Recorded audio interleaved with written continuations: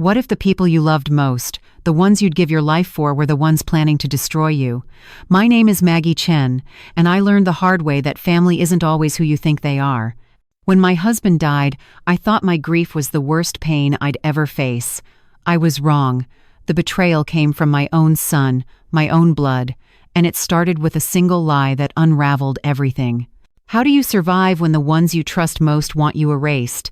Welcome to Voices of Auntie, where stories of family, forgiveness, resilience, and the courage to rise above betrayal come to life with heart and soul.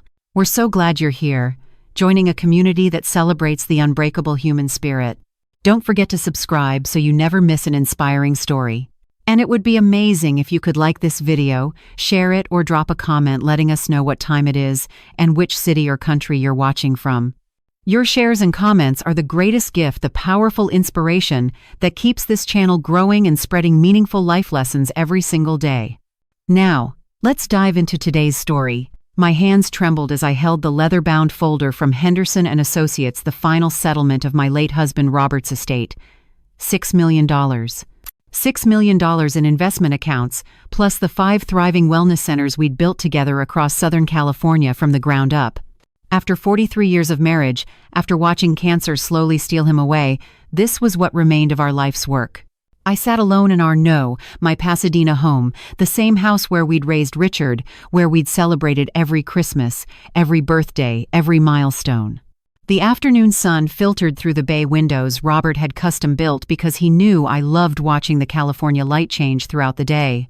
Everything in this house whispered his name, his love, his absence. "Mom?"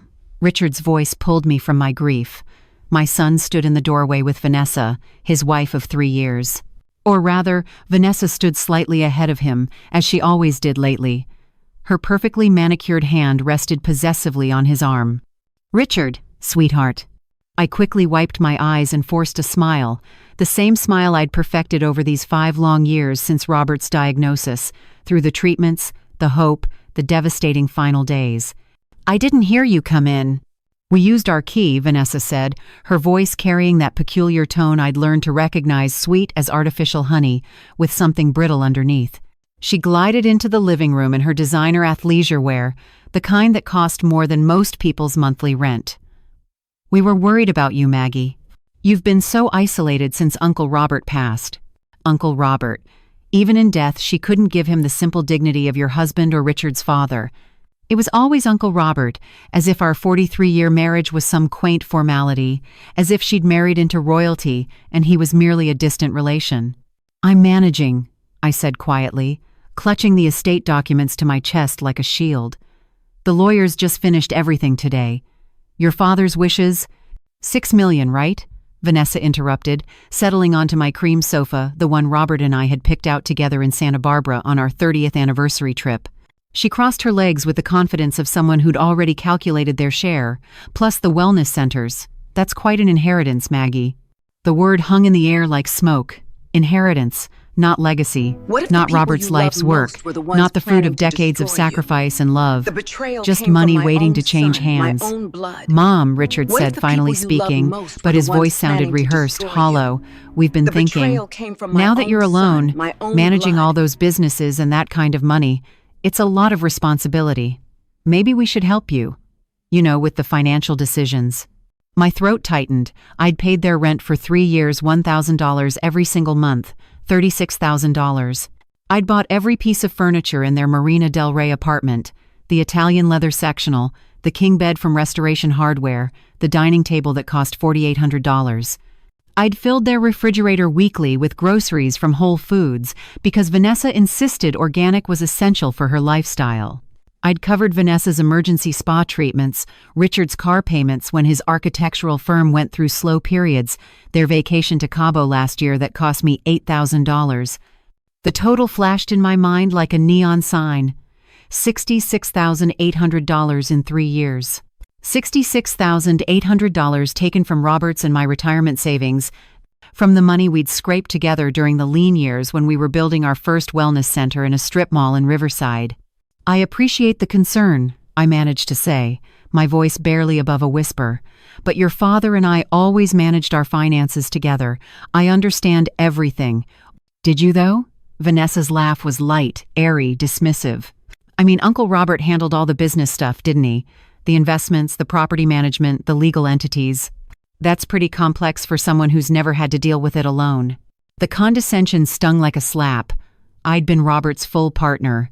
I'd designed the wellness programs, managed the staff, handled the books in the early years when we couldn't afford an accountant.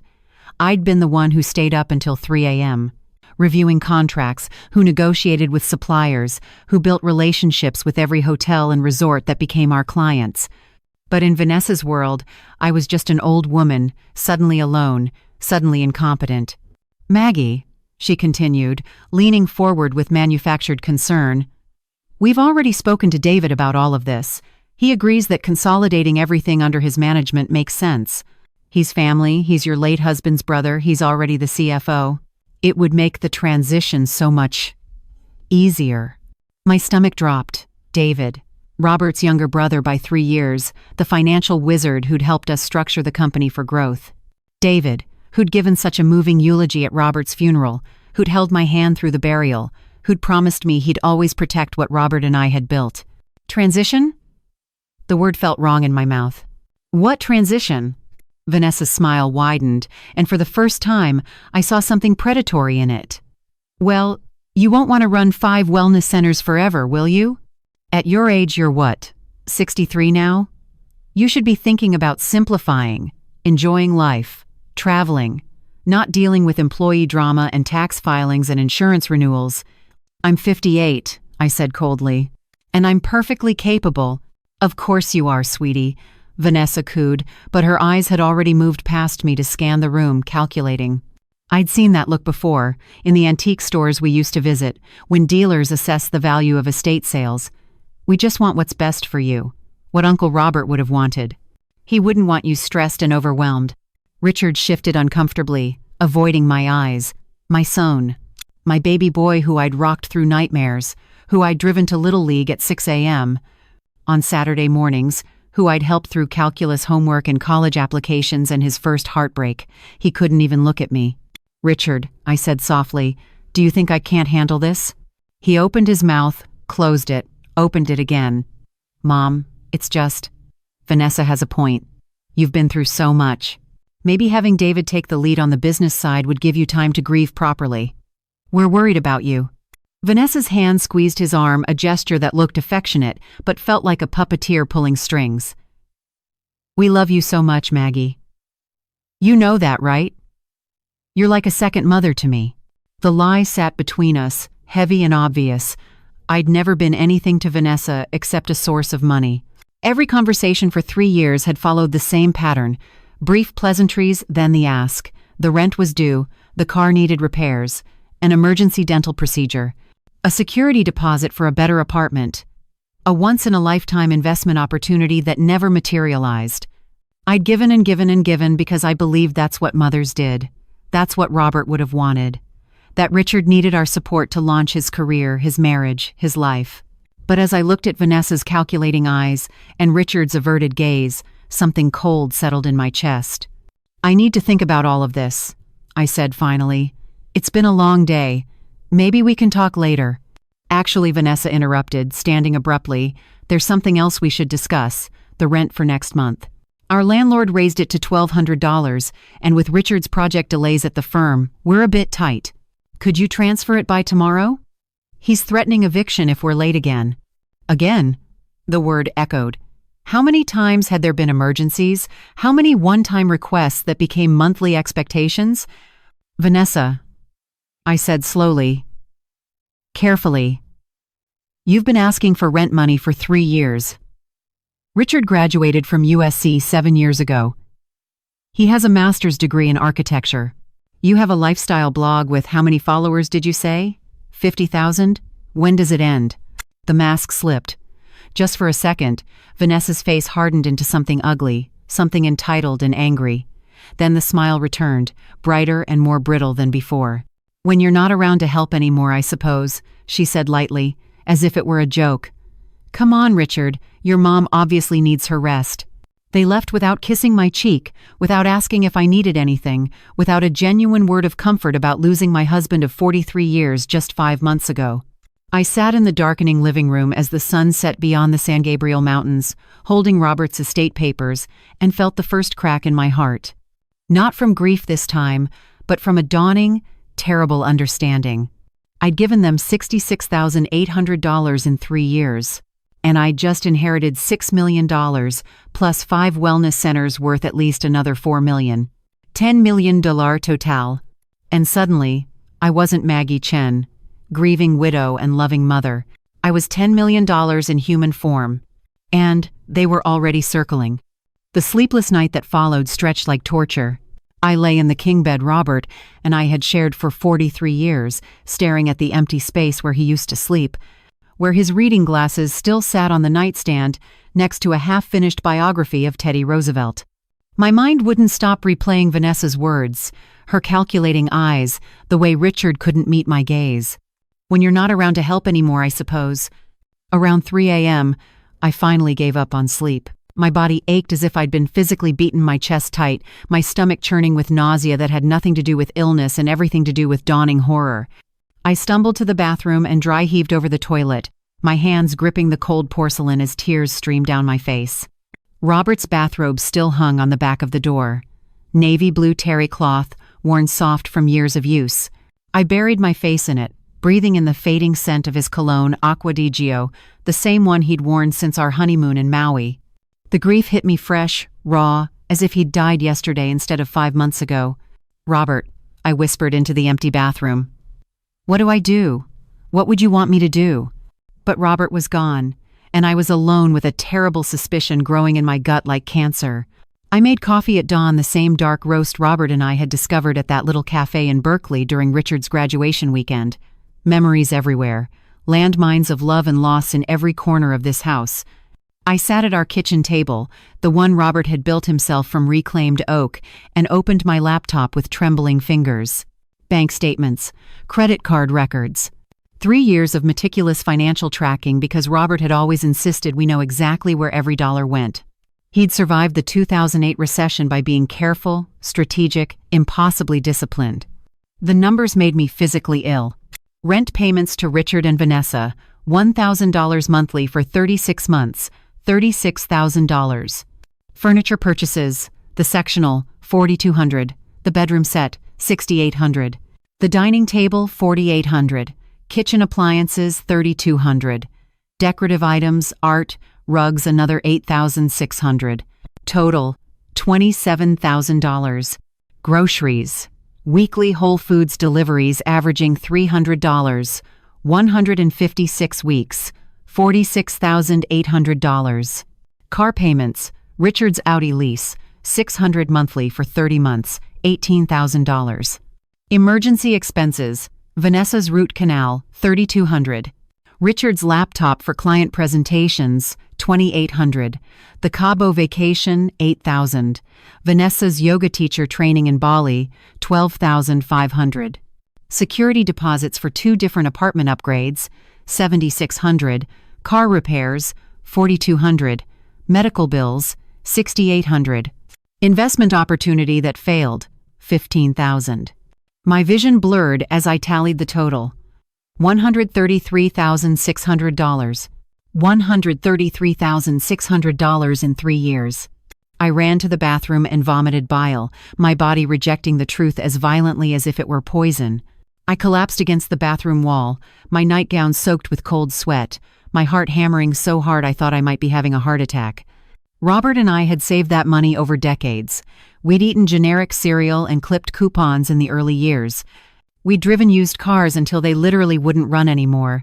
We'd postponed vacations, worn clothes until they had holes, fixed things ourselves instead of hiring help.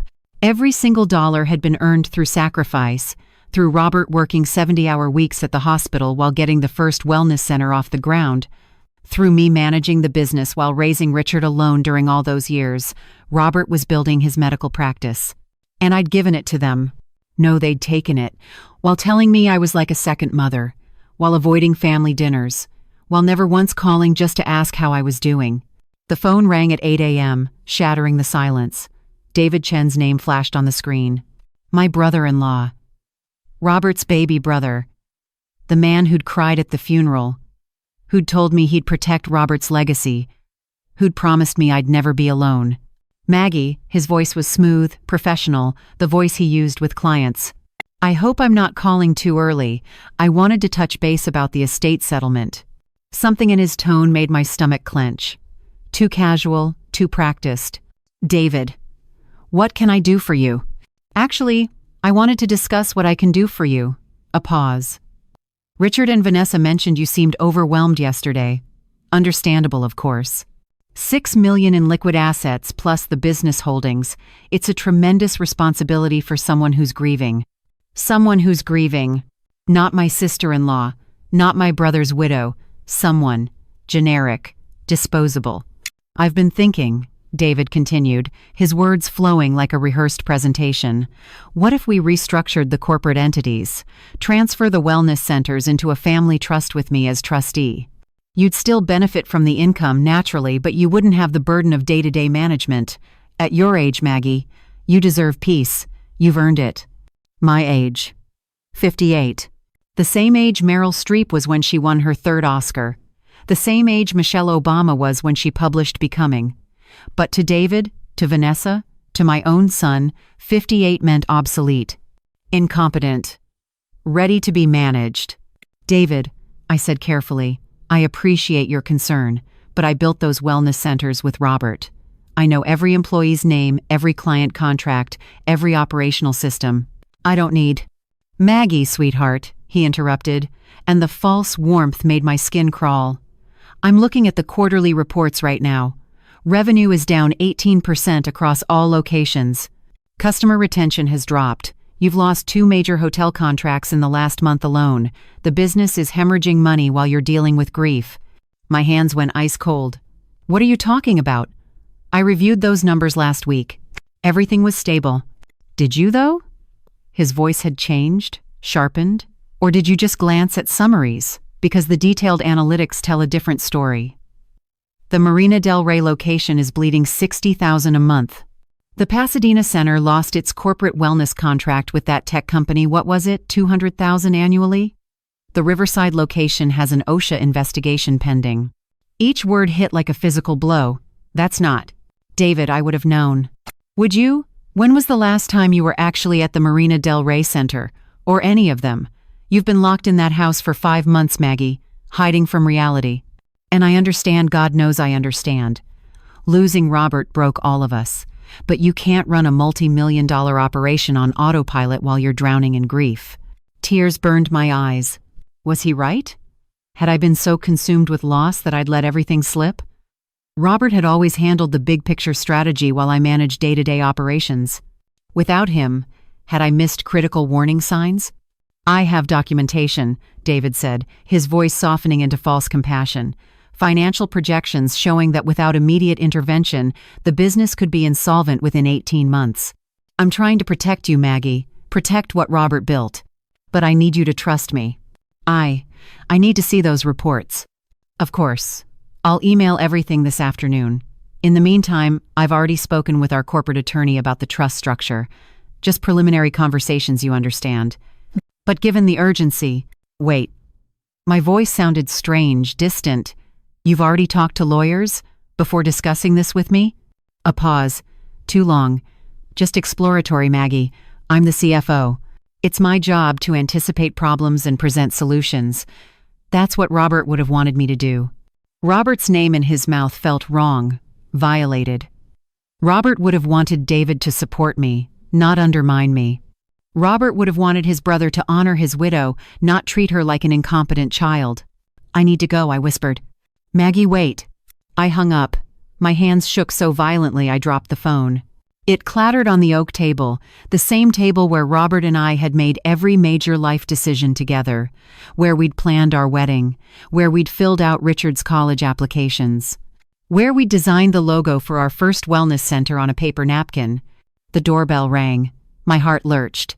Through the front window, I saw David's silver Mercedes in my driveway. He'd been calling from right outside my house. I stood frozen in my kitchen, panic rising in my throat like floodwater.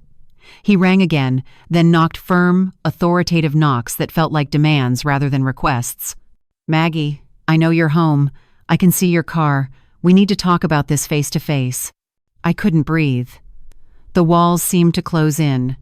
Robert's chair sat empty at the head of the table. His coffee mug, the one that said "World's Best Dad" that Richard had given him for Father's Day 15 years ago, sat in the dish drainer, washed but never put away because I couldn't bear to put it back in the cupboard where I wouldn't see it every day.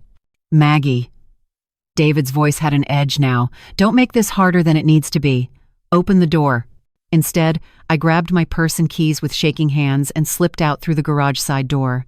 My Lexus sat there, the car Robert had surprised me with on our 40th anniversary, pearl white with cream leather interior because he knew those were my favorite colors. I climbed in, started the engine, and backed out just as David came around the side of the house. Our eyes met through my car window. His face registered surprise, then annoyance, then something that looked almost like anger before he rearranged it into concern. "Maggie, where are you going?" he called out. "We need to discuss." I didn't hear the rest. I was already pulling onto the street, my vision blurred with tears, my heart hammering against my ribs like it wanted to escape my chest. I drove without direction, without purpose, just drove, because staying in that house with David's demands echoing in my ears felt impossible. The morning sun was too bright, offensive in its cheerfulness. How dare the world be beautiful when everything was falling apart? I ended up at Descanso Gardens without consciously choosing the destination. Robert and I had come here on our first date 50 years ago. He'd picked wildflowers and woven them into my hair, and I'd known with the certainty of youth that I would marry this man. I parked in the near-empty lot and sat in the car, unable to move. My phone buzzed incessantly. David. Richard. A number I didn't recognize. David again. A text from Richard. "Mom, Uncle David says you're acting erratic. Please call me back. We're worried." Erratic. The word felt like a weapon. Not grieving, not cautious, not protecting myself. Erratic. The language of incompetence, of diminished capacity, of someone who needed to be managed and controlled. Another text, this time from Vanessa. "Maggie, honey, we're all just trying to help you. Don't shut us out. You need family right now. By the way, the rent transfer didn't go through. Can you check on that? Our landlord is threatening legal action." The casual cruelty of it expressing concern in one breath, demanding money in the next made something inside me crack. Not break, crack, like ice on a frozen lake, warning of deeper collapse beneath. I looked at my reflection in the rearview mirror. Red-rimmed eyes, pale skin, hair I hadn't brushed properly. I looked exactly like what they wanted me to be, a broken, confused old woman who needed their help, their guidance, their control over her money. But beneath the grief and shock, something else stirred. Something that felt like the woman who'd co-founded a business from nothing. The woman who'd raised a son alone while her husband worked 100-hour weeks.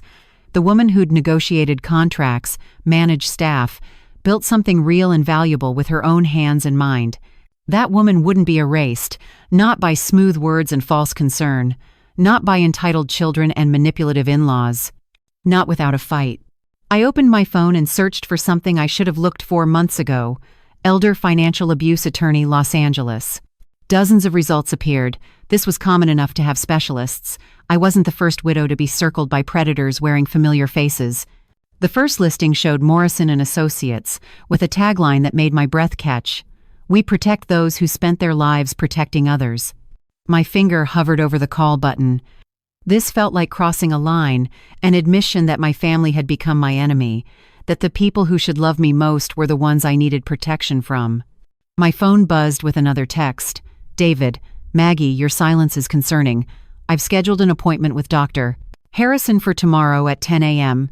He's a gerontological psychiatrist who specializes in grief-related cognitive issues. Richard will pick you up at 9:30. They'd made a psychiatric appointment for me. Without my consent, without asking. Just decided I needed evaluation and scheduled it like I was a child who couldn't make my own medical decisions. The ice cracked deeper. I pressed call. "Morrison and Associates, this is Jennifer speaking. How may I help you today?" The voice on the other end was warm, professional, and somehow made the tears I'd been holding back spill over. I sat in my car in the Descanso Gardens parking lot, watching an elderly couple walk hand in hand down the path Robert and I had walked 1,000 times, and tried to find my voice. "I think I need help," I whispered. "My family, they're trying to take. I don't know what to do." "Mom, take a deep breath.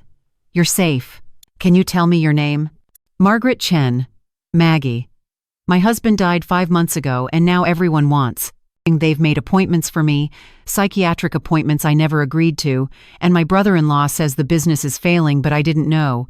And Mrs. Chen," Jennifer's voice cut through my panic with gentle firmness, "what you're describing sounds like potential elder financial abuse. I'm going to connect you with Mr. Morrison right now. Stay on the line." Elder financial abuse.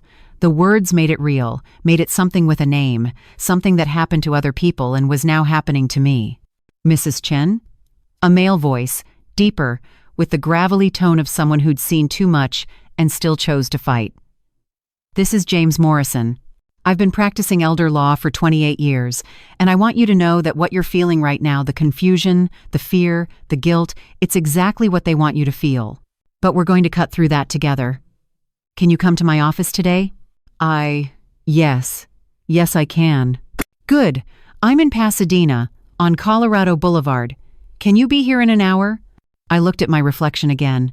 The woman staring back was a mess, but she was also Robert Chen's widow, Richard Chen's mother, and the co-founder of 5 successful wellness centers. She'd survived worse than manipulative relatives. "I'll be there in 30 minutes. Morrison and Associates occupied the 3rd floor of a historic building in Old Pasadena, the kind of place with crown molding and hardwood floors that spoke of permanence and dignity. James Morrison himself was nothing like I expected mid-60s, wearing jeans and a button-down shirt, with kind eyes that had probably witnessed every variety of family cruelty. "Mrs. Chen," he said, shaking my hand with a firm grip.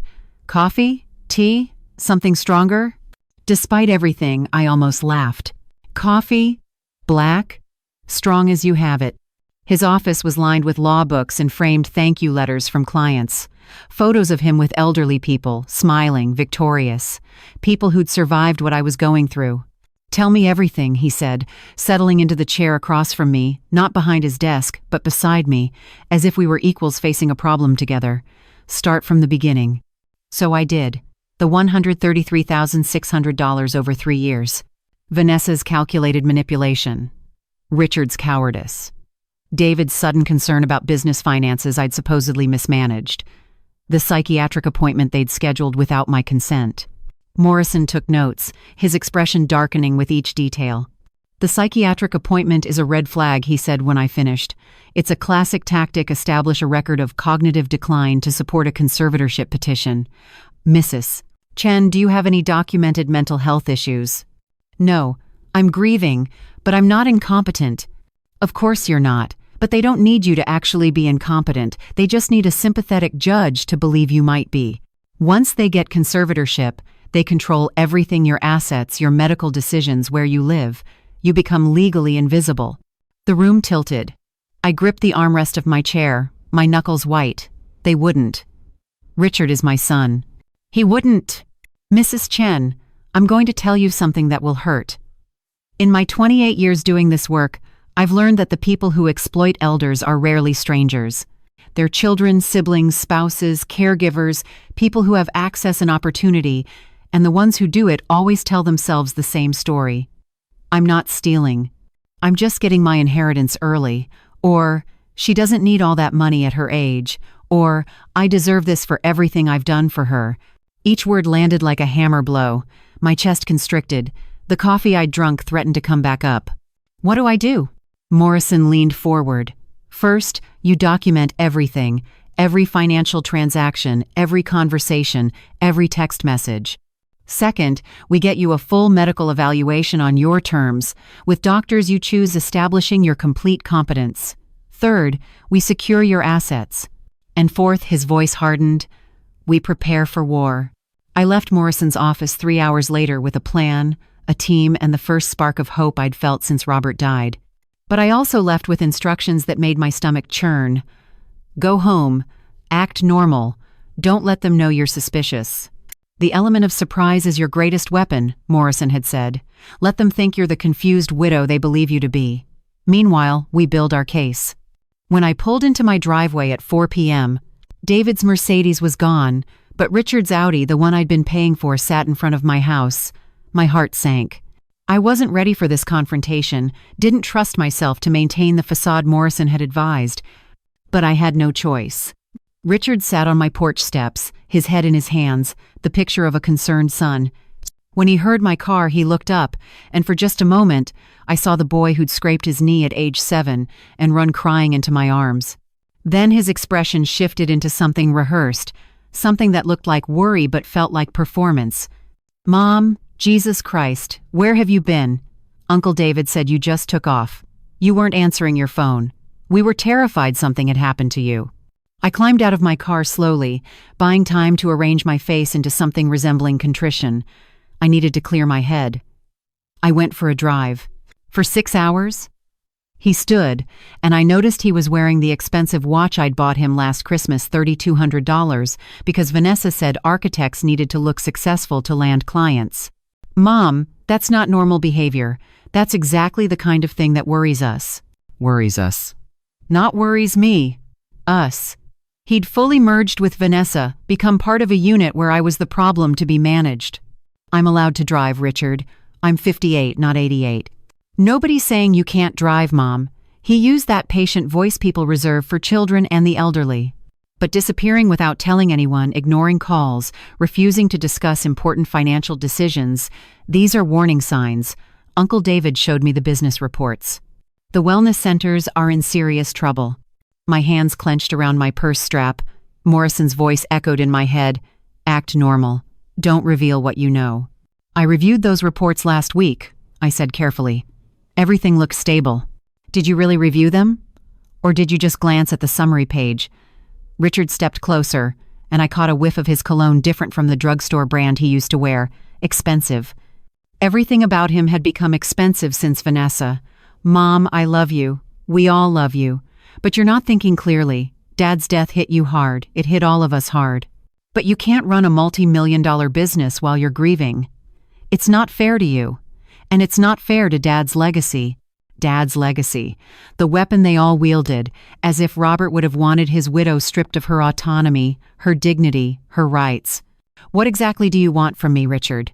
He exchanged a glance with someone behind me. I turned to find Vanessa emerging from a black Range Rover. I hadn't noticed new, gleaming, definitely not the Honda Civic she'd been driving last month. "New car?" I asked. Vanessa's smile was radiant, triumphant. "Isn't it gorgeous?" "It's a lease, but with my influencer income finally taking off, I can afford nice things now." 58,000 followers, Maggie. Brands are starting to notice me. 58,000 followers. She told me 50,000 just yesterday. The number had grown, or the lie had. "That's wonderful," I managed. "So you won't need help with rent anymore?" Her smile flickered. "Well, the car payment is $900 a month, and with Richard's firm still in a slow period. Actually, that's partly why we're here.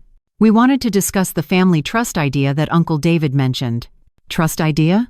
Richard pulled out his phone, tapped a few times, and showed me a document. Uncle David had his attorney draft this. "It's really straightforward. All the wellness centers transfer into a family trust with him as managing trustee. You'd still receive income distributions, obviously. But the day-to-day operational decisions would fall to someone who has the capacity to handle them." I skimmed the document on his phone screen, my stomach churning. The language was dense, full of legal jargon, but certain phrases leaped out. Diminished capacity due to grief.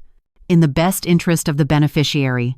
Trustee shall have sole discretion over asset distribution." This says David would have sole control over when and how much money I receive from my own business. Only for operational efficiency, Vanessa interjected smoothly. "You'd never want for anything, Maggie.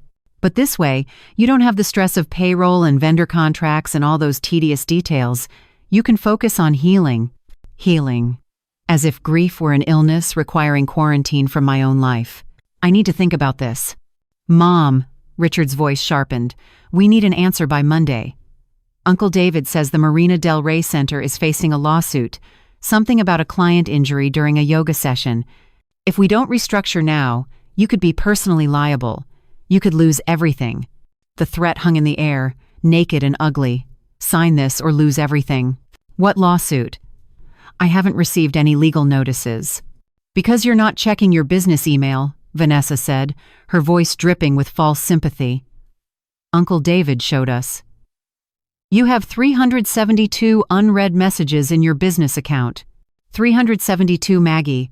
One of them is from a law firm representing the injured client. They're demanding $850,000 in damages. The number hit me like a punch. $850,000. My vision swam. My knees buckled. Richard caught my arm. Mom, see, this is exactly what we're talking about. You're not okay. You need help. I pulled away from his grip, stumbled toward my front door. I need to go inside. I need to see those emails. We'll come with you, Vanessa said, already moving toward the door. Help you sort through them. No. The word came out sharper than I intended. Both of them froze. I forced my voice into something calmer. No. I need some time alone to process all this. I'll look at the emails tonight and we can discuss everything tomorrow. Richard's jaw tightened. Mom, tomorrow is Saturday. Uncle David wants to file the trust paperwork on Monday. That means we need your signature by Sunday at the latest. Then I'll give you my answer Sunday. Mom. Sunday, Richard. I met his eyes, saw frustration flash across his face. I'm not signing anything today. That's not negotiable. Vanessa's mask slipped completely. Her eyes went cold, calculating. You know what, Maggie? Maybe you're right. Maybe we should give you time to think. Time to really consider what happens if you refuse help and this whole empire your husband built collapses because you're too proud to admit you can't handle it anymore. Time to think about what it'll feel like when you're sued into bankruptcy and have nothing left except regrets. Vanessa, Richard started. No, honey, she needs to hear this. Vanessa stepped closer to me, her voice dropping to something intimate and venomous. We've been more than patient, more than generous with our concern. But there's a limit. Sign the trust papers, or deal with the consequences alone. Your choice. They left. Richard didn't hug me goodbye, didn't kiss my cheek, just followed Vanessa to her $58,000 Range Rover with its $900 monthly payment and drove away. I made it inside, locked the door, and collapsed against it. My whole body shook. The panic attack hit like a tidal wave chest pain so severe I thought this was it. This was the heart attack that would kill me. I couldn't breathe. The room spun. I crawled to the bathroom and vomited until nothing came up but bile and terror. When I finally stopped shaking enough to move, I pulled myself up to the sink and splashed cold water on my face.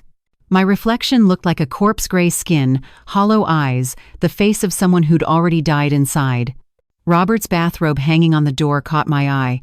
I pulled it down, buried my face in it, and sobbed.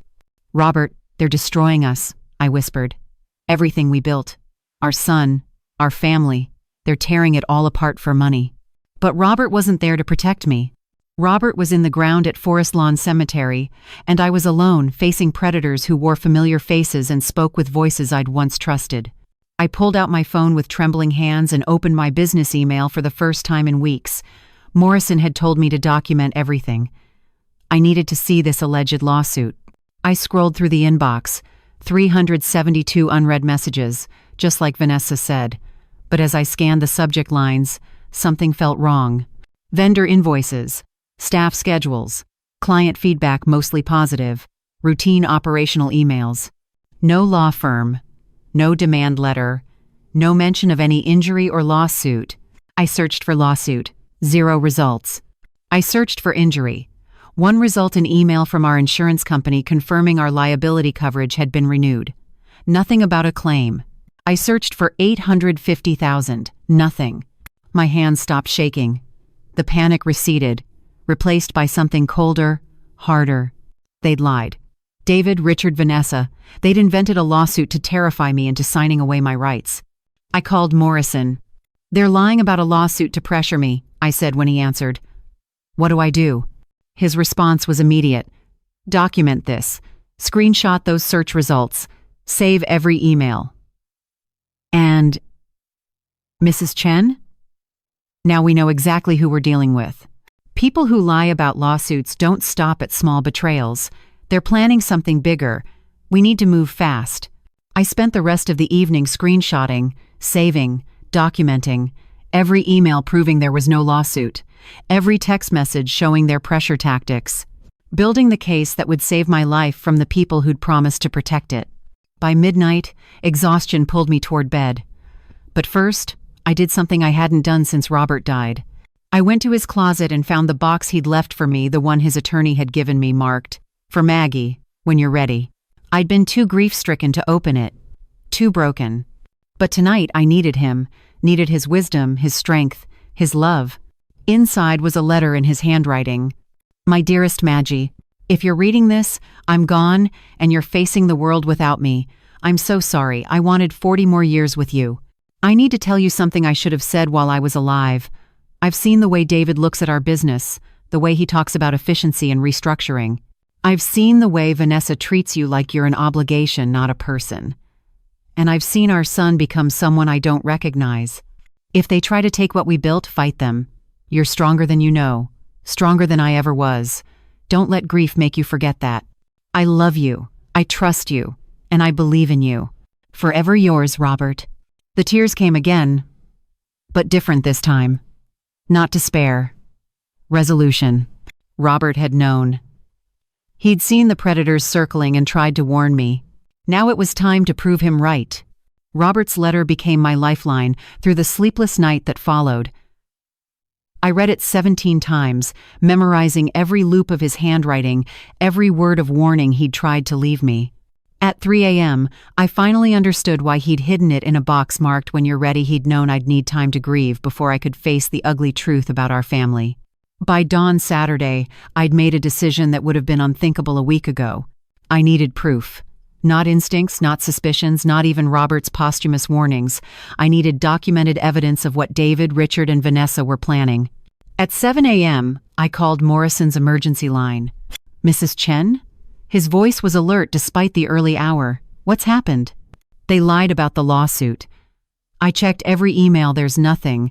They fabricated it to terrify me into signing." My voice cracked. My own son looked me in the eyes and lied to manipulate me. What else are they lying about? That's what we need to find out. "Mrs. Chen, I'd like to bring in an associate of mine. Benjamin Walsh, former FBI white-collar crime investigator, now runs a private investigation firm specializing in financial fraud and elder exploitation. He's expensive, but he's the best. I don't care about the cost. I need to know the truth." "Good. Can you meet us both at 9? And Mrs. Chen, don't eat breakfast at home. Don't drink anything from your house. I know that sounds paranoid, but in cases like this, you think they'd poison me?" The question came out as a horrified whisper. "I think desperate people do desperate things when millions of dollars are at stake. Just humor me. Meet us at the Langham.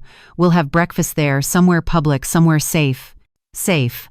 I needed to meet my own attorney in public because my home was no longer safe from my family. The Langham Huntington's restaurant was filled with well-dressed guests enjoying leisurely weekend breakfasts. I sat in a corner booth, watching them laugh and clink mimosa glasses, and wondered if any of them knew how quickly a life could shatter. Morrison arrived first, followed by a man I assumed was Walsh, mid-50s, gray hair, sharp eyes that seemed to catalog everything in the room in seconds. He had the bearing of someone who'd spent decades reading liars and finding truth in shadows. "Mrs. Chen." Walsh's handshake was firm, professional.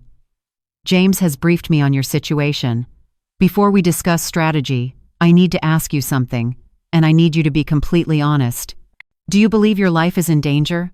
The question knocked the air from my lungs. They wouldn't kill me? That's not what I asked.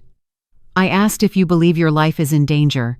Because in my experience, when family members create fake lawsuits to pressure someone into signing over assets, when they schedule unauthorized psychiatric evaluations, when they coordinate this level of manipulation, they've already crossed ethical lines. The question becomes, where do those lines end? I thought about David's Mercedes in my driveway before I'd even had coffee. The psychiatric appointment made without my consent. Vanessa's cold eyes when I'd refused to sign immediately. Richard's face, devoid of the son I'd raised, filled instead with calculation. "I don't know," I whispered. A week ago, I would have said absolutely not. Now, I don't know what they're capable of. Walsh nodded grimly. "Then we proceed with maximum caution. First, I'm going to conduct surveillance on all three of them, David Chen, Richard Chen, and Vanessa Chen. I'll document their activities, their communications, their financial transactions. If they're planning something beyond a simple asset grab, we'll find it. How long will that take? Depends on how sloppy they are. Amateurs make mistakes quickly. But your brother-in-law is a CFO, he knows how to hide financial tracks. This could take several weeks. Several weeks. My hands trembled around my untouched coffee cup. I can't pretend everything's normal for several weeks. Tomorrow they expect me to sign that trust document. If I refuse. You refuse, Morrison interjected firmly. You tell them you've consulted your own attorney, don't mention me by name, and you're not comfortable signing anything until you fully understand the implications. You're a grieving widow being asked to make major financial decisions. Any reasonable person would want time and independent counsel. They'll be furious. Let them be furious. Anger makes people careless. And Mrs. Chen, we need them careless. Walsh pulled out a small device that looked like a USB drive. This is a voice-activated recorder. It's completely legal in California one-party consent state. I want you to keep this in your purse. If they confront you, if they pressure you, if they threaten you, document it. Their own words will be their downfall. I took the recorder with shaking hands. The weight of it felt enormous, as if I were holding evidence of my family's complete disintegration. There's something else, Walsh said, his voice dropping lower. James showed me the financial records you provided. The $133,000 over 3 years to Richard and Vanessa. But I did some preliminary digging last night, and Mrs. Chen, that's not the whole picture. My stomach clenched. What do you mean? 6 months ago, your brother-in-law David took out a business line of credit against the Riverside Wellness Center. $250,000. It's secured against the property, but the funds went into an account that doesn't appear to be business-related. The room tilted. He can't do that. He's the CFO, but he can't take out loans without my authorization.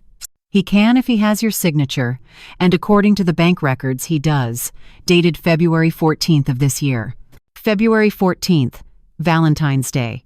Robert had been in hospice, dying. I'd spent that entire day at his bedside, holding his hand, watching him slip away. The next day he was gone. I never signed anything on February 14th. I was with my husband. He died February 15th. Walsh's expression darkened. Then we have our first clear crime: forgery, fraud, possibly embezzlement. Mrs. Chen, with your permission, I'd like to subpoena the original loan documents from the bank, if that signature isn't yours. It's not. My voice was steel. I never signed anything that day. I barely remember eating. All I remember is Robert's hand getting colder, his breathing getting shallower, and praying for a miracle that never came. The memory crashed over me: Robert's final hours, the hospice room that smelled of antiseptic and death, the way he'd squeezed my hand one last time and whispered, "I love you," before he couldn't speak anymore. While I'd been watching my husband die, David had been forging my signature to steal $250,000. I lunged from the booth and barely made it to the restaurant bathroom before I vomited. My body heaved, rejecting food I hadn't eaten, rejecting the poison of betrayal that had infected everything. I collapsed on the cold tile floor, my expensive silk blouse ruined, my dignity in tatters, and sobbed until no sound came out. Someone knocked. "Mrs. Chen? It's Jennifer, from Mr. Morrison's office." "Let me in, honey." I unlocked the door. A young woman I hadn't noticed before, Morrison's assistant, apparently came in with damp towels and a gentle expression that made me cry harder. "They stole from me while my husband was dying," I gasped between sobs. "While I was saying goodbye to the love of my life, they were forging my name to rob me." "What kind of people?" "Evil people," Jennifer said flatly. "People who deserve everything coming to them. And Mrs. Chen? They're going to get it. Mr. Morrison doesn't lose these cases, ever." She helped me clean up, gave me a spare blouse from her car. I keep extras for clients. This happens more often than you'd think, and walked me back to the table where Morrison and Walsh waited with concerned faces. "I'm sorry," I started. "Don't apologize," Morrison said. "You're having a normal human response to discovering your family are predators. Now, let's turn that pain into power. Benjamin, show her what else you found." Walsh pulled out his iPad and opened a series of photographs. "I did basic background research last night." These are from Vanessa's Instagram account she posts publicly, seeking sponsorships. Very enlightening. He scrolled through images. Vanessa at a luxury spa in Palm Springs. Treating myself. Number self-care, number blessed, dated 3 weeks ago. Price for that particular spa's weekend package, $3,200. Vanessa holding designer shopping bags outside Rodeo Drive boutiques. Retail therapy is real therapy. Number living my best life, dated last month.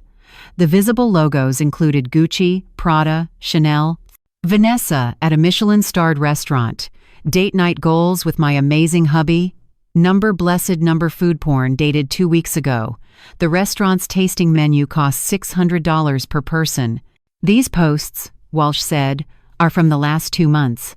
The same 2 months she's been telling you they can't afford rent and need emergency money for medical bills. Mrs. Chen, your daughter-in-law is spending money like water while crying poverty to you. Each image felt like a knife wound. I'd given them grocery money while Vanessa bought $1,000 handbags. I'd covered their rent while they ate at restaurants I couldn't afford. I'd sacrificed my own comfort, canceled my own pleasures, eaten generic cereal and day-old bread, all while they'd been living like celebrities on my dime. There's more. Walsh swiped to a different folder. Property records. Last week, Richard and Vanessa put a deposit on a house in Manhattan Beach. $2.4 million. They're scheduled to close in 60 days. The number didn't make sense. They can't afford that. Richard's firm is struggling. Vanessa doesn't work. According to the mortgage application which I obtained through some creative channels, their stated income is $300,000 annually, and they're putting down $480,000 in cash. 20%. I couldn't breathe. Couldn't think. Where would they get nearly $500,000? Morrison's voice was gentle but firm. Where do you think, Mrs. Chen? The trust. The business restructuring. Get me to sign over control, liquidate the wellness centers, take their inheritance while I was still alive to watch. They're planning to sell my business, I said numbly. Robert's and my life's work. They're going to take it apart and sell it so they can buy a house in Manhattan Beach. That's our working theory, Walsh confirmed. But we need proof of intent. Which brings us to the surveillance plan. For the next 2 weeks, I'll have a team documenting every move they make. Every meeting, every phone call we can legally intercept, every financial transaction. We're going to build a case so airtight that no judge could possibly side with them. 2 weeks, I repeated. I have to face them tomorrow and pretend I don't know any of this for 2 weeks. You're stronger than you think, Mrs. Chen, Morrison said. You built a business from nothing. You raised a son alone while working full-time. You survived watching your husband die. You can survive this. But could I? Could I look at Richard's face and not scream? Could I listen to Vanessa's lies and not collapse? Could I sit across from David and not vomit at the sight of his forger's hands? There's one more thing, Walsh said. I did a deep financial dive on David Chen.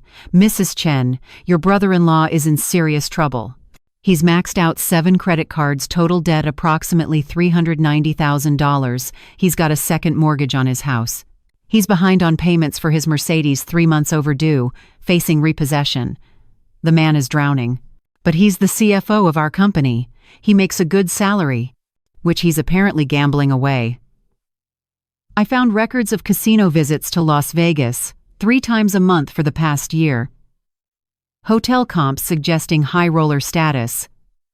Mrs. Chen, David isn't just greedy, he's desperate. He owes money to people who don't accept, I'll pay you later. That makes him dangerous. The pieces fell into place with sickening clarity. David's sudden interest in helping me manage Robert's estate, his urgent timeline for the trust, his fabricated business crises. He wasn't protecting me, he was looting me to cover his gambling debts. And he'd recruited my son to help him do it. I want full surveillance, I said, my voice stronger than I felt. I want to know every word they say, every plan they make, every lie they tell. I want documentation of everything. You'll have it, Walsh promised. I'm starting today. By tomorrow, when they come to pressure you again, I'll already know what they discussed, what they're planning, how they intend to manipulate you. You'll go into that confrontation armed with information they don't know you have. Morrison pulled out a legal document. This is a temporary restraining order, ready to file. If at any point you feel unsafe, we file this immediately. It bars all three of them from contacting you or coming within 500 feet of you or your businesses. If I file that, they'll know I'm fighting back. And if they hurt you, it won't matter what they know. Mrs. Chen, I need you to promise me something. Your safety comes before evidence collection, before legal strategy, before everything. If you feel threatened, you call 911 first, then you call me. Understood? I nodded, taking the restraining order with numb fingers. We spent another hour planning. Morrison would file papers to freeze all business accounts, requiring dual signatures for any transactions over $5,000. Walsh would install security cameras at my house, hidden ones, so they don't know they're being recorded. Jennifer would set up a new phone number for me, one they didn't have, so I could communicate freely without fear of them monitoring my calls. They were preparing for war, and I was the battlefield. When I finally left the Langham at noon, the sunshine felt obscene. How could the world be so bright when everything had gone dark? I sat in my car, Robert's letter still in my purse next to the voice recorder, and called the one person I hadn't spoken to since the funeral. Chen residence. The voice was crisp, professional Robert's sister Patricia, who lived in San Francisco and had always intimidated me slightly. Patricia, it's Maggie. A pause. Maggie, I was wondering when you'd call. I heard David's been circling. You knew? Honey, everyone knows. David's been broke for years. The whole family knows he's got gambling problems. When Robert died and left you everything, I told my husband, give it 6 months before David tries to get his hands on Maggie's inheritance. Guess I was optimistic. He didn't even wait for the estate to settle. The casual confirmation of what I'd suspected made my eyes burn.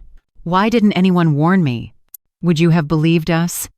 You've always seen the best in people, Maggie. It's one of your most beautiful qualities, and your greatest weakness. Besides, I figured Robert would have warned you himself. He did. In a letter. I just read it last night. Patricia's voice softened. He was worried about you. Called me 3 days before he died, made me promise to watch out for you after he was gone. He said, Patricia, if David or anyone else tries to take advantage of Maggie, you stop them. So I'm asking, what do you need? The question broke something in me. I need help. I need family who actually cares about me, not my bank account. Then you've got it. I'm driving down tonight. I'll stay as long as you need. And Maggie? Robert was right about you. You're stronger than you know. Don't let those vultures convince you otherwise. When I hung up, I cried again, but this time, they were tears of relief. I wasn't completely alone. Patricia was coming. Morrison and Walsh were building my defense. And somewhere, I hoped, Robert was watching and proud that I was finally fighting back. Tomorrow, I'd face Richard, Vanessa, and David with a smile and lies of my own. I'd play the confused widow while gathering evidence of their crimes. I'd be the actress they needed me to be. But inside, I'd be sharpening my weapons.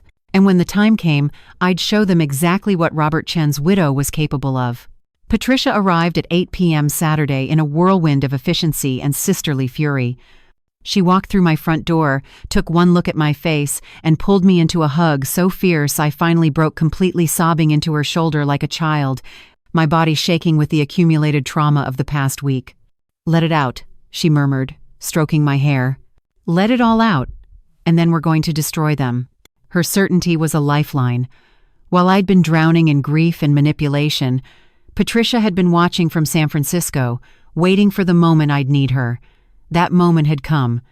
She made tea, real tea, the oolong Robert and I had discovered in Taiwan on our 25th anniversary trip, and we sat at the kitchen table where I'd calculated the devastating total of my stolen money just days before. The table had witnessed so much of my pain. Tonight, it would witness my transformation. Tell me everything, Patricia said, and I mean everything. Don't protect anyone, especially not Richard. So I did. The $133,600, the fake lawsuit, the forged signature on the $250,000 loan. Vanessa's Instagram posts showing luxury while claiming poverty, the $2.4 million house in Manhattan Beach. David's gambling debts totaling nearly $400,000. Patricia's face hardened with each revelation. When I finished, she was silent for a long moment, her fingers white-knuckled around her teacup. "That son of a bitch," she finally said. "David always was a snake, but I never thought he'd recruit Richard. Your son. Robert's son." She shook her head. "And that wife of his, Vanessa's worse than David. At least David has the excuse of being a degenerate gambler. She's just pure greed wrapped in yoga pants and fake concern." Despite everything, I almost laughed. Patricia had always been direct, unfiltered in a way I'd envied but never emulated. She said the things I'd only thought. "Tomorrow they're coming here," I said. "They expect me to sign the trust papers. Morrison says I should refuse, but calmly, without revealing what I know." "Good. Let them think you're the confused widow. Meanwhile, I'll be here, watching every move they make. And Maggie, I want you to wear this." She pulled a delicate necklace from her purse, a small pendant that looked like a locket. "It's a camera. Walsh gave it to me when I called him from the road. Audio and video, completely covert. Everything they say, everything they do, it'll be recorded." I took the necklace with trembling hands. The technology felt like something from a spy movie, surreal and necessary. "I feel like I'm betraying my own family." "They betrayed you first," Patricia said sharply. "They betrayed you while Robert was dying. They betrayed you every time they took your money and lied about why they needed it. They betrayed you when they posted pictures of luxury vacations while you ate canned soup to afford their rent. Don't you dare feel guilty for protecting yourself." Her words were the permission I needed. The guilt I'd been carrying, the feeling that documenting my family's crimes made me the villain, began to lift. They'd made themselves the enemy. I was simply refusing to be their victim. Sunday morning dawned gray and cold, unusual for Southern California in late spring. The weather matched my mood, ominous, heavy with coming storms. I dressed carefully in the soft gray cardigan Robert had bought me for our 40th anniversary, the one he said made my eyes look like sea glass, armor disguised as grief. Patricia had positioned herself in the guest room with a laptop connected to Walsh's surveillance feed. "I'll be watching everything," she'd assured me. "If things get dangerous, I'm calling 911 and coming out there. Don't be a martyr." At 10 a.m., 3 cars pulled into my driveway in a choreographed arrival that made my stomach churn. David's Mercedes first, then Richard's Audi, then Vanessa's Range Rover. They'd coordinated this, planned their assault like a military operation. I activated the voice recorder in my purse, touched the camera pendant at my throat, and opened the door before they could knock. "Control the situation." Morrison's advice echoed in my head. "Good morning," I said, my voice steady despite my racing heart. "Please, come in." They filed into my living room with the confidence of people who believed they'd already won. David wore an expensive suit new, probably bought with my forged loan money. Richard looked uncomfortable, avoiding my eyes. Vanessa was dressed like she was attending a business meeting, designer blazer over silk blouse, her whole appearance screaming success bought with my sacrifice. "Maggie," David began, settling onto my sofa without invitation, "we're glad you're being reasonable about this. The trust documents are straightforward." "I'm not signing anything today," I interrupted quietly. The temperature in the room dropped 10 degrees. David's smile froze. Richard's head snapped up. Vanessa's eyes went cold and calculating. "Mom," Richard started, "we discussed this. The deadline." "There is no deadline," I said. "You created artificial urgency to pressure me, but I've decided to consult my own attorney before making any decisions about Robert's estate." "Your own attorney?" David's voice had an edge now. "Maggie, I'm family. I've been managing the business finances for years. Who could you possibly trust more than someone who isn't trying to get me to sign away control of my assets within a week of my husband's estate settling?" I replied, still calm, still controlled. "Someone who didn't schedule psychiatric appointments for me without my consent." Vanessa leaned forward, her voice dripping false concern. "Maggie, sweetheart, we're worried about you. You're not thinking clearly. The business is in crisis." "What crisis?" I met her eyes directly. "The fake lawsuit you invented?" I checked my emails, Vanessa. All 372 of them. "There is no lawsuit. There is no injured client demanding $850,000. You lied." The silence was deafening. Richard's face went pale. David's jaw tightened. But Vanessa smiled, and it was the most chilling thing I'd ever seen. "So you've been doing research," she said softly. "Good. That means you're not as far gone as we thought. But Maggie, here's the thing you're in over your head.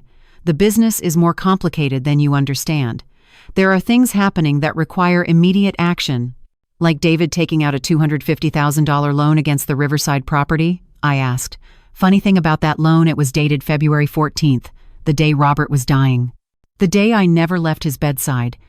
The day I couldn't possibly have signed any documents. David shot to his feet. That's confidential financial information. How did I find out you forged my signature? The rage I'd been suppressing finally broke through. Is that really your question? Not, how can I apologize for committing fraud while my brother was dying? Not, how can I make this right? Just anger that you got caught? You don't understand the pressure I was under, David said, his voice rising. The business needed capital. You weren't available. Decisions had to be made. You stole from me, my voice cracked. While I was watching my husband take his last breaths, you were stealing $250,000 from his widow. What kind of person does that? The kind of person trying to save the family business, David shot back. Robert would have understood. He would have approved. Don't you dare speak for my husband. I was on my feet now, shaking with fury. Robert trusted you. He loved you. And you dishonored him in the most vile way possible. Richard finally found his voice. Mom, listen. Uncle David made a mistake, okay? But we can fix this. The trust will protect you from making emotional decisions. It'll ensure the business survives. The business that you're planning to liquidate? I pulled out my phone, opened Walsh's report with the property records. The $2.4 million house in Manhattan Beach you're buying? The $480,000 down payment? Where exactly is that money coming from, Richard? My son's face confirmed everything. Guilt, panic, trapped animal desperation. Vanessa stood slowly, her mask completely dropped now. The sweet, concerned daughter-in-law was gone, replaced by something predatory and cruel. Fine, she said coldly. You want to play detective? Let's talk facts, Maggie. You're 58 years old, widowed, grieving, clearly not capable of running a multi-million-dollar operation. We've been patient. We've been kind. We've tried to help you transition gracefully, but if you're going to be difficult, we have options. Options? The word felt dangerous. The psychiatric evaluation you refused? We'll get a court order. We'll have you examined by doctors who'll testify that you're experiencing grief-induced cognitive decline. We'll present evidence of erratic behavior, refusing family help, making paranoid accusations, isolating yourself. We'll get conservatorship, Maggie. We'll take control legally, and there's nothing you can do to stop us. The threat was naked now, no pretense of concern or family love, just raw greed and the willingness to destroy me to get what they wanted. You'd have me declared incompetent? My voice was barely a whisper. You'd take away my freedom, my rights, everything Robert and I built together? If that's what it takes, Vanessa said flatly, you're sitting on $10 million. That money should be working for the family, for Richard's future, for the next generation. Instead, you're hoarding it like some selfish old woman who can't accept that her time is over. The words hit like physical blows. Selfish, old, time is over. This was how they saw me, not as a person, not as Richard's mother or Robert's widow, but as an obstacle between them and money they believed was rightfully theirs. Get out, I said quietly. Mom, Richard started. Get out. The scream tore from my throat, raw and primal. Get out of my house, get out of my life. You want to take me to court? You want doctors to evaluate my mental competency? Bring it on. But you'll do it as enemies, not as family. Because you stopped being my family the moment you decided my money was worth more than my humanity. David stepped forward, his face twisted with anger. You're making a huge mistake, Maggie. We were trying to do this the easy way, but if you want to go to war, then war it is, Patricia's voice cut through the room. She emerged from the hallway, laptop in hand, her expression fierce. And just so you know, every word you said was recorded. Audio, video, and witnessed. The threats, the admission of planning to seek conservatorship, Vanessa's lovely speech about Maggie's time being over, all documented. The color drained from David's face. Richard looked like he might vomit. Vanessa's eyes darted to my necklace, finally noticing the pendant camera. You recorded us? Richard's voice cracked. Mom. You can't. California's a one-party consent state, Patricia said cheerfully. Perfectly legal, and wait until you hear what else we have. The forged loan documents? We've subpoenaed the originals from the bank. Handwriting analysis in progress. The fake lawsuit?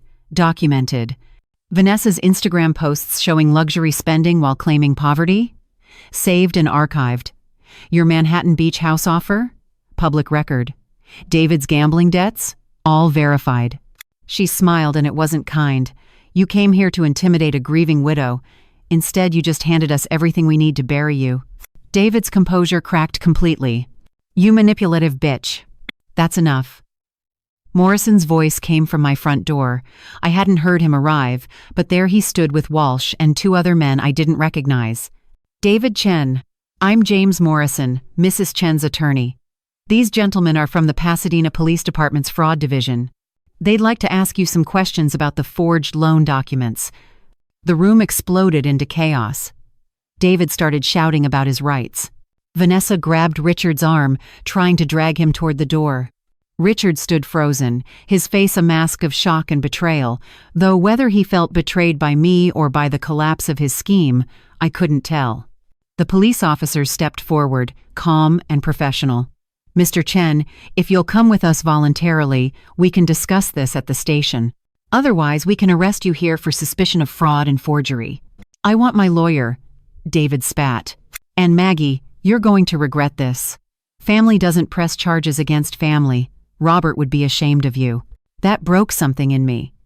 I walked right up to David, looked him in the eyes, and spoke with a clarity that surprised even me. Robert wrote me a letter before he died. He warned me about you. He said if you tried to take what we built, I should fight you. So that's what I'm doing, David. I'm honoring my husband's wishes. And yes, family doesn't usually press charges against family. But you stopped being family when you forged my signature while Robert was dying. You're just a criminal now. The police led David out in handcuffs, not arrested yet, but certainly not free. Richard and Vanessa tried to leave quickly, but Morrison blocked their path. Not so fast. Mrs. Chen has one more thing to say. I pulled out the documents Morrison had prepared.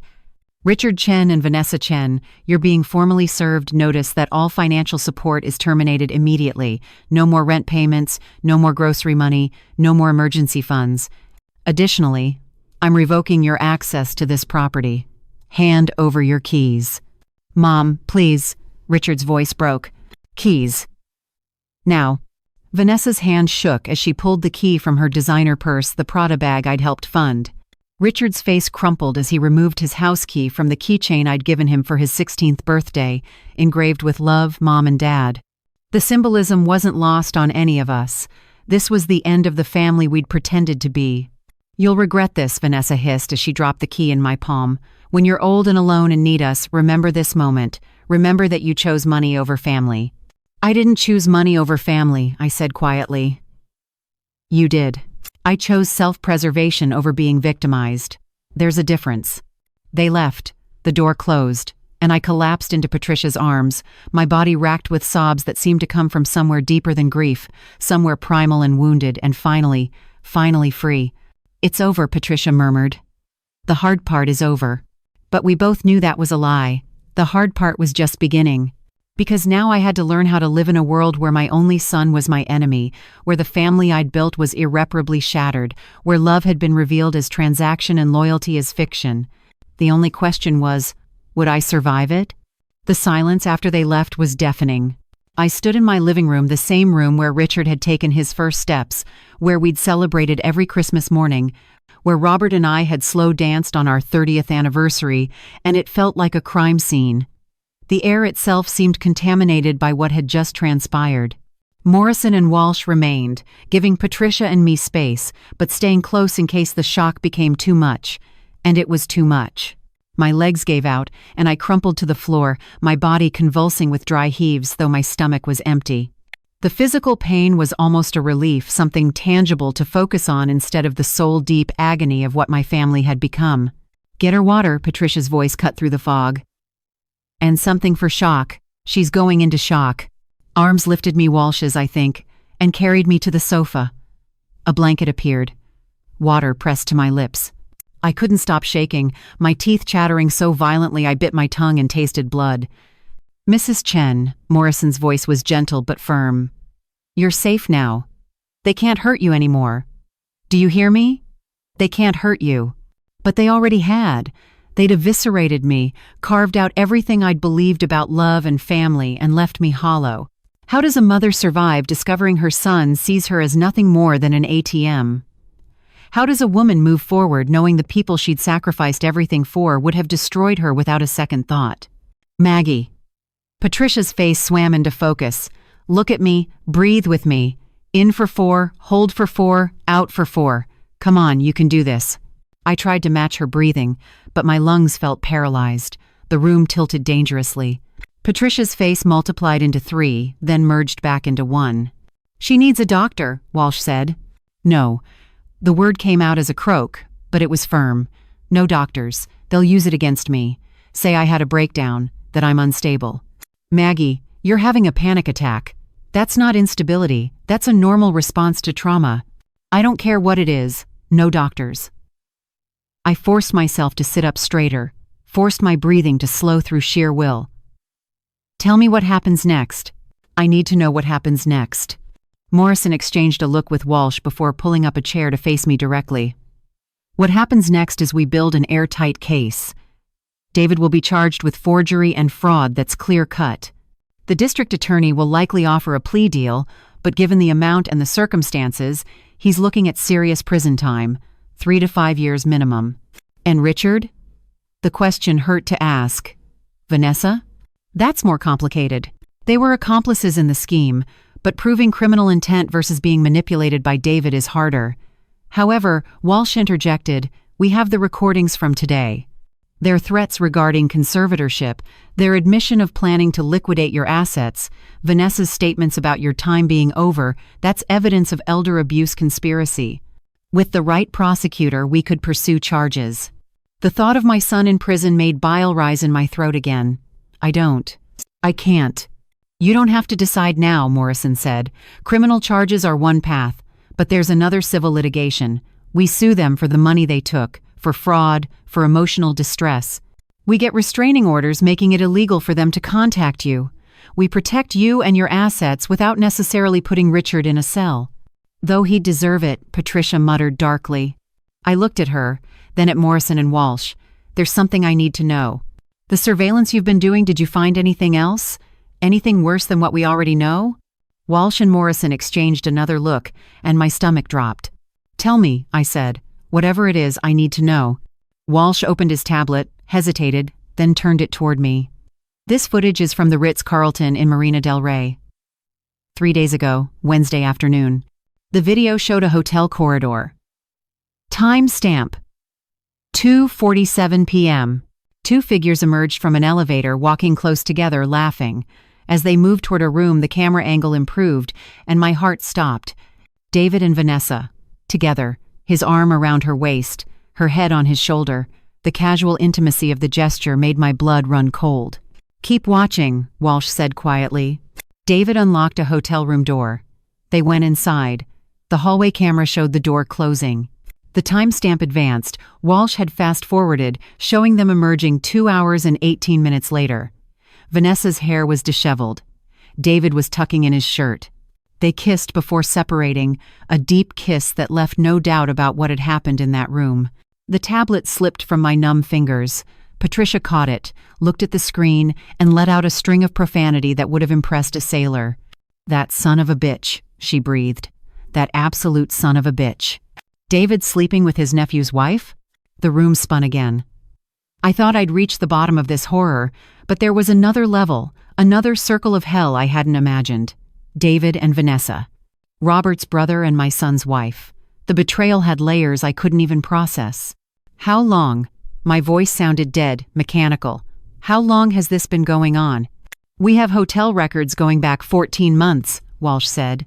Same hotel, same room number, every Wednesday afternoon when Richard's at his office downtown. Credit card records show David's been paying for the room $1,500 monthly for a standing reservation. $1,500 monthly, $18,000 over 14 months, money he'd probably stolen from the business, from the loan he'd forged my signature to obtain. Richard doesn't know, I said. It wasn't a question. Based on our surveillance, no. He's been at work during every one of these meetings, Mrs. Chen, I'm sorry to add this to everything else, but you needed to know the full scope of what we're dealing with. The full scope. My brother-in-law was embezzling from me to fund an affair with my daughter-in-law, while both of them conspired with my son to steal my inheritance. It was a betrayal so baroque, so multi-layered, that it almost defied belief. Does this change anything legally? Patricia asked. It gives us leverage, Morrison said. If we threaten to expose the affair, David might be more willing to cooperate, to testify against Vanessa and Richard in exchange for a lighter sentence. And it gives us ammunition in the civil case, evidence of conspiracy between David and Vanessa that predates the recent inheritance scheme. I couldn't speak. Couldn't think beyond the image of them together, laughing, intimate, while Richard worked to support a wife who was betraying him with his own uncle. While I'd paid their rent and bought their groceries, believing I was helping my son's marriage. I need to tell him, I whispered. Richard needs to know. Absolutely not, Morrison said sharply. Mrs. Chen, I understand the impulse, but right now, their ignorance of what we know is our greatest advantage. If Richard finds out about the affair, it could make him either more dangerous, lashing out in hurt and rage, or it could turn him into an ally. We don't know which. Until we do, we keep this information contained. He's my son. Who threatened to have you declared incompetent? Patricia reminded me gently. Who was planning to take your money to buy a house with a woman who's cheating on him with his uncle? Maggie, I know this is brutal, but Richard stopped being your son the moment he chose greed over you. You don't owe him the truth. You owe yourself protection. The words hurt because they were right. The Richard I'd raised, the boy who'd made me Mother's Day cards with crayon drawings, who'd called me his hero in his high school valedictorian speech, that Richard was gone. The man who'd stood in my living room threatening conservatorship was a stranger wearing my son's face. What do? The question came out as a child's plea. I don't know how to exist in a world where my family are my enemies. You start by surviving, Morrison said. Then by healing. Then by building a new life. From the ashes of this one. Mrs. Chen. I've seen clients come through worse than this. I've seen them not just survive but thrive. The human spirit is more resilient than you know. I don't feel resilient. I feel destroyed. That's because you're in the middle of it, Walsh said. But you're still standing, still fighting. That's resilience, even if it doesn't feel like it. Patricia squeezed my hand. We're going to get through this.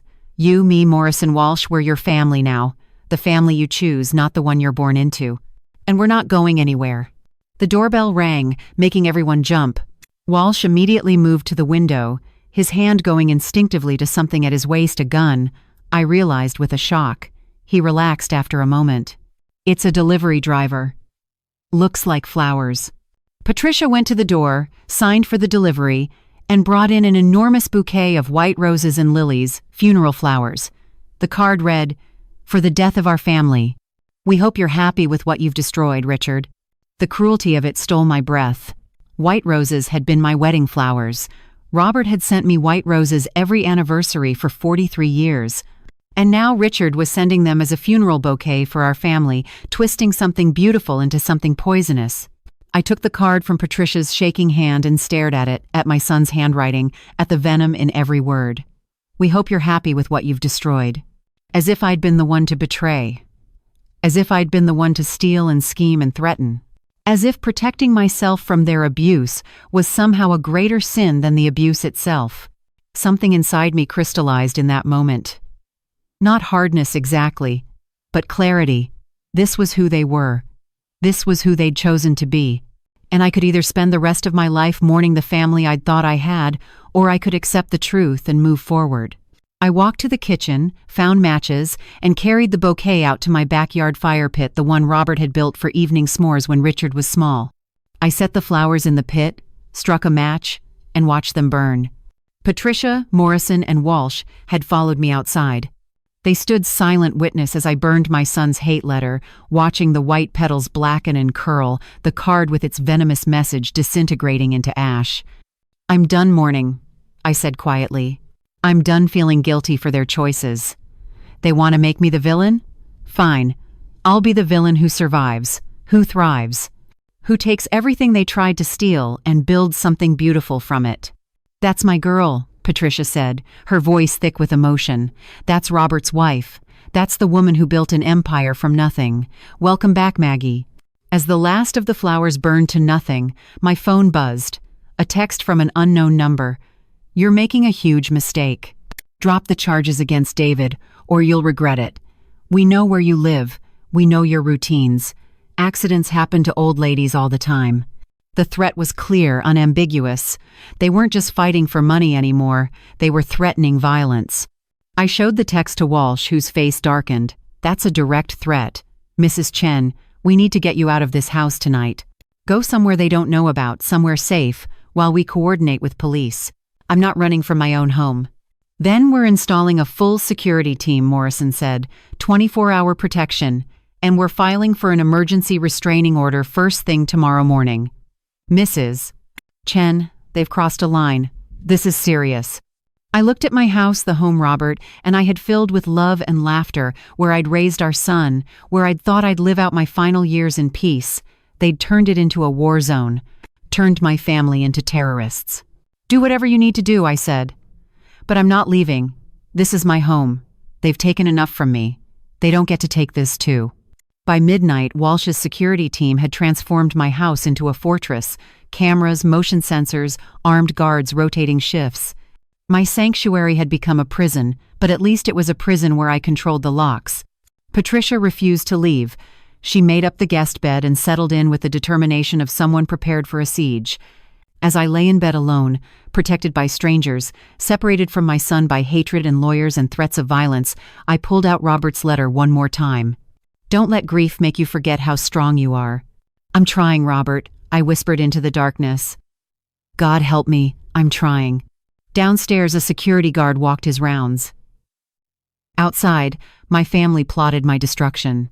And somewhere in between, I had to find the strength to survive them both. Sleep, when it finally came near dawn, brought nightmares. In them, Richard was 5 years old again, running toward me with scraped knees and tears streaming down his face, crying, "Mommy, help me." But when I reached for him, he morphed into the cold-eyed man from yesterday, and his child's voice turned venomous. "You're worthless without your money. Dad should have left everything to me." I woke gasping, my nightgown soaked with sweat, my heart hammering so hard I thought it might crack my ribs. The bedroom was still dark, but gray pre-dawn light crept through the curtains. The digital clock read 5:47 a.m. I'd slept less than 3 hours. From downstairs came the quiet sounds of the security team changing shifts, footsteps, low voices, the beep of the alarm system being reset.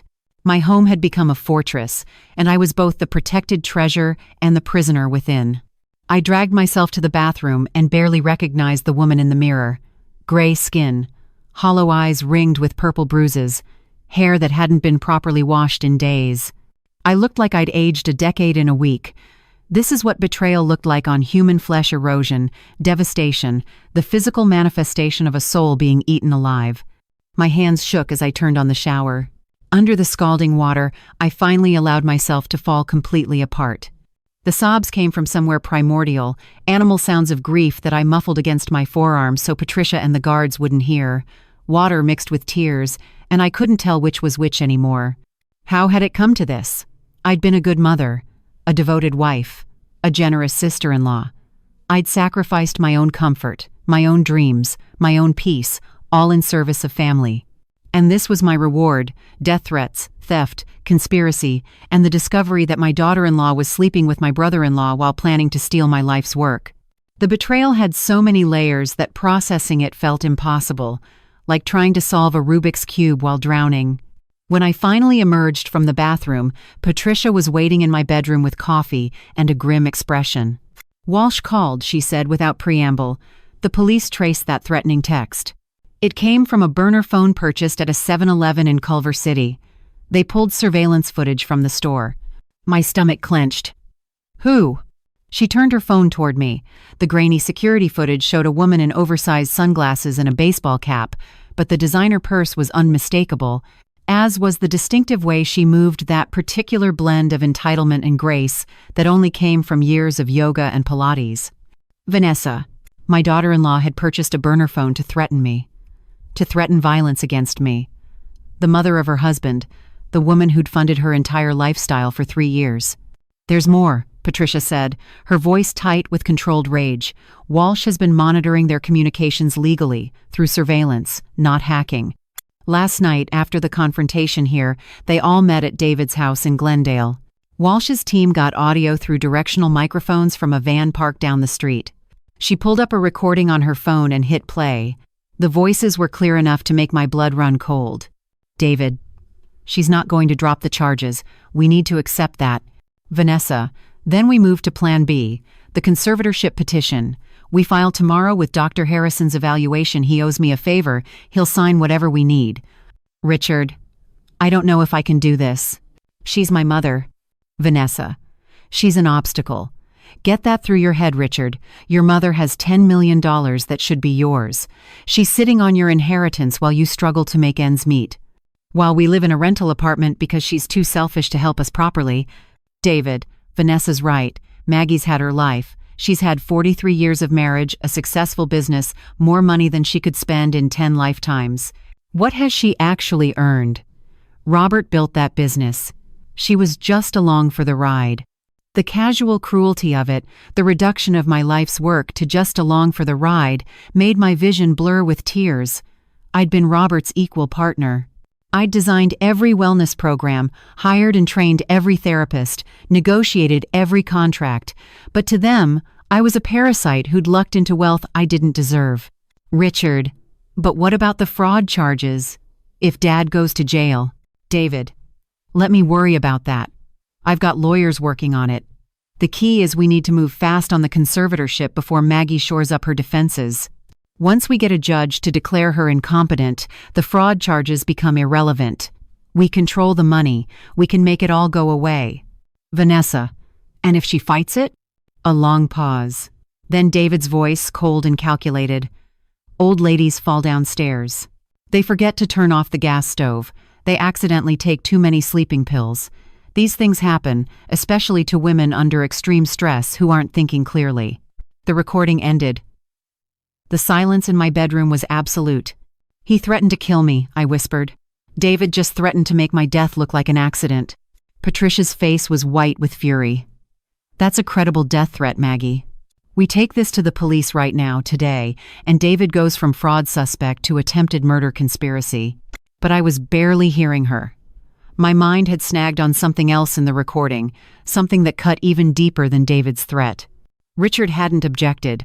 When his uncle suggested making my death look like an accident, my son had said nothing. No horror, no refusal, no defense of his mother. Just silence. Complicit, cowardly silence. I ran to the bathroom and vomited again, though my stomach had nothing left to give. My body heaved and heaved, trying to expel poison that wasn't physical but emotional, spiritual. The dry heaves were so violent I thought I might crack a rib. Patricia was there, holding my hair back like I'd done for Richard through stomach flus and teenage drinking mistakes. The role reversal was so bitter it made me sob. He didn't even defend me, I gasped between heaves. When David talked about killing me, Richard just... nothing. He said nothing. I know, honey, I know. What did I do wrong? How did I raise a man who could listen to murder threats against his own mother and not object? You didn't do anything wrong, Patricia said fiercely. You loved him. You provided for him. You sacrificed for him. He's the one who failed, Maggie. Not you. Never you. Morrison and Walsh arrived by 8 a.m., both looking like they'd gotten as little sleep as I had.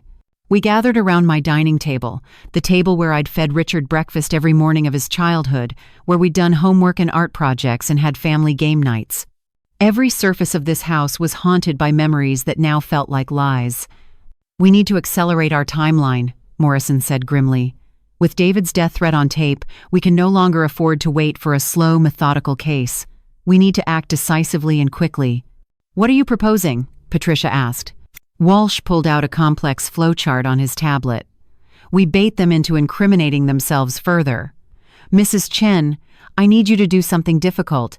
I need you to call Richard and pretend to capitulate. My heart stopped. What? Tell him you've reconsidered, that you're overwhelmed and scared, that you'll sign the trust documents if he agrees to drop the conservatorship threat. Tell him you're going on a business trip, a wellness conference in Arizona, and you'll sign everything when you get back. 3 days from now. But why? Because we need them to reveal their full plan. Right now we have fraud, conspiracy, and a death threat. But if we can get them to discuss the specifics of how they intend to incapacitate you, to forge more documents, to liquidate assets, if we can get all of that on record, we have a RICO case. Racketeer, influenced, and corrupt organizations. We can prosecute them as an organized criminal conspiracy, which carries federal charges and serious prison time. The thought of calling Richard, of hearing his voice, made my stomach churn. But the thought of him walking free, of them getting away with this, was worse. How do we record the conversations without them knowing? Leave that to us, Walsh said. We'll wire your phone, bug the meeting location, have teams in place. Mrs. Chen, you won't be in danger. We'll have armed officers within 10 feet of you at all times. But we need you to play the broken, defeated widow convincingly. Play the broken, defeated widow. It wouldn't be much of a stretch. I was broken. I was defeated. The only difference was that now I'd be weaponizing that brokenness against them. When do I make the call? Today. This morning. Before they file the conservatorship petition. We need to interrupt their timeline, make them think they've won. Patricia squeezed my hand. You can do this. You're stronger than they know. But I didn't feel strong. I felt like tissue paper, one breath away from disintegrating completely. Morrison pulled out a script he'd prepared. Follow this generally, but use your own words. You know Richard's triggers, how to sound convincing to him. The key elements. You're scared, you're overwhelmed, you'll cooperate, but you need a few days. 3 days gives us time to set up surveillance and coordinate with federal prosecutors. I took the script with trembling hands. The words blurred as tears filled my eyes again. I'd cried more in the past week than in the entire previous year, including Robert's funeral. There was a well of grief inside me that seemed bottomless. Can I have a moment alone? My voice cracked. To prepare? They left me in the dining room. I sat at the table where Richard had blown out birthday candles, where he'd announced his college acceptance, where he'd brought Vanessa for the first time, and I'd been so happy he'd found love. That was the cruelest part of all this. The memories weren't lies, even if everything that came after was. I'd genuinely been happy at this table. Richard had genuinely been the center of my universe. The love had been real, even if it had been unreciprocated, even if it had been the love of a mother for a son who saw her as nothing more than a means to an end. In the kitchen drawer where I kept important papers, I found Richard's childhood drawings, crayon masterpieces he'd made in elementary school. Mother's Day cards with messages in wobbly handwriting, I love you, Mommy, you're the best mom in the world. A photo from his high school graduation where he'd pulled me into a hug and whispered, I couldn't have done this without you. Had that boy ever really existed? Or had I simply been too blind to see what he was becoming? I pulled out my phone, Richard's number still at the top of my favorites list. My finger hovered over the call button. This was it. The moment where I either surrendered to their destruction or fought back with everything I had. The moment where I chose survival over sentiment, truth over the comfortable lies I'd been telling myself about my family. I thought of Robert's letter. Fight them. I thought of the $10 million they wanted to steal. I thought of the death threat from David and Richard's silence in response. And I pressed call. The phone rang once, twice, 3 times. Maybe he wouldn't answer. Maybe, Mom? Richard's voice was wary. Guarded. Why are you calling? I closed my eyes and channeled every ounce of pain, every moment of betrayal, into making my voice small and defeated. It wasn't hard. I was small and defeated. Richard, sweetheart, I need to talk to you. About yesterday. About everything. I let my voice break convincingly. I think I made a terrible mistake. A pause.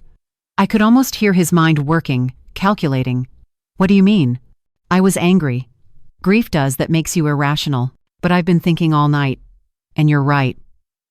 All of you are right. I can't handle this alone. The business. The money. The decisions. It's too much. I'm drowning, baby. I'm drowning. And I need my family. Mom. His voice softened slightly, and I hated how that tiny softness made my heart leap with desperate hope. Even knowing everything, even hearing him stay silent during death threats, some pathetic part of me still wanted to believe he could love me. Are you saying you'll sign the trust papers? I'm saying I'll cooperate, but Richard, I'm scared. Uncle David is facing criminal charges now, and I need time to think clearly.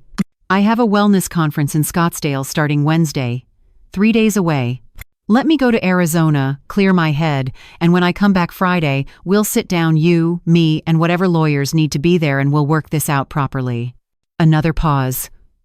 Longer this time. Was he buying it? Or could he hear the deception underneath my words? You'll really sign? Transfer the businesses to the trust? If it means I keep my family, yes. The lie tasted like ash, but I forced it out. I can't lose you, Richard. You're all I have left of your father. I'll do whatever it takes to make this right. What about the charges against Uncle David? This was the crucial moment. I'll talk to Morrison about dropping them. If David was just trying to help and made a mistake, maybe we can work something out. But I need you to promise me something. What? No more talk about conservatorship, no more psychiatric evaluations, no more threatening me or trying to force my hand. If we're going to rebuild our family, it has to be built on trust, not coercion. The silence stretched so long I thought he might refuse. Finally, Okay, Mom, go to your conference. We'll wait until Friday. But when you come back, we need to settle this, for everyone's sake. I understand. I love you, Richard. Even after everything, I still love you. Yeah. Me too, Mom. Travel safe. He hung up. I sat holding the dead phone, staring at the Mother's Day cards scattered on the table, and felt something inside me die. Me too. Not I love you too, just me too. 2 words that said everything about how little I meant to him. Morrison, Walsh, and Patricia had been listening from the living room. They came back in, their faces grave. You did perfectly, Morrison said. That was exactly what we needed. He bought it, Walsh confirmed, checking his monitoring equipment. They'll spend the next 3 days planning how to trap you when you return, and we'll spend those 3 days preparing to trap them. Patricia wrapped me in a hug. I'm so sorry, Maggie. I'm so sorry you had to do that. But I barely heard them. I was staring at the Mother's Day card on top of the pile. 8-year-old Richard's handwriting. You're the best mom in the world. Past tense now. I had been the best mom in the world to a boy who no longer existed. And in 3 days, I'd bury whatever remained of him for good. Retry. The 3 days that followed were the strangest of my life, a surreal existence where I pretended normalcy while living inside a spy thriller. Walsh's team transformed my life into a surveillance operation so complex it made my head spin. Monday morning, I drove to the Pasadena Wellness Center for the first time since Robert's funeral. The staff greeted me with genuine warmth that made my chest ache. These people actually cared about me as a person, not as a bank account. Maria, my operations manager for 15 years, pulled me into a fierce hug. Mrs. Chen, we've been so worried about you, she said, tears in her eyes. David said you were too grief-stricken to come in, that we should direct all questions through him, but it hasn't felt right. This is your place, your vision. Something in her words made my radar ping. David said I was too grief-stricken? What else did David say? Maria exchanged glances with Tom, our head physical therapist. They both looked uncomfortable. Maria, I said gently, whatever it is, I need to know. He's been restructuring things, letting people go, changing vendor contracts to companies I've never heard of, companies that charge 3 times what our old vendors did. When I questioned it, he said you'd approved everything, that you were simplifying operations before retirement. The blood drained from my face. How many people has he let go? 12. Across all 5 locations, mostly long-time employees with higher salaries. 12 loyal employees fired. Vendor contracts switched to companies that probably didn't exist, just shell corporations where David could funnel money. He'd been looting the business even more extensively than we'd known, and he'd been doing it in my name, making me look like the villain to my own staff. None of that was approved by me, I said, my voice shaking with rage. David has been acting without my authorization. As of right now, he's suspended from all financial decisions. Tom, Maria, I need you to document everything every person fired, every contract changed, every decision David made claiming I authorized it. Can you do that? Absolutely, Tom said, his jaw set. Mrs. Chen, we knew something was wrong. Some of those vendor contracts made no sense. The new payroll company he switched us to has been making mistakes for 2 months, people getting paid late, wrong amounts. It's been chaos. I spent 4 hours at the center, quietly undoing David's damage, rehiring fired employees, calling loyal vendors to explain and apologize. With each discovery, my fury grew colder and sharper. David hadn't just stolen from me, he'd sabotaged the business Robert and I built, fired people we'd considered family, destroyed relationships we'd cultivated for decades, all while telling me the business was failing due to my incompetence. Walsh's surveillance team recorded everything. Every conversation, every document, every piece of evidence showing David's systematic destruction of the company he was supposed to protect. Monday evening, Walsh called with an update that made my skin crawl. They met again. David's house, 6 p.m., we got everything. He played the recording, my hands clenched into fists as their voices filled my living room. Vanessa, she's actually going to sign? I didn't think the old bat would cave so easily. David, Maggie's always been weak. Robert ran everything. She just played housewife and pretended she contributed. Without him, she's nothing. The casual dismissal of my life's work, my 43 years of partnership, my identity reduced to playing housewife, it took every ounce of control not to scream. Richard, so what's the plan when she gets back Friday? David, she signs the trust papers. Then we have the conservatorship petition ready as backup.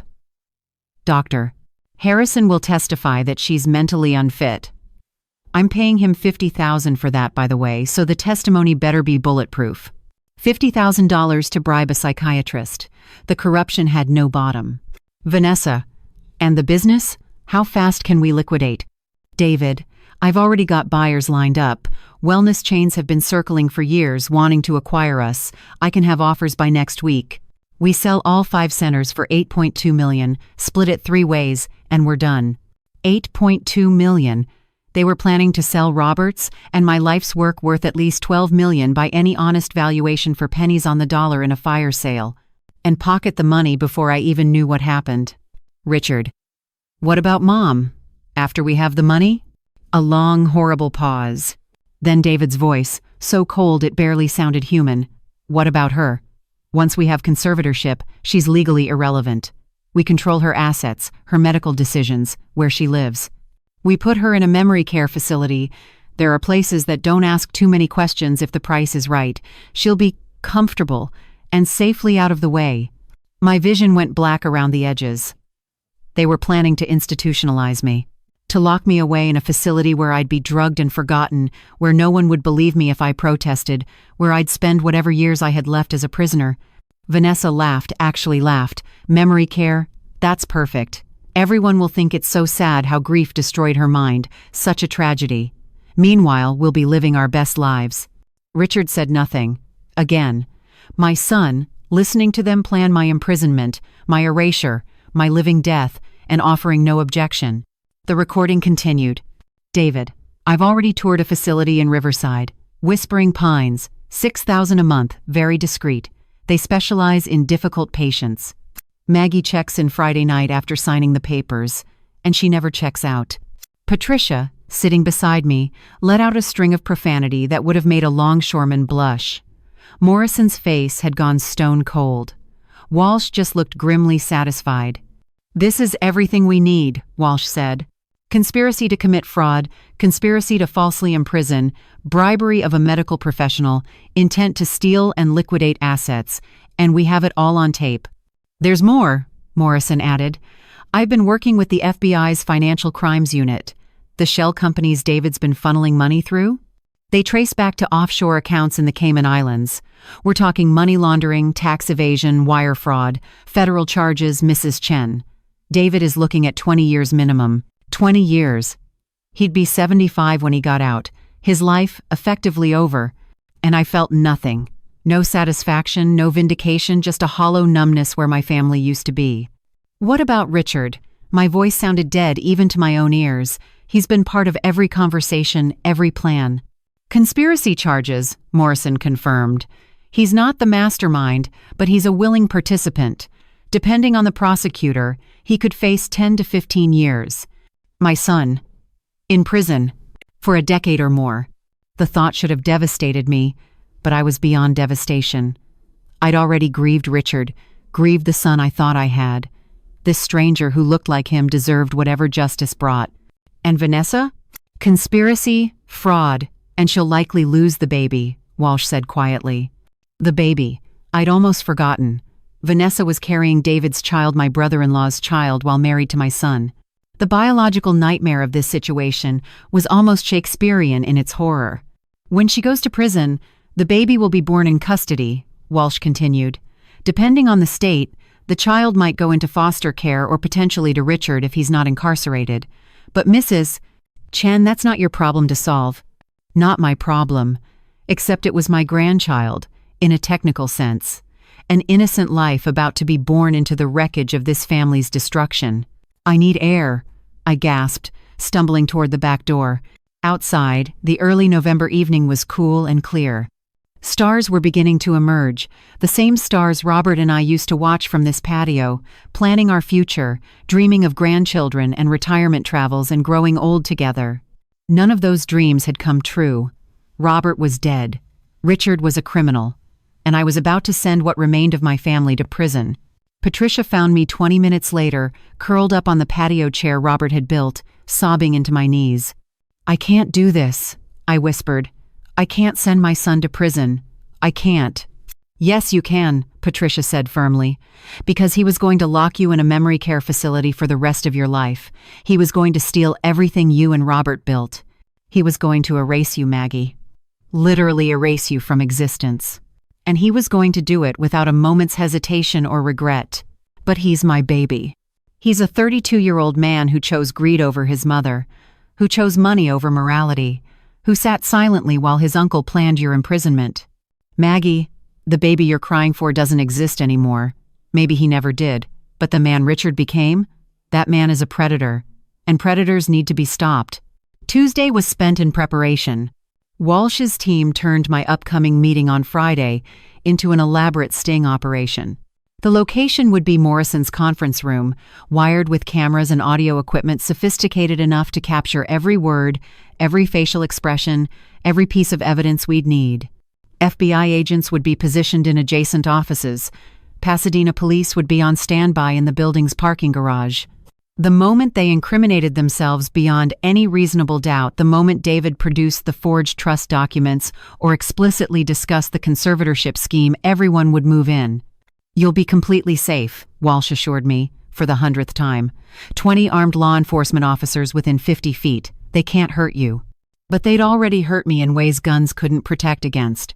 They'd murdered my family, my sense of self, my belief that love meant anything beyond transaction.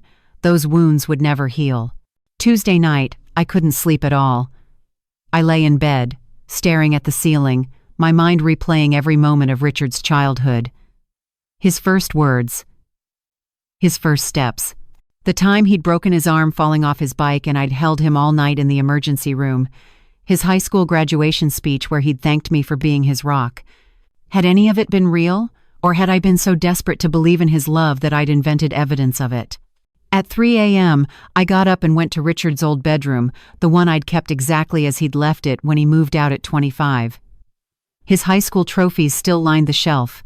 His college acceptance letters were framed on the wall. The bed was made with the same Star Wars comforter he'd begged for at age 12. A shrine to a boy who no longer existed, if he ever had. I began taking it apart. Trophies into boxes, letters off the walls, comforters stripped from the bed. Each item felt like excising cancer, painful but necessary.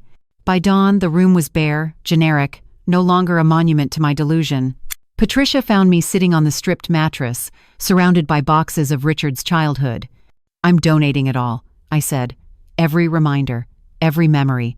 I'm erasing him like he was going to erase me. Good, Patricia said. It's time.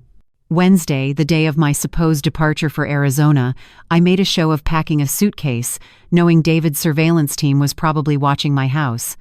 Walsh had detected 3 separate attempts to hack my security cameras, amateur efforts his team had easily blocked while making it appear they'd succeeded. Let them think they were spying on me. Let them see what we wanted them to see. I loaded the suitcase into my car and drove to LAX, where Walsh's team had arranged an elaborate ruse. I checked in for a flight to Phoenix using a ticket they'd purchased. I went through security. I texted Richard. At the gate. Love you. His response came instantly. Safe travels, Mom. Such tender words. Such utter lies. Once through security, I doubled back through a service corridor Walsh had arranged access to, changed clothes in an airport employee restroom, and exited through a cargo area where Patricia waited with a different car. We drove to a safe house in Sierra Madre, a nondescript rental where I'd spend the next 2 days hidden, resting, preparing for Friday's confrontation. Walsh's team had bugged David's house, Richard's apartment, and Vanessa's Range Rover. We'd listened to everything they said, every plan they made, every incriminating word. Wednesday evening, their celebration made me physically ill. Vanessa. She's actually in Arizona. Can you believe it? The idiot actually got on a plane. David, I told you she'd cave. Maggie's always been a coward. All that tough talk last Sunday was just adrenaline. When push comes to shove, she knows she needs us. Richard, so Friday, we do this for real? The trust papers, the conservatorship, everything? David, everything. Dr. Harrison's psychiatric evaluation is dated for tomorrow. I'm having it backdated. It states Maggie shows signs of grief-induced dementia, paranoid delusions, and inability to manage complex financial decisions. Combined with her erratic behavior over the past weeks, any judge will grant conservatorship. Vanessa. And the Whispering Pines facility?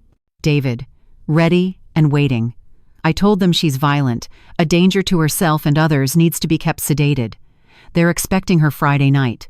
By Saturday morning, Maggie Chen will be a drooling zombie who can't even remember her own name, let alone fight us in court.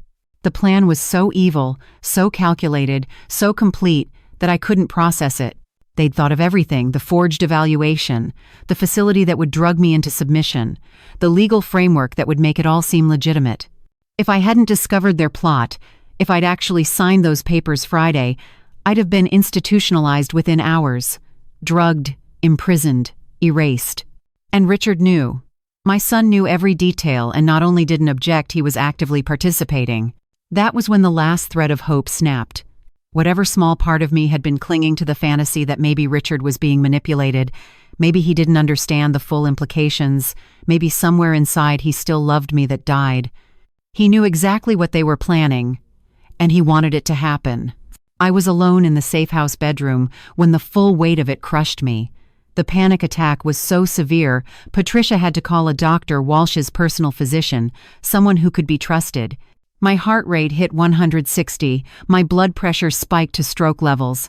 I couldn't breathe, couldn't think, could only feel the crushing weight of a betrayal so complete it was killing me. The doctor sedated me. When I woke hours later, Patricia was sitting beside the bed, holding my hand. Friday, I whispered. They're all going to prison Friday. Yes, she agreed. They are. And I'm the one sending them there. No, Maggie, they're sending themselves there. You're just refusing to be their victim. But it didn't feel like refusing victimhood. It felt like murdering my family, even though they'd been trying to murder me first. Friday morning arrived with the kind of crystalline clarity that felt cruelly inappropriate for the day that would destroy what remained of my family. I woke at dawn in the safe house, my body aching as if I'd been physically beaten, my head pounding from the sedatives and stress and accumulated sleeplessness. Patricia was already up, making coffee in the unfamiliar kitchen. She looked as haggard as I felt we'd both aged years in the past week. Today's the day, she said unnecessarily. We'd both been counting down to this moment with a mixture of determination and dread. I don't know if I can do this. My voice came out as a whisper. Sit across from them, look them in the eyes, knowing what they plan to do to me. You can do this, Patricia interrupted firmly, because the alternative is letting them win. Letting them put you in that facility, drug you into oblivion, steal everything you and Robert built, and walk away thinking they're clever. Is that what you want?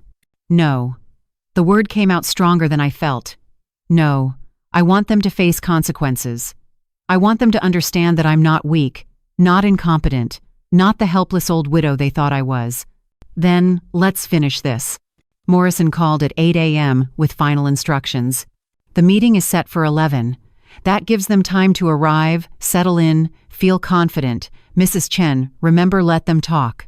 Let them explain their plan, produce their documents, incriminate themselves thoroughly before we make the arrest. Can you do that? I can do that. I hoped I sounded more certain than I felt. And Maggie? His voice softened. I know this is impossibly hard, but you're doing the right thing. Not just for yourself, but for every other elderly person these predators would have victimized next. You're stopping them. You've made it this far, go ahead and hit like to let me know you're still with me. You know, every share you make might help someone out there find a little hope. And before we continue, don't forget to subscribe because who knows, the next story might just touch your heart. After he hung up, I stood in front of the bathroom mirror and barely recognized the woman staring back, 58 years old, looking 70. Gray-faced, hollow-eyed, the physical manifestation of heartbreak.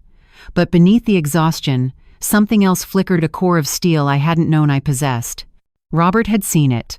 That's what his letter meant. He'd known I was stronger than I believed, stronger than I'd ever needed to be while he was alive to share the burden. I dressed carefully, the same pale blue suit I'd worn to Robert's funeral. Appropriate, since today I'd be burying what remained of our family. I put on the pearl necklace he'd given me for our 40th anniversary, the one he'd saved for 2 years to afford, armor disguised as jewelry. At 9 a.m., Walsh called with an update that made my blood run cold. They're at your house right now, he said. David, Richard, and Vanessa. They broke in through the back door, we have it on camera. They think you're still in Arizona, that they have time before the meeting. What are they doing? Searching. Going through your files, your computer, looking for anything they can use against you. David's taking photos of your bank statements. Vanessa's going through your bedroom. And Mrs. Chen, his voice hardened, Richard is in your safe. My heart stopped. How? I never gave him the combination. He has it written down. Looks like an old piece of paper. He's photographing the contents now. Your will, the business incorporation documents, property deeds. I remembered with sickening clarity 10 years ago, when Richard went away to college, I'd written down the safe combination and given it to him. In case of emergency, I'd said, if something happens to me or your father, you need to be able to access important documents. I'd trusted him with my life's most vital information, and he was using it to rob me. They're stealing documents? Patricia asked, her face white with fury. Photographing them, Walsh corrected. Which is actually better for us, more evidence of their criminal intent. Our surveillance is capturing everything. For the next 90 minutes, Walsh narrated their crimes as they happened. They went through 43 years of my life like looters ransacking a conquered city. Vanessa pocketed jewelry, my grandmother's engagement ring, the emerald earrings Robert had given me when Richard was born, a gold bracelet that had been my mother's. David took Robert's Rolex from the bedroom dresser, the one Robert had worn every day of our marriage, the one I'd kept as a talisman against grief.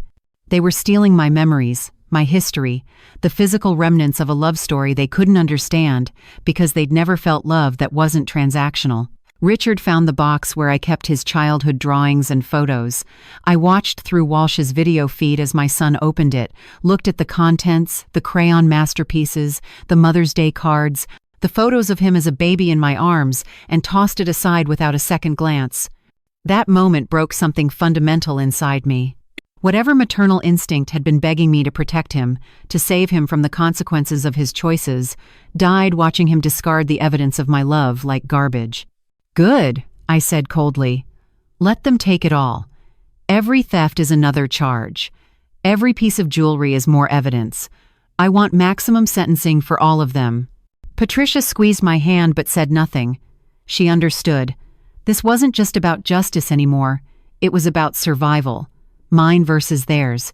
At 10:15, Walsh's surveillance showed them leaving my ransacked house, their pockets and bags full of stolen property, their phones full of photographed documents. They were laughing. Actually laughing, like they'd pulled off the heist of the century. Vanessa. God, that was easier than I thought. Did you see all that jewelry just sitting in her drawer? The old bat doesn't even lock it up properly. David. Why would she? She thinks her family loves her, that she's safe. Stupid woman. Richard, let's just get through this meeting, get her signature, and be done with it. I'm tired of pretending to care. Tired of pretending to care.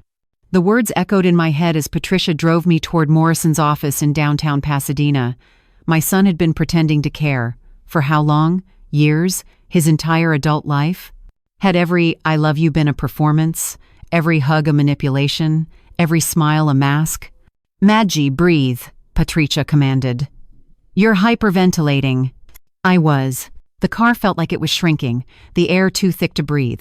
My vision tunneled. My hands went numb, another panic attack threatening to consume me. "Pull over," I gasped. Patricia pulled into a shopping center parking lot. I stumbled out of the car and vomited next to a trash can, my body purging poison that wasn't physical but emotional. A woman loading groceries into her car gave me a concerned look. "Are you okay, dear?" No. No, I wasn't okay. I was about to destroy my family. I was about to watch my son be arrested, handcuffed, led away to prison. I was about to become the villain in a story where I'd been the victim. But I straightened up, wiped my mouth with the tissue Patricia handed me, and looked at the stranger with something that might have resembled a smile. "I'm fine, just nervous about a meeting." If she only knew. Morrison's office was in a historic building on Colorado Boulevard, all marble floors and mahogany paneling that spoke of law and order and civilization.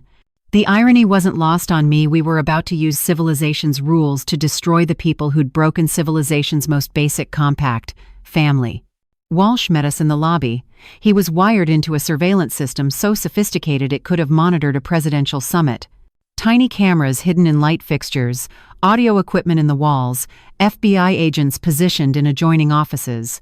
The conference room where we'd meet was a trap as elaborate as any in history. "They're early," Walsh said quietly. "Arrived 10 minutes ago.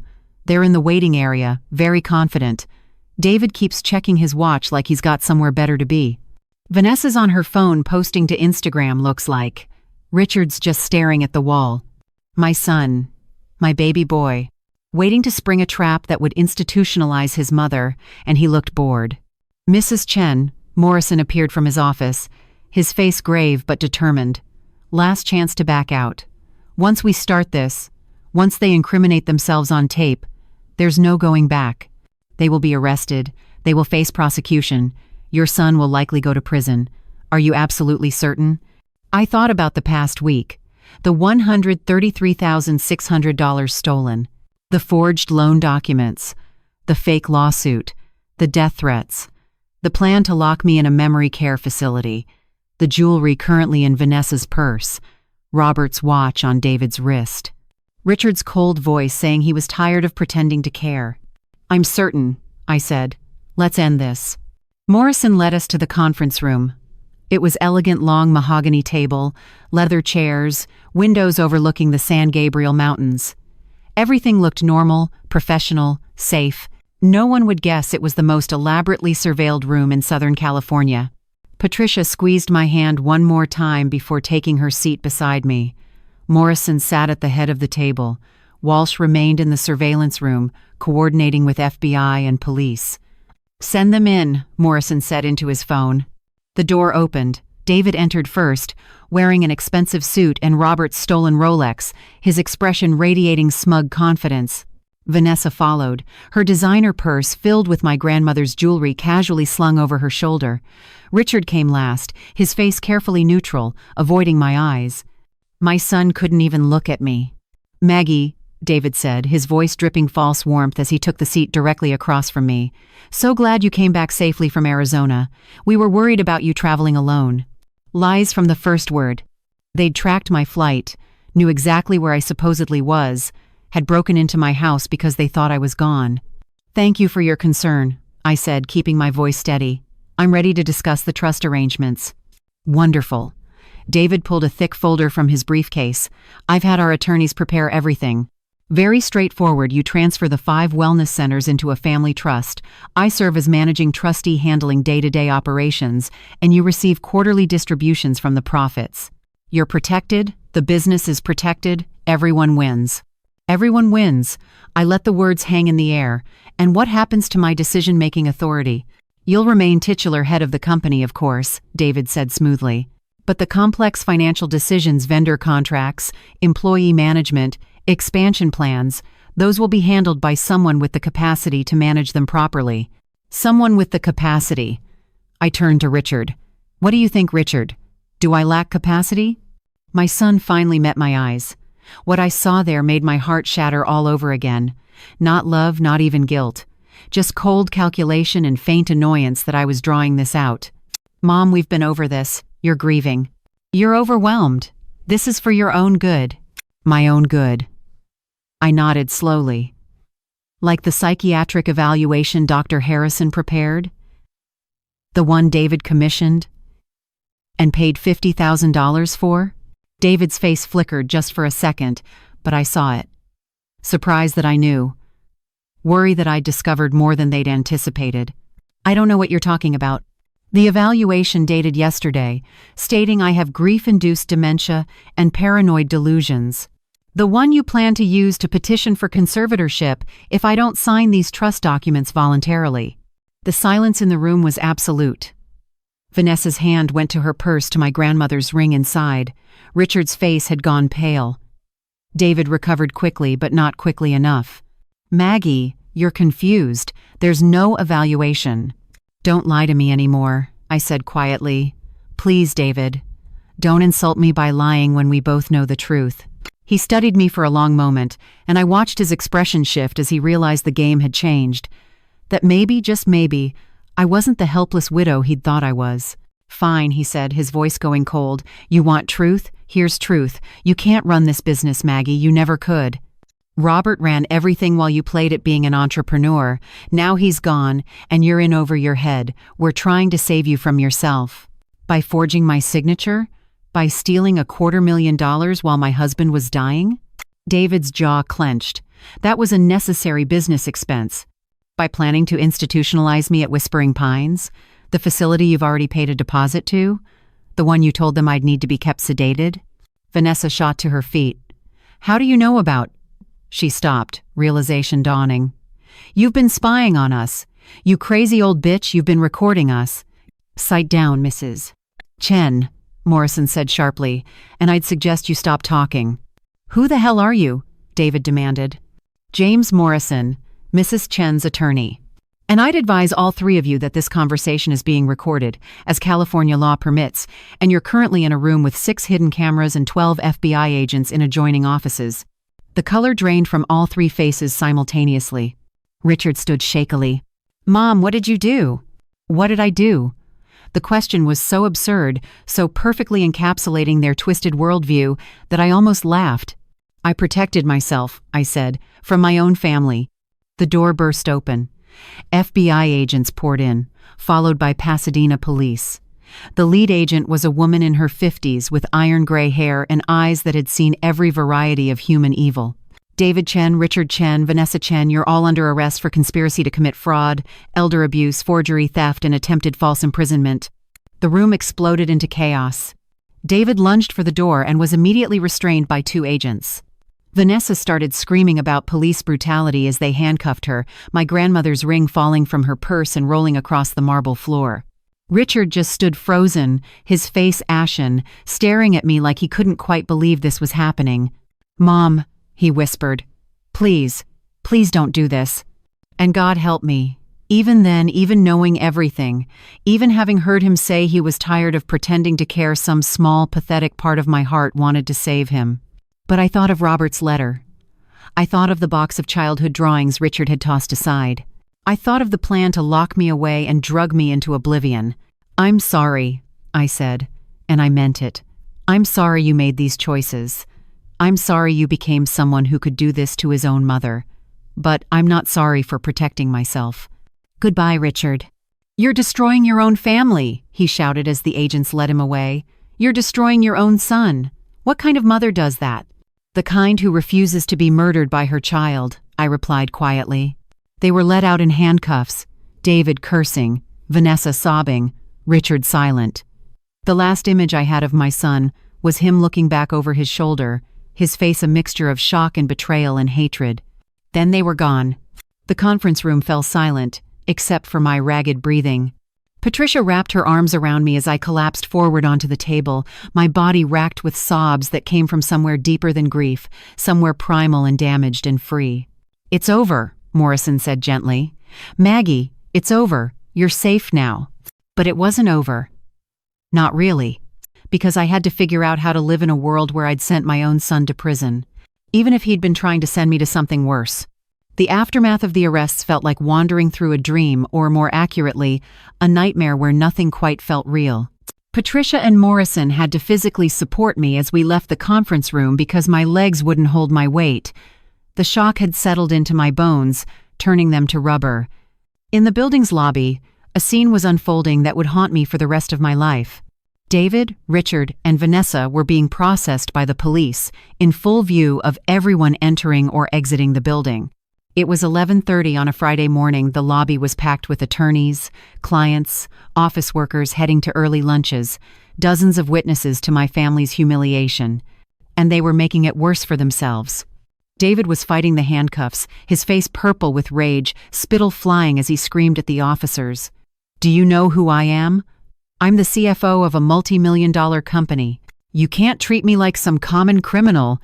I want my lawyer. This is police brutality. I'm being set up by a mentally incompetent old woman. Sir, if you don't calm down, we'll add resisting arrest to your charges," the officer said with impressive patience. "Resisting arrest? I'll sue you. I'll sue this entire department." That woman, David's wild eyes found me across the lobby. That woman is insane. She's not capable of managing her own affairs. This is elder abuse in reverse. She's manipulating all of you. The irony of David Chen, who'd planned to institutionalize me, accusing me of elder abuse, was so profound it was almost funny. Almost.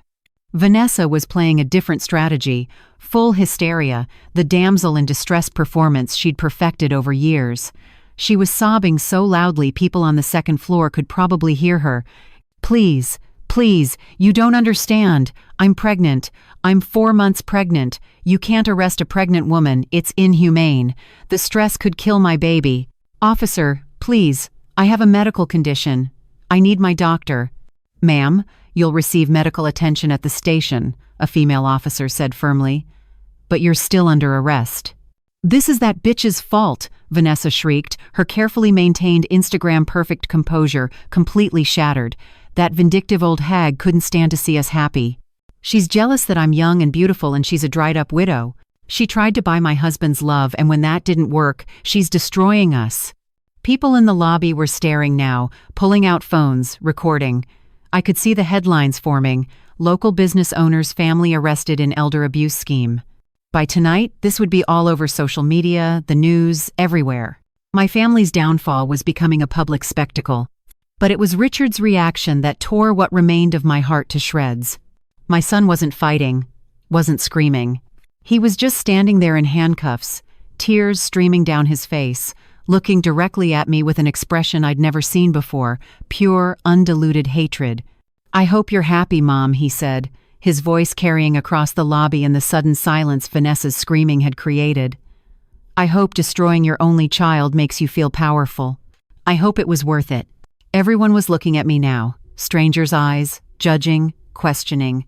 What kind of mother has her son arrested? What kind of woman does this to her family?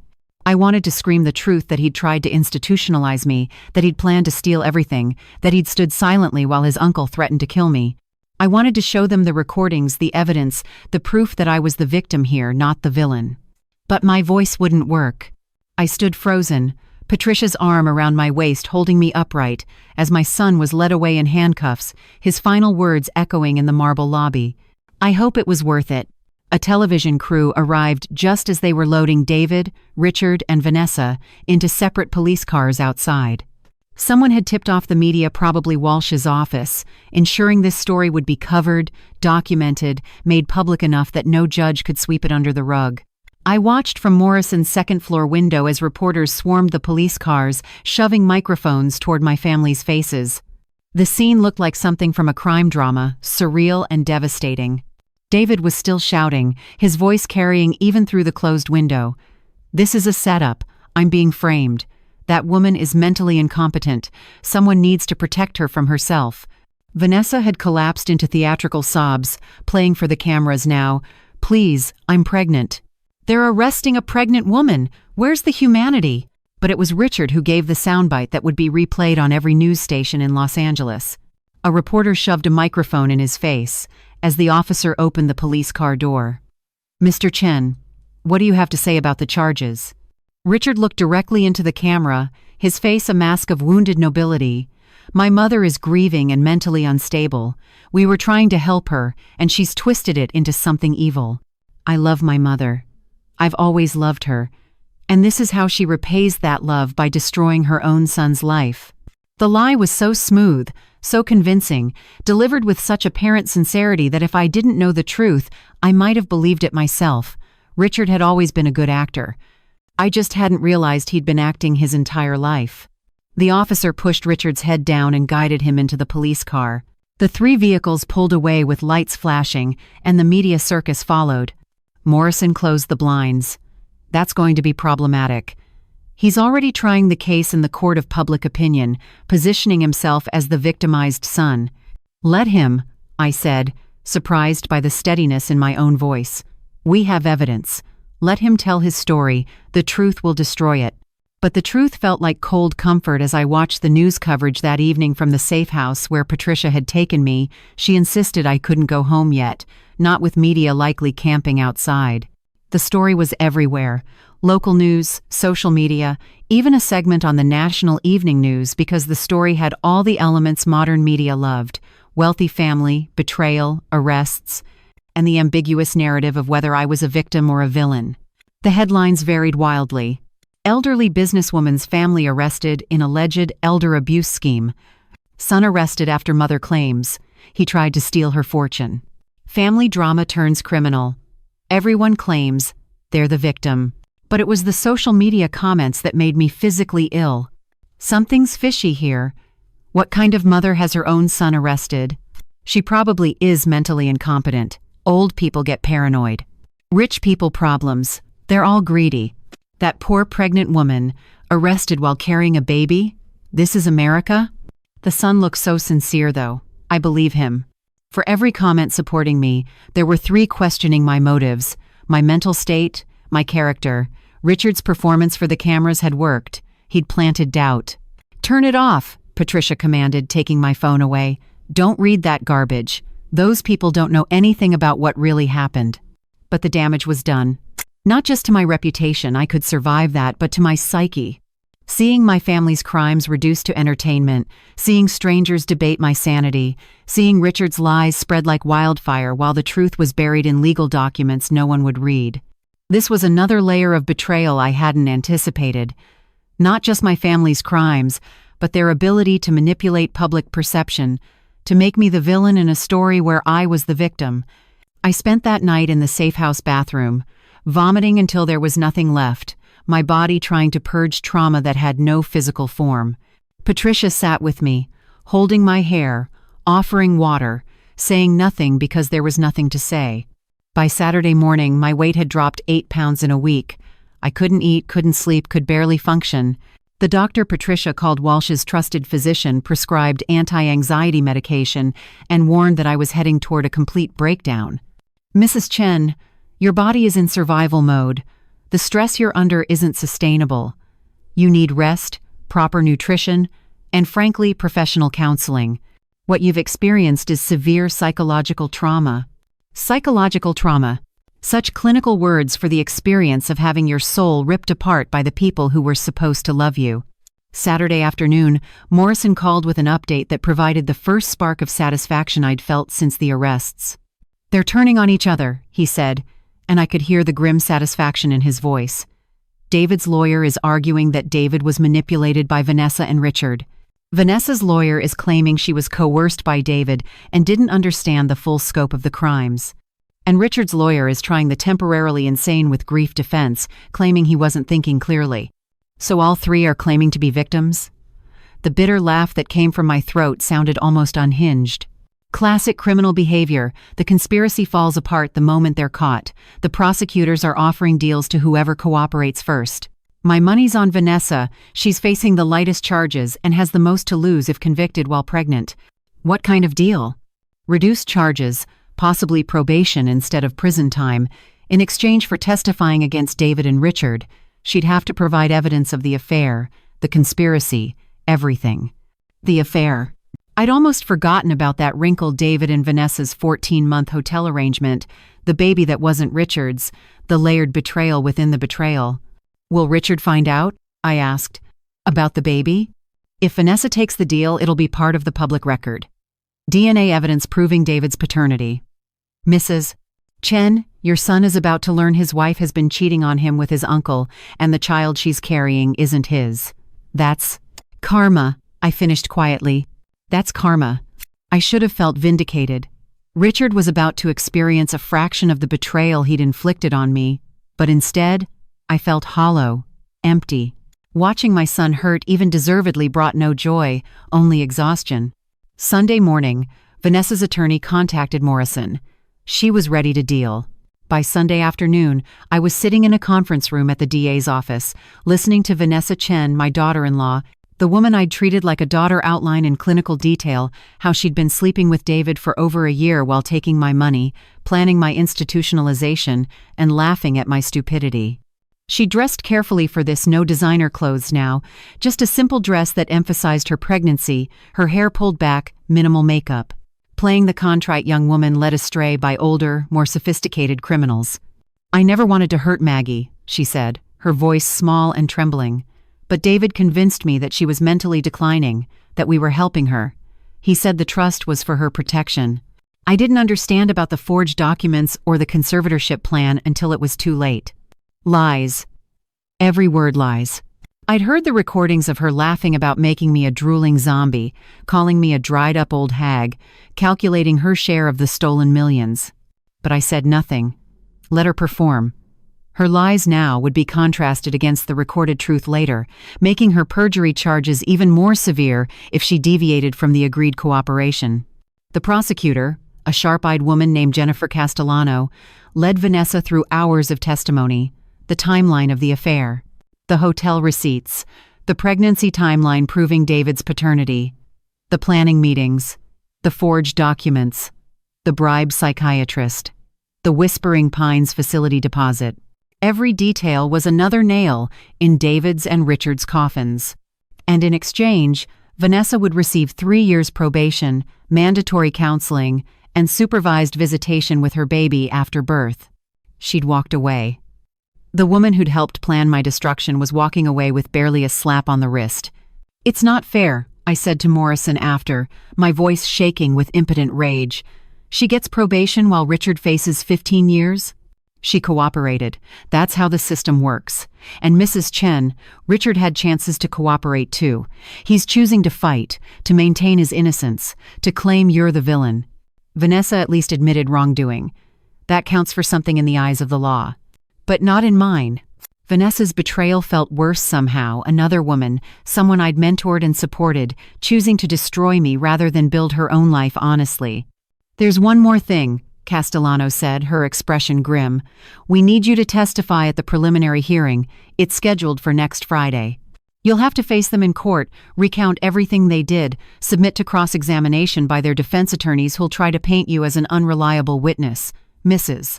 Chen, I won't lie, it's going to be brutal. Face them in court. Look Richard in the eyes and testify against him. Sit across from David while he glared hatred at me. Watch them try to destroy my credibility the way they'd tried to destroy my life. I'll do it, I said. Whatever it takes to make sure they face consequences. Because at this point, consequences were all I had left.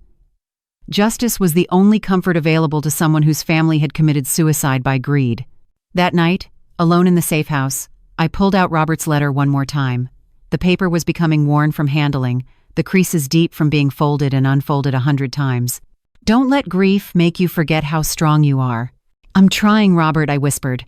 But I don't feel strong. I feel destroyed. Outside, Los Angeles continued its indifferent existence. People were having normal Friday nights, normal families, normal problems that didn't involve testifying against their children. And I sat alone with my dead husband's letter and my living family's hatred, wondering how I'd survive what came next. The preliminary hearing, the trial, the verdicts, the sentencing. The rest of my life in a world where I'd be known forever as the woman who sent her son to prison. Even if he'd deserved it. Even if I'd had no choice. Even if it was the right thing to do. It still felt like dying. The week leading up to the preliminary hearing was the longest of my life. Not just because of the legal proceedings looming ahead, but because of what I discovered about how far their hatred had grown, how deeply they wanted me not just defeated, but erased. Monday morning, Maria from the Pasadena Wellness Center called, her voice shaking with something between fear and fury. "Mrs. Chen, you need to come here immediately. Someone broke in over the weekend. The police are here now." My stomach dropped. What did they take? It's not what they took. It's what they destroyed. Patricia drove me to the center, both of us silent with dread. When we arrived, the scene was worse than I could have imagined. The lobby, the beautiful space Robert and I had designed together, with its peaceful water features and bamboo floors, was vandalized beyond recognition. Spray paint covered the walls. "Thief, leer, elder abuser. You destroyed your family." Every photo on the walls had been shredded pictures of Robert and me at the grand opening, photos of our clients' wellness journeys, framed newspaper articles about our business success. 43 years of memories reduced to torn paper and shattered glass. But the worst was in my office.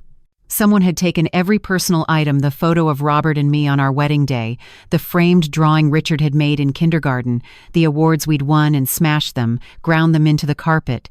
Destroyed them with what must have been hours of methodical, vengeful effort. And on my desk, written in red marker across a photo of me holding newborn Richard in the hospital, were the words, "You killed your family, now die."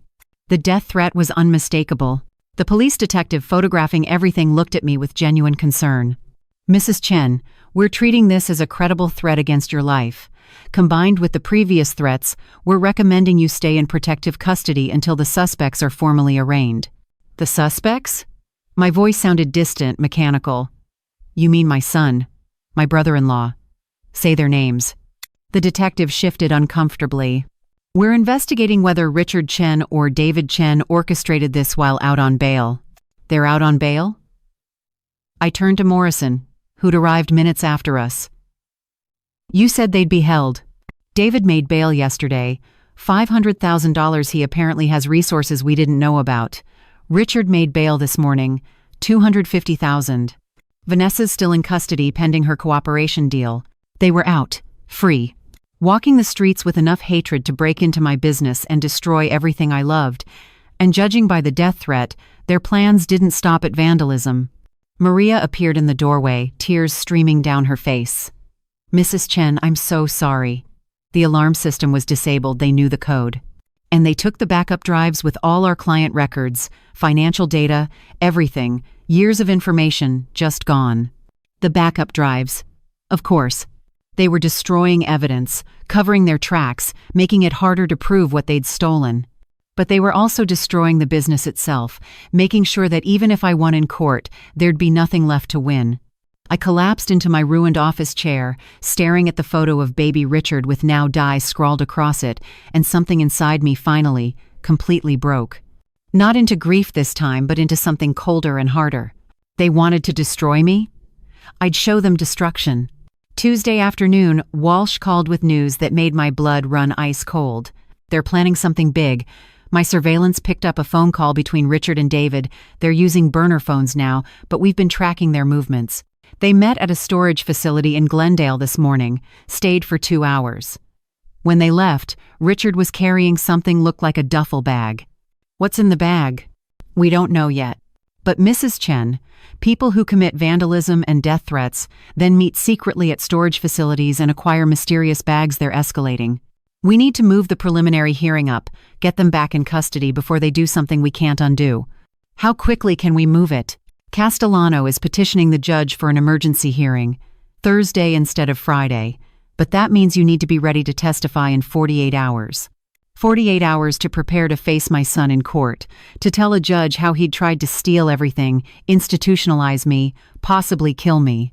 To watch him sit in the defendant's chair glaring at me with hatred while I destroyed whatever microscopic chance remained that we could ever be family again. Not that such a chance existed. That was the delusion I needed to finally release.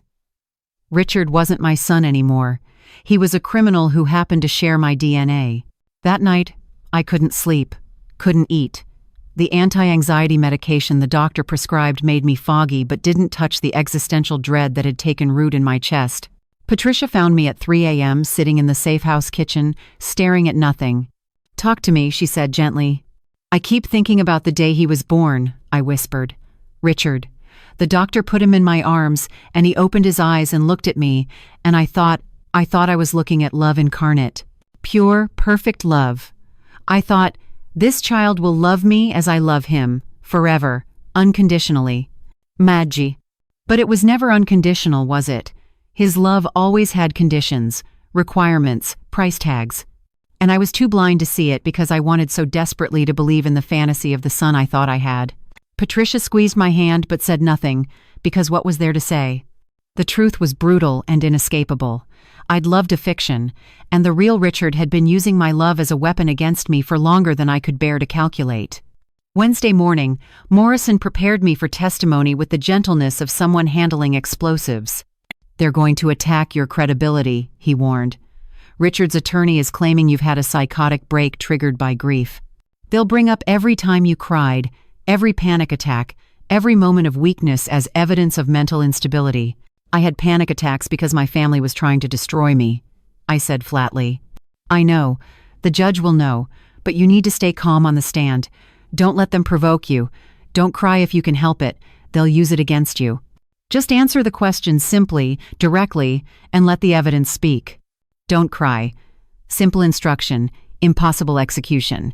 How was I supposed to recount the worst betrayal of my life without crying? How was I supposed to look at my son and maintain composure?"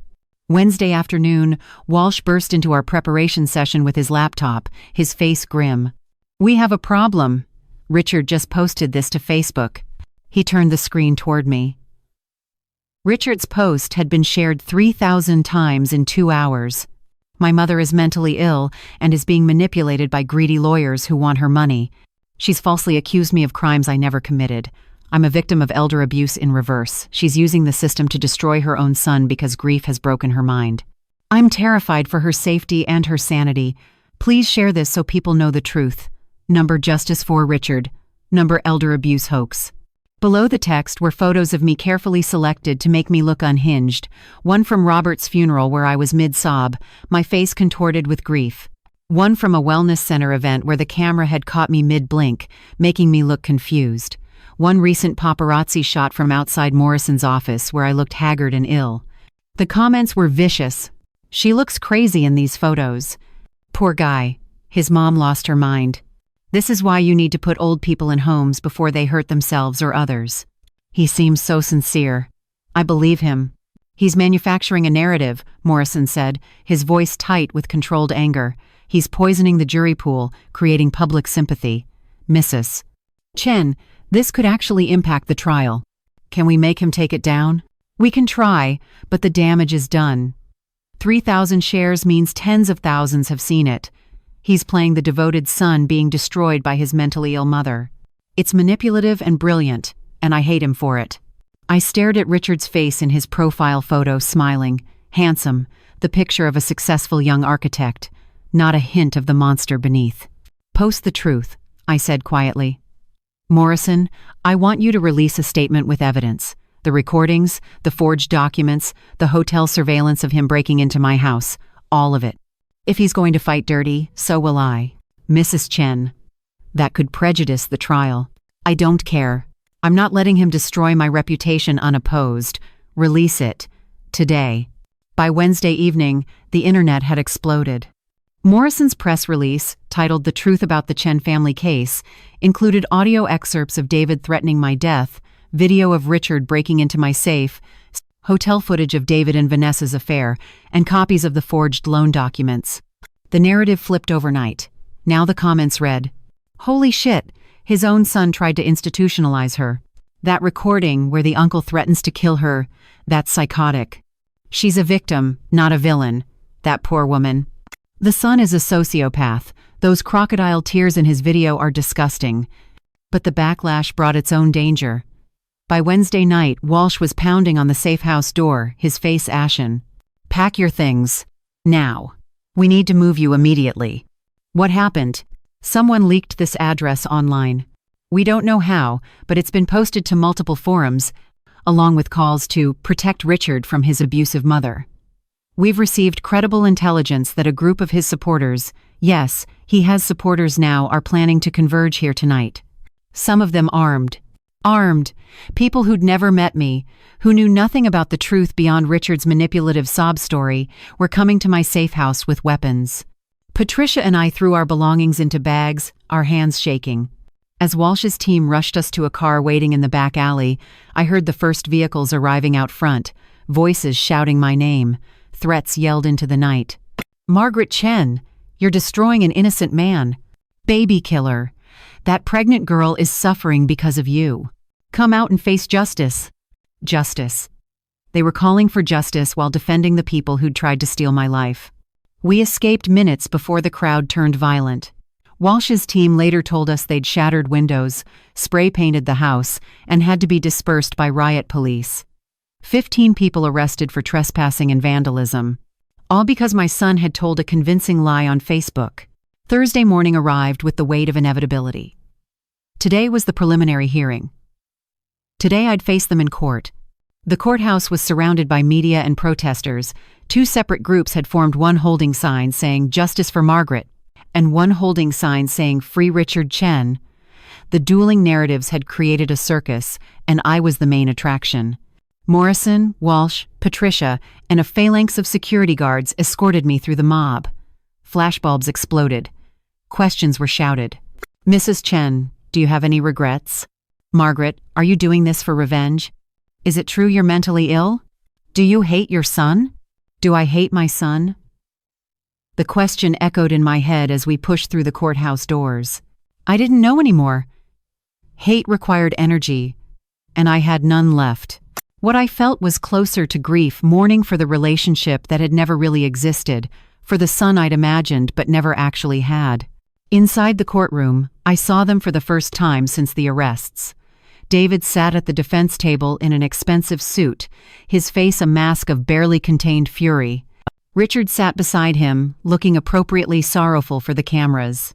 Vanessa wasn't present. Her cooperation deal meant she'd testify separately. When Richard's eyes met mine across the courtroom, I saw something that made my heart stop. Not hatred this time, but something worse. Triumph. He was smiling slightly, confident, as if he knew something I didn't. The bailiff called the court to order. Judge Andrea Morrison, no relation to my attorney, entered with the bearing of someone who'd seen every variety of human darkness and was unimpressed by all of it. This is a preliminary hearing to determine whether sufficient evidence exists to proceed to trial, she announced. Prosecution may present its case. Castellano stood, commanding and fierce. Your Honor, the people will demonstrate that David Chen, Richard Chen, and Vanessa Chen engaged in a coordinated conspiracy to defraud Margaret Chen of her assets, forge legal documents, and ultimately imprison her against her will in a memory care facility where she would have been illegally detained and medicated. Objection. Richard's attorney shot to his feet a slick corporate lawyer named Thornton who probably cost $500 an hour. These are inflammatory accusations without foundation. My client is a loving son who was trying to protect his mentally deteriorating mother. Overruled, Judge Morrison said dryly. Mr. Thornton, you'll have your chance to present a defense. Sit down. For the next 2 hours, Castellano presented evidence. Audio recordings, video surveillance, forged documents, financial records. Each piece built an undeniable picture of conspiracy, fraud, and malice. Then she called me to testify. My legs barely held me as I walked to the witness stand. I was sworn in, my hand trembling on the Bible. Castellano approached with compassionate professionalism. Mrs. Chen, can you describe your relationship with your son Richard before your husband's death? I opened my mouth to answer, and that's when Richard moved. He shot to his feet, his face suddenly contorted, not with sorrow but with rage. She's lying. Everything she says is a lie. She's a bitter, twisted old woman who couldn't stand to see me happy. Mr. Chen! Judge Morrison's gavel cracked like a gunshot. Sit down immediately or I'll hold you in contempt. Contempt? She's the one who deserves contempt. She's destroyed my life, my marriage, my future, all because she's a selfish, manipulative bailiff. Restrain the defendant. 2 bailiffs moved toward Richard, but he was beyond reason now, beyond strategy. The mask he'd worn for the cameras had shattered, revealing the monster beneath. "I wish you'd died instead of Dad," he screamed as the bailiffs grabbed his arms. "He was worth something. You're just a leech who lived off his success.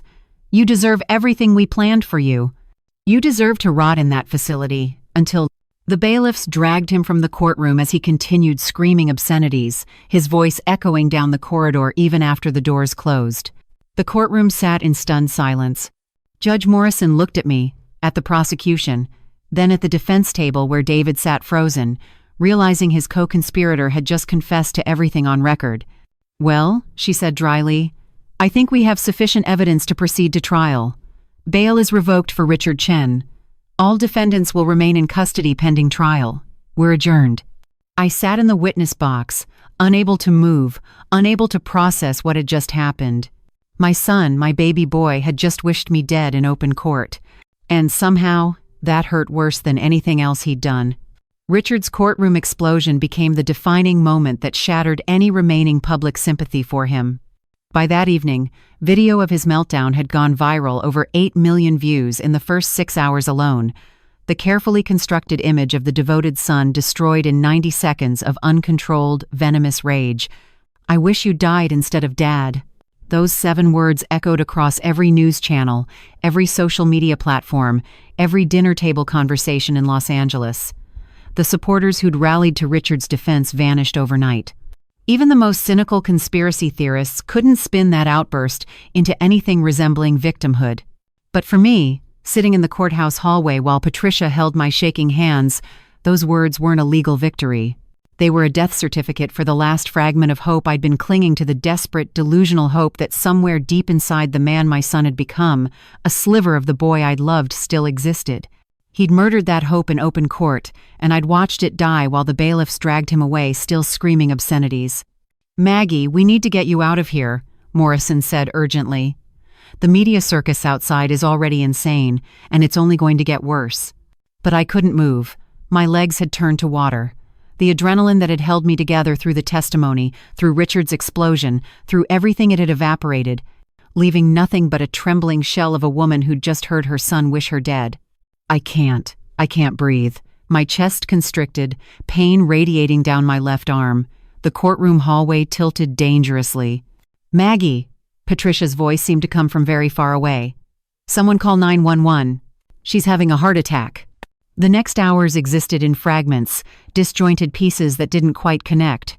Paramedics, an ambulance, Patricia's tear-streaked face hovering above me, machines beeping. A doctor's grave voice saying words like cardiac event and severe emotional trauma, and we almost lost her. When I finally swam back to consciousness, it was dark outside. The hospital room was quiet except for the steady beep of monitors and Patricia's soft snoring in the chair beside my bed. An IV drip fed medications into my arm. Electrodes connected me to machines tracking my damaged heart. My damaged heart. Richard's wish that I'd died instead of Robert was coming true after all, just slower and more agonizing than he'd probably hoped. My body was literally breaking under the weight of betrayal. I must have made a sound because Patricia jolted awake, her face transforming from exhausted worry to overwhelming relief. "Oh, thank God," she breathed, gripping my hand with both of hers. "Maggie, you scared me to death," the doctors said. Her voice broke. "They said if I hadn't noticed you collapsing when I did, if the paramedics had arrived even 5 minutes later—" "How long have I been here?" 18 hours. They sedated you after you had another panic attack in the ER. Your blood pressure was 195/130. Your heart rhythm was all over the place. Maggie, you almost had a stroke." "You almost." She couldn't finish the sentence, just pressed my hand to her cheek as tears streamed down her face. The irony wasn't lost on me. Richard had screamed his wish for my death, and my own body had nearly granted it. The betrayal had poisoned me so thoroughly that it was killing me from the inside out. "Maybe that would be easier," I whispered. Patricia's head snapped up, her grief instantly transforming into fierce anger. Don't you dare say that, Maggie Chen. Don't you dare let them win like this. Robert didn't warn you, didn't believe in your strength, didn't leave you that letter so you could give up now and hand Richard a posthumous victory. I'm so tired, Patricia. The confession came out as barely a whisper. I'm so tired of fighting, so tired of hurting. So tired of waking up every morning knowing my son hates me enough to want me dead. Then rest. Heal. But don't you dare give up. Patricia's voice turned steely. Because in 3 weeks, Richard goes on trial. And you're going to be there, alive and strong, to watch him face justice for what he did. You're going to survive this, and you're going to live long enough to see him pay for every ounce of pain he caused you. The vehemence in her voice stirred something in me, not quite hope, but perhaps its distant cousin, stubbornness. I'd survived this long. Survived Robert's death. Survived the discovery of my family's conspiracy. Survived their attempts to destroy me. I could survive a little longer. Just long enough to see this through to the end. I spent 5 days in Huntington Hospital's cardiac unit, my broken heart monitored by machines that translated betrayal into data points and graph lines. The doctors were cautiously optimistic. The cardiac event hadn't caused permanent damage to my heart muscle, though the stress-induced blood pressure spikes had brought me dangerously close to a stroke. Mrs. Chen, my cardiologist said with the blunt honesty I'd come to appreciate, your heart is physically healthy. But emotional trauma is causing physiological symptoms that could kill you just as surely as any disease. You need more than medication. You need therapy, stress management, and honestly, you need this legal nightmare to end. Your body can't sustain this level of trauma indefinitely. But the legal nightmare was far from over. Morrison visited daily with updates that should have felt like progress but mostly just exhausted me further. Richard's outburst is being called the most damaging courtroom meltdown in California legal history, he reported on day 3. Every legal analyst says it's essentially convicted him before his trial even starts. His attorneys are scrambling. They've filed motions for mistrial, for change of venue, for psychiatric evaluation claiming temporary insanity. None of it's going to work, but they're trying everything. What about David? Morrison's expression darkened. David's playing a different strategy. His defense team filed a motion yesterday claiming he was coerced by Vanessa, that she seduced him, got pregnant deliberately to entrap him, then blackmailed him into the fraud scheme by threatening to reveal the affair. The audacity was breathtaking. David, who'd forged my signature while Robert lay dying, who'd stolen $250,000, who'd threatened to make my death look like an accident, he was now positioning himself as the victim of a manipulative younger woman. Will anyone believe that? Some will, Morrison admitted. David's attorneys are very good. They're painting Vanessa as a femme fatale who orchestrated everything while David was just a weak man who made bad decisions. It's misogynistic garbage, but juries sometimes buy it. On day 4, Walsh visited with news that made my blood pressure spike, despite the medications. There's been a development with Vanessa, he said carefully, the way you'd tell someone their house had burned down. She gave birth 3 days ago, a girl, 6 pounds 12 ounces, healthy. The baby, David's baby. What was she to me? Technically my grandchild, biologically my brother-in-law's daughter, legally my son's child, though he wasn't the father. The family tree had become a tangle of betrayals so complex it defied categorization. What's the baby's name? Vanessa named her Hope. Hope. The word felt like a slap. What hope could possibly exist in a child born from conspiracy and adultery, whose father was going to prison, whose mother was a conspirator, whose legal father wasn't her biological father and was currently in psychiatric custody for attempting to escape? Vanessa's mother has taken temporary custody, Walsh continued. After Vanessa completes her probation, she'll regain full custody. The baby will never know who her real father is unless Vanessa tells her. Another innocent victim of this family's implosion. I should have felt something: sympathy, concern, connection, but my emotional reservoir was empty. I had nothing left to give, not even to a baby who shared my blood. That child is not your responsibility, Patricia said fiercely after Walsh left. I can see you trying to figure out how to care about her, how to factor her into your healing. Don't. That baby has a grandmother and a mother. You need to focus on your own survival. But I couldn't stop thinking about Hope, couldn't stop wondering if she'd grow up to be like her father, charming and destructive, or like her mother, beautiful and mercenary. Or maybe she'd be like Richard, loving only what she could take.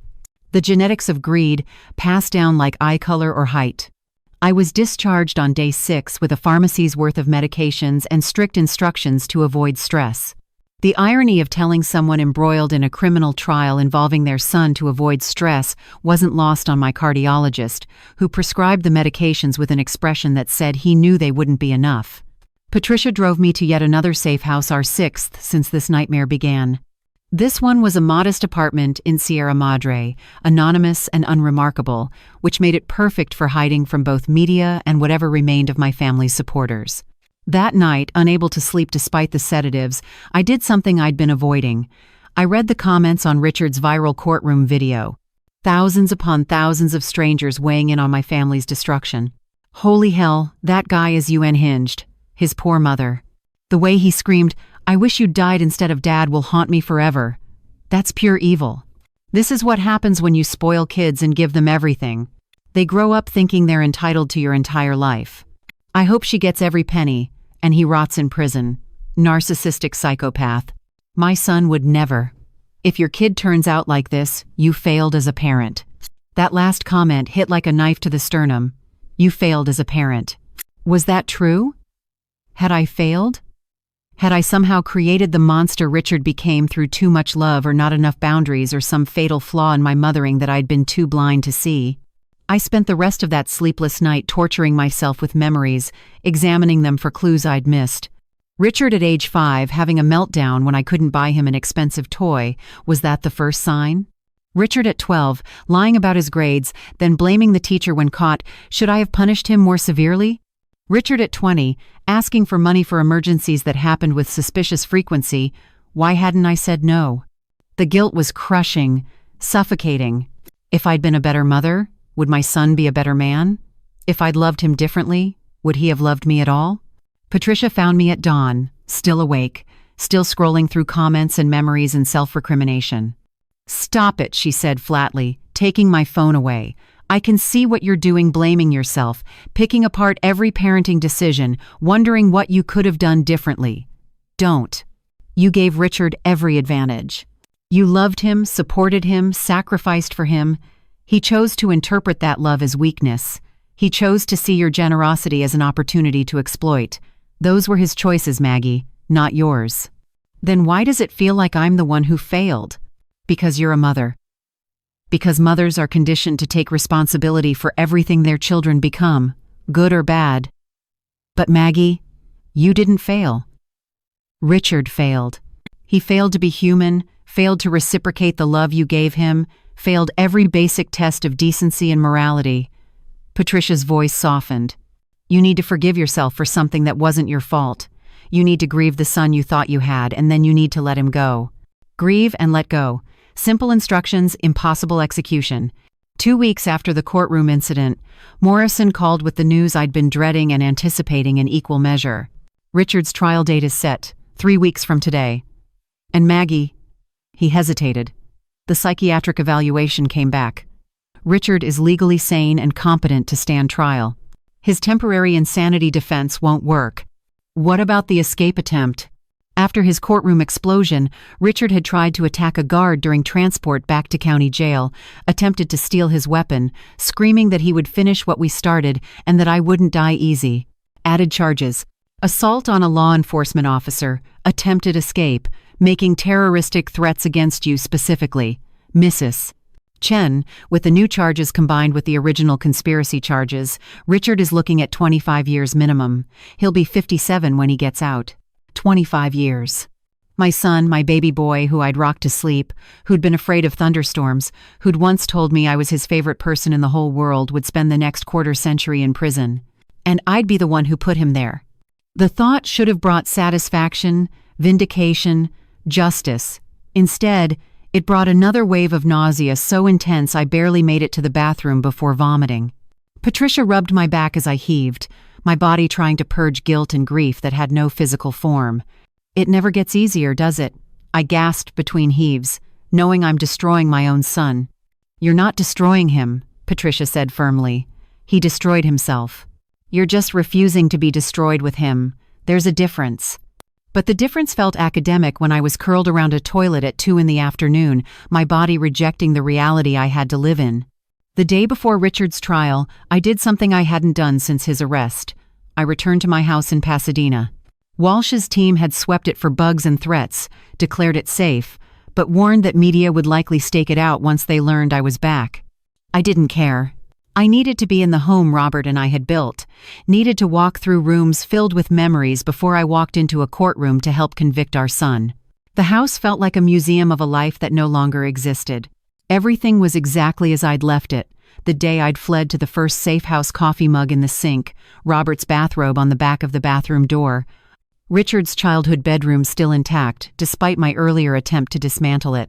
I walked through each room like a ghost, haunting my own life, touching surfaces, remembering. Here was the wall where we'd marked Richard's height every birthday. Here was the kitchen where we'd had pancake breakfasts every Sunday. Here was the living room where we'd opened Christmas presents and celebrated every milestone. All of it tainted now, every memory contaminated by the knowledge of what Richard had become, what he'd always been beneath the mask of the loving son. In Robert's study, I found the photo albums I'd been avoiding 43 years of marriage, documented in thousands of pictures. I opened one at random and found photos from Richard's 5th birthday party. He was wearing a Batman costume, his face smeared with chocolate cake, grinning up at the camera with pure, uncomplicated joy. That child had been real. That moment of happiness had existed, which made it worse somehow, knowing that the capacity for genuine joy had been there, but somewhere along the way it had curdled into entitlement and greed. I cried then, really cried, for the first time since Richard's arrest. Not the panic attack sobs or stress-induced tears, but deep, wrenching grief for the child in the photo who'd grown into a monster. Grief for the mother I'd been, who'd believed love was enough. Grief for the family we'd never actually been, though I'd believed in it with my whole heart. The doorbell rang. Through the window, I saw Walsh's car. Time to leave, to return to hiding, to prepare for tomorrow's trial. But before I left, I took the photo of 5-year-old Richard in his Batman costume, not as a keepsake, but as evidence, proof that I hadn't imagined the boy I'd loved. He had existed once before greed consumed him. And tomorrow, I'd watch what remained of him face justice for trying to consume me too. Richard's trial began on a gray Wednesday morning that matched my mood overcast, heavy with the threat of storms that hadn't yet broken but felt inevitable. I dressed in the same navy suit I'd worn to Robert's funeral, because today felt like another funeral, another burial of someone I'd loved who was already dead in every way that mattered. Patricia helped me with my makeup, covering the dark circles no amount of sleep could erase, the hollows that had appeared in my cheeks from the 28 pounds I'd lost since this nightmare began. I looked like a wraith, a ghost haunting my own life. "You can do this," Patricia said, squeezing my shoulders as we stood in front of the mirror. But her reflection showed the lie she didn't believe it any more than I did. She was terrified I'd collapse again, that my damaged heart would give out under the stress of watching my son's trial. "I have to do this," I corrected quietly. "Whether I can or not is irrelevant." The courthouse was surrounded by an even larger media circus than David's trial had drawn. Richard's courtroom explosion had made him infamous. The entitled son who wished his mother dead on camera had captured the public's morbid fascination in a way financial fraud never could. As Walsh's security team escorted me through the crowds, reporters shoved microphones and shouted questions that felt like physical assaults. "Mrs. Chen, do you have any message for your son? Maggie, do you feel guilty for pressing charges? Is it true you're writing a book about this? Have you forgiven Richard?" That last question made me stumble. Forgiveness. The word felt like a foreign language, something I'd once spoken fluently but could no longer remember how to pronounce. Inside the courtroom, I took my seat behind the prosecution table, same as David's trial, but everything felt different this time. David had been Robert's brother, painful, yes, but not the shattering devastation of facing my own child. Then they brought Richard in. He'd lost weight too, his face gaunt and pale from weeks in psychiatric custody. The orange jumpsuit hung loose on his frame. But it was his eyes that destroyed me when they met mine across the courtroom. They held nothing but cold, calculated hatred. Not the explosive rage from the preliminary hearing, but something worse, contempt. He looked at me the way you'd look at an insect you were about to crush. My heart, my literal, damaged heart, stuttered in my chest. The pain was so sudden and sharp I gasped, gripping Patricia's hand with enough force to bruise. "Maggie?" Patricia whispered urgently. "Do you need a doctor? Should we?" "No." I forced the word out through gritted teeth. "I'm staying. I'm watching every minute of this." Because I owed that much to Robert. To myself. To the 43 years we'd poured into raising a son who'd grown into something monstrous. Judge Andrea Morrison, the same judge who'd presided over the preliminary hearing, called the court to order. Her expression when she looked at Richard was severe, unforgiving. She'd witnessed his explosion, heard him wish me dead, seen the mask slip completely. She knew exactly who was sitting in her courtroom. "Mr. Chen," she said, her voice cutting through the tension like a blade, "I want to be absolutely clear before we begin. Any outburst, any disruption, any behavior remotely similar to your performance at the preliminary hearing, and you will be removed from this courtroom and tried in absentia. Do you understand?" Richard's jaw clenched. "Yes, Your Honor." His voice, hearing his voice after weeks of silence, made my stomach churn with nausea. It was the same voice that had called me Mom for 32 years, the same voice that had whispered "I love you" at bedtime, the same voice that had given me Mother's Day speeches about how lucky he was to have me. All of it lies, every word, every moment, every expression of love performance art designed to keep the money flowing. The prosecution's opening statement was delivered by Castellano with devastating precision. She outlined the conspiracy in chronological detail, from David's initial approach to Richard about helping me manage my grief, to the forged documents, to the plan for conservatorship, to the Whispering Pines facility where they'd intended to imprison me. But it was her closing paragraph that made the entire courtroom go silent. Richard Chen didn't just conspire to steal from his mother. He didn't just plan to have her declared incompetent and locked away. When his uncle suggested that Margaret Chen's death would be convenient, would solve all their problems, would free up the inheritance they believed was rightfully theirs, Richard Chen's response was, and I quote, "If it came to that, I could live with it." Ladies and gentlemen of the jury, Richard Chen gave permission for his mother's murder with the casual indifference of someone approving a business expense. The gallery erupted in gasps and murmurs. I watched Richard's face carefully. Was there any flicker of remorse? Any hint that he understood the enormity of what he'd done? Nothing. His expression remained cold, detached, almost bored. Richard's defense attorney, Thornton, stood for his opening statement with the impossible task of making his client sympathetic. He tried valiantly, spinning a narrative of a grief-stricken son who'd been manipulated by his older, more sophisticated uncle and his scheming wife. "Richard Chen is a victim," Thornton declared with impressive conviction. "A victim of David Chen's gambling debts and desperation. A victim of Vanessa Chen's manipulative affair and pregnancy entrapment. And most tragically, a victim of his own grief over his father's death, grief that clouded his judgment and led him to make terrible decisions he now deeply regrets." I almost laughed at the audacity. Richard as victim. Richard as the one who deserved sympathy, compassion, understanding. Not me, the mother he'd tried to institutionalize. Not Robert, whose death had been weaponized. Richard, the poor manipulated son. The first witness was Maria from the Pasadena Wellness Center. She testified about David's systematic destruction of the business, the fired employees, the changed vendor contracts, the deliberate sabotage. And Richard Chen? Castellano asked. Did he ever express concern about these changes? Ever try to protect his mother's business? Maria's voice was quiet but firm. No. In fact, Richard came to the center once with his uncle David and once alone. The second time, he told me that his mother was losing her grip and that the family would be restructuring soon. He said I should cooperate if I wanted to keep my job after the transition. After the transition? Castellano repeated. Did you understand what that meant? I understood he was planning to take over his mother's company and threatening me if I didn't help. Richard's face remained impassive, but I saw his attorney scribble furious notes. The evidence of premeditation kept mounting. This wasn't spontaneous poor judgment, it was calculated conspiracy. Tom, the physical therapist, testified next about the vandalism at the center, the destroyed photos, the death threat written across my picture. The police found Richard Chen's fingerprints on the spray paint cans and on the frames that had been smashed in Mrs. Chen's office. The fingerprint evidence was damning. Richard hadn't just planned my destruction, he'd personally executed the vandalism, had physically destroyed every memory of the family we'd been. But the most devastating testimony came on day 2, from someone I hadn't expected, Richard's college roommate, Jason Martinez.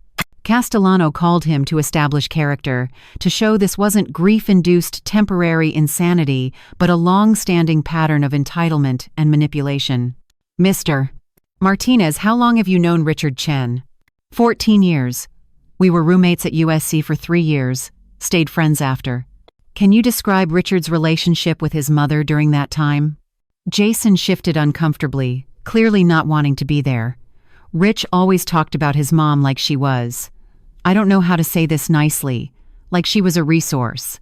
When he needed money, he'd say time to call the bank, and that was his mom. When she'd call just to talk, he'd mute the phone and complain about how clingy she was. The words felt like physical blows. Time to call the bank. That's what I'd been to my son for over a decade, not a mother, but an ATM with feelings he had to occasionally accommodate. Did Richard ever express genuine affection for his mother? Object Thornton started, but Judge Morrison cut him off. Overruled. The witness may answer. Jason looked miserable. No. I'm sorry, Mrs. Chen. But no. He'd laugh about how easy you were to manipulate. He'd tell me about emergencies he'd invented to get money from you. Once senior year, he told me he'd figured out exactly how to keep you giving him money forever. Just call once a week, say, I love you, and you'd never question anything he asked for. The courtroom spun. I gripped Patricia's hand so hard I thought bones might break hers or mine. I couldn't tell. 14 years. For at least 14 years, my son had been consciously, deliberately manipulating me, pretending to love me as a strategy to extract money. How far back did it go? To high school? Middle school? Had there ever been a moment of genuine love, or had I been fooled from the very beginning? The panic attack hit like a freight train. I couldn't breathe, couldn't see, the courtroom dissolving into black spots and tunnel vision. Patricia was calling my name, Morrison was requesting a recess, but I couldn't respond, couldn't do anything except feel my damaged heart racing toward another cardiac event. Get a doctor, someone shouted. She's going into shock. The last thing I saw before darkness claimed me was Richard's face, and I swear to God he was smiling. I woke in the courthouse medical room, hooked to monitors, a worried-looking paramedic checking my vitals. Patricia stood beside me, her face streaked with tears. How long? My voice came out as a croak. 20 minutes. They're still in recess.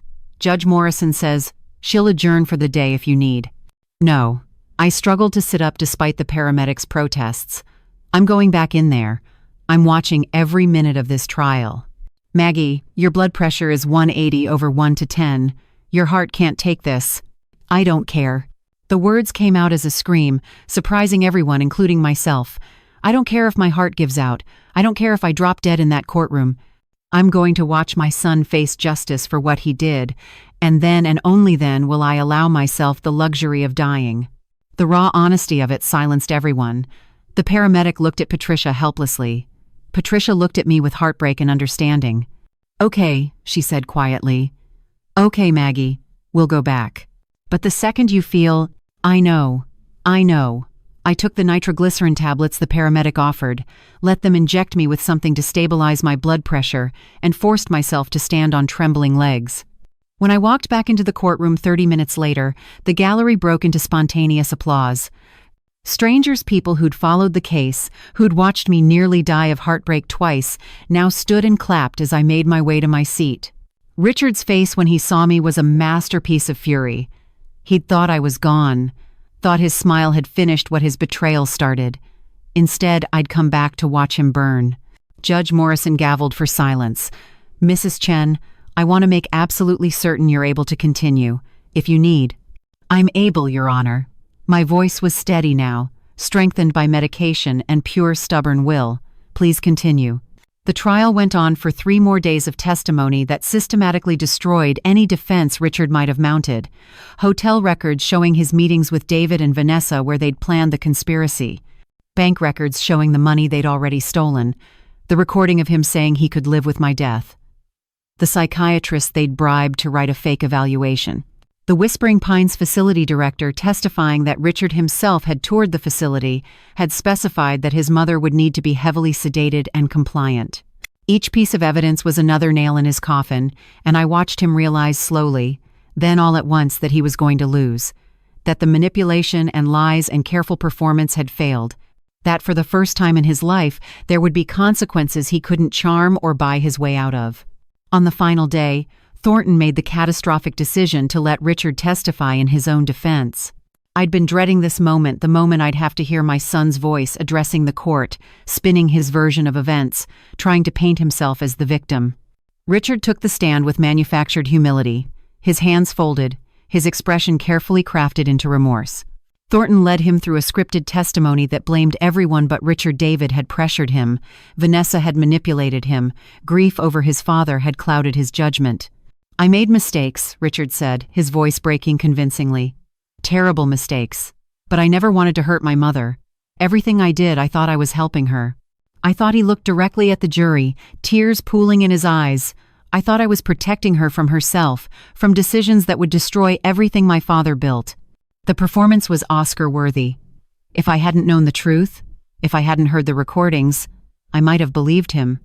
Several jurors looked moved. But then came Castellano's cross-examination, and she destroyed him. "Mr. Chen, you claim you were trying to protect your mother?" "Yes. Is that why you said, and I quote, 'If it came to that, I could live with it,' when your uncle suggested your mother's death would be convenient?" Richard's mask flickered. "That's taken out of context. What context makes giving permission for your mother's murder acceptable? I didn't give permission. You said you could live with it. Correct or incorrect?" I was overwhelmed. I wasn't thinking clearly. "Yes or no, Mr. Chen? Did you say those words?" A long, damning pause. "Yes. And is it true you toured the Whispering Pines facility where you planned to imprison your mother?" "It wasn't imprisonment. It was care." "Did you specify to the facility director that your mother would need to be kept sedated? For her own safety. Did you, or did you not say those words?" Richard's composure cracked completely. "She deserved it," he shouted. "She was weak and pathetic and clinging, and yes, we were going to put her somewhere she couldn't interfere. Someone had to protect Dad's legacy from her incompetence." The courtroom erupted.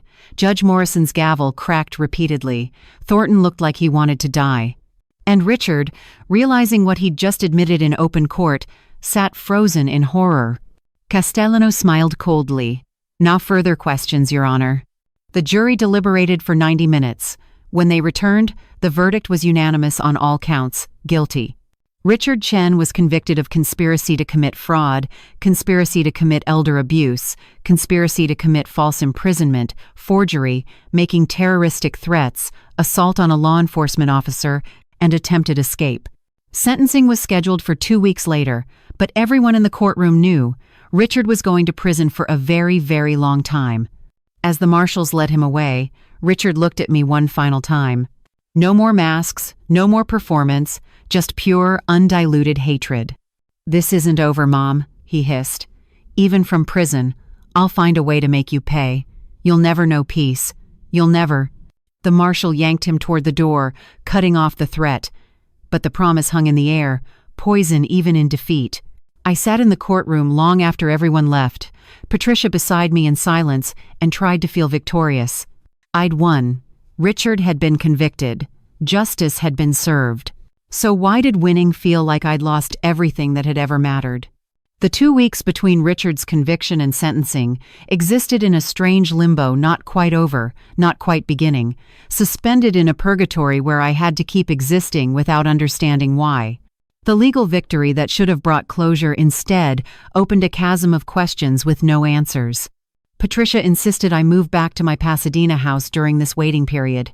"You can't keep living in safe houses forever," she argued. "The immediate danger is over. Richard and David are in custody. It's time to reclaim your life." But the house didn't feel like mine anymore. Every room whispered accusations. The kitchen where I'd made Richard breakfast for 18 years now felt contaminated by the knowledge that he'd seen those meals as transactions, not love. The living room where we'd celebrated birthdays and Christmases was a stage where I'd been the only one unaware we were performing a play. I'd won the legal battle but lost the war for my own memories. They'd stolen my past along with attempting to steal my future. 3 days after the verdict, Morrison called with news that felt like salt in wounds I'd thought couldn't get deeper. "The media has obtained Richard's college journals," he said, his voice heavy with reluctance. His roommate Jason turned them over to a journalist. "Maggie, I need to warn you they're planning to publish excerpts, and they're bad." "How bad?" "Bad enough that I think you should read them with me here, not alone." He arrived within an hour, Patricia with him, both wearing expressions of people about to deliver terminal diagnoses. Morrison opened his laptop, pulled up the article from the Los Angeles Times, and I began reading Richard's own words about me. Entry from October 2013, Richard, age 21, called Mom today for my weekly "I love you" maintenance call. She ate it up as always, cried about how much she misses me. It's almost too easy. I could literally ask for anything right now and she'd send it. It's like having a human credit card that comes with emotional interest payments, but the interest is just pretending to care about her boring stories. The words hit like a physical assault. October 2013, I remembered that call. I'd been so happy to hear from him, had cried because I'd missed him so much during his first semester at USC. I'd thought those were tears of mutual love. He'd seen them as proof of successful manipulation. Entry from May 2015, Richard, age 23. Mom's birthday today. Had to endure an hour-long dinner listening to her reminisce about Dad and get weepy. God, she's so pathetic when she gets emotional. But I played the devoted son, told her she was the best mom ever, and she literally slipped me $2,000 for expenses, without me even asking. The investment in time is totally worth the return. May 2015, his junior year, I'd taken him to his favorite restaurant, had gotten emotional thinking about how proud Robert would have been to see him thriving at college. I'd given him money because I'd wanted to help with his expenses, had been proud to be able to support my son's education. And he'd been calculating the return on investment of pretending to love me. Patricia had to catch me as my legs gave out. I collapsed onto my sofa, the same sofa where Richard had sat countless times, accepting my love while despising me, and sobbed so violently I couldn't breathe. "There's more," Morrison said quietly. "I need you to know what's going to be published, so you're prepared." But nothing could have prepared me for what came next. Entry from February 2020, Richard, age 28, 3 months after meeting Vanessa. Vanessa gets it. She sees Mom the same way I do, a resource to be managed. When I told her about the emotional maintenance strategy, she laughed and said we should write a book, How to Financially Drain Your Parents Without Them Realizing. She's already got Mom wrapped around her finger, doing the whole "you're like a second mother to me" routine. Between the two of us, we can probably milk another 100,000 at least before Mom finally dies, or we have to accelerate the timeline. Accelerate the timeline. The phrase was clinical, cold, the language of business strategy applied to a mother's elimination. Entry from January 2025, Richard, age 32, 1 month before Robert's death. Dad's not going to make it much longer. Hospice says days, maybe a week. Part of me is sad. Dad was actually decent, never treated me like a ATM the way Mom does herself, but practically speaking, his death solves a lot of problems. Mom will inherit everything, which means we inherit everything eventually. Uncle David and I have been discussing options. The business is worth at least $10 million. If we can get Mom declared incompetent while she's still grieving, before she stabilizes, we can take control of everything. Vanessa's on board. She wants a bigger house, wants to quit her fake influencer job, and just live off Mom's money. The timing is perfect. The timing is perfect. My husband was dying, and my son saw it as a business opportunity. Robert's death wasn't a tragedy to Richard. It was the opening salvo in a strategic plan to steal my life. I ran to the bathroom and vomited until there was nothing left, my body trying to expel poison that couldn't be purged because it was written in my son's own handwriting, preserved forever in journals that documented my humiliation. When I emerged, shaking and hollow, Patricia handed me water, and Morrison showed me the article that would run the next day. The headline read, "Richard Chen's journals reveal years of calculated manipulation. My mother was a human ATM." The article detailed everything. Every manipulative strategy Richard had documented. Every contemptuous assessment of my character. Every calculation of how much money he could extract. Every plan for my eventual disposal. By tomorrow morning, the entire world would read my son's 14-year chronicle of using and despising me. Can we stop publication? My voice sounded dead even to my own ears. No, it's newsworthy given the criminal trial. First Amendment protections apply. Morrison's voice was gentle but firm. Maggie, I know this is devastating. but in a way, it helps your case. It establishes a pattern of premeditated manipulation going back over a decade. It shows this wasn't grief-induced poor judgment, it was who Richard has always been. Who Richard has always been, not who he became, who he was. Since at least age 21, possibly earlier, my son had seen me as nothing more than a source of funds to be exploited until I was no longer useful. Every "I love you" had been a transaction. Every hug had been an investment. Every moment I'd thought we were building a relationship, he'd been calculating returns. "I need to be alone," I whispered. Patricia started to protest, but Morrison stopped her. "Give her space." "But Maggie, I'm leaving Walsh's number by your phone. If you even think about doing something to yourself, you call him immediately. Do you hear me?" I nodded without really listening. They left reluctantly, Patricia looking back 3 times before finally closing the door. Alone in my house, this museum of lies, I walked through each room and saw my life through Richard's eyes as documented in those journals. The kitchen where I'd cooked his favorite meals. Mom's trying to guilt-trip me with comfort food again. It's so transparent. The photos lining the hallway of our family. A shrine to a fiction. None of these smiles are real. At least mine aren't. His bedroom, which I'd kept as a sanctuary, she can't let go. It's pathological, but it makes her easier to manipulate. Every memory, every cherished moment, every sacrifice I'd made, all of it reduced to contemptuous calculation in his journals. I ended up in Robert's study, surrounded by his books and papers and the lingering ghost of his presence. On his desk was the letter he'd left me, now worn from countless readings. "Don't let grief make you forget how strong you are." But Robert, I wasn't strong. I was destroyed. I was a woman who'd spent 32 years loving someone who'd been documenting her gullibility like a scientist studying a particularly stupid lab rat. My phone rang. Patricia. I didn't answer. It rang again. Morrison. Ignored. Walsh. Maria from the Wellness Center. Numbers I didn't recognize. I turned the phone off completely and sat in the darkness of Robert's study holding his letter and asked the universe a question that had no answer. How do you survive discovering that your entire relationship with your child was a lie? That every moment you'd treasured had been a performance? That the love you'd felt so deeply had been completely unrequited for over a decade? How do you keep living when the past has been retroactively destroyed? The article published at 6 a.m. the next morning. By 8 a.m., it had been shared over 1 million times. By noon, Richard's journals had become a cultural phenomenon. Think pieces about parental manipulation, discussions about narcissistic personality disorder, true crime podcasts analyzing every entry. My private humiliation became public entertainment. And the reactions were complicated. Some people expressed sympathy. That poor woman loved her son and he was documenting her exploitation. This is heartbreaking. But others were crueler.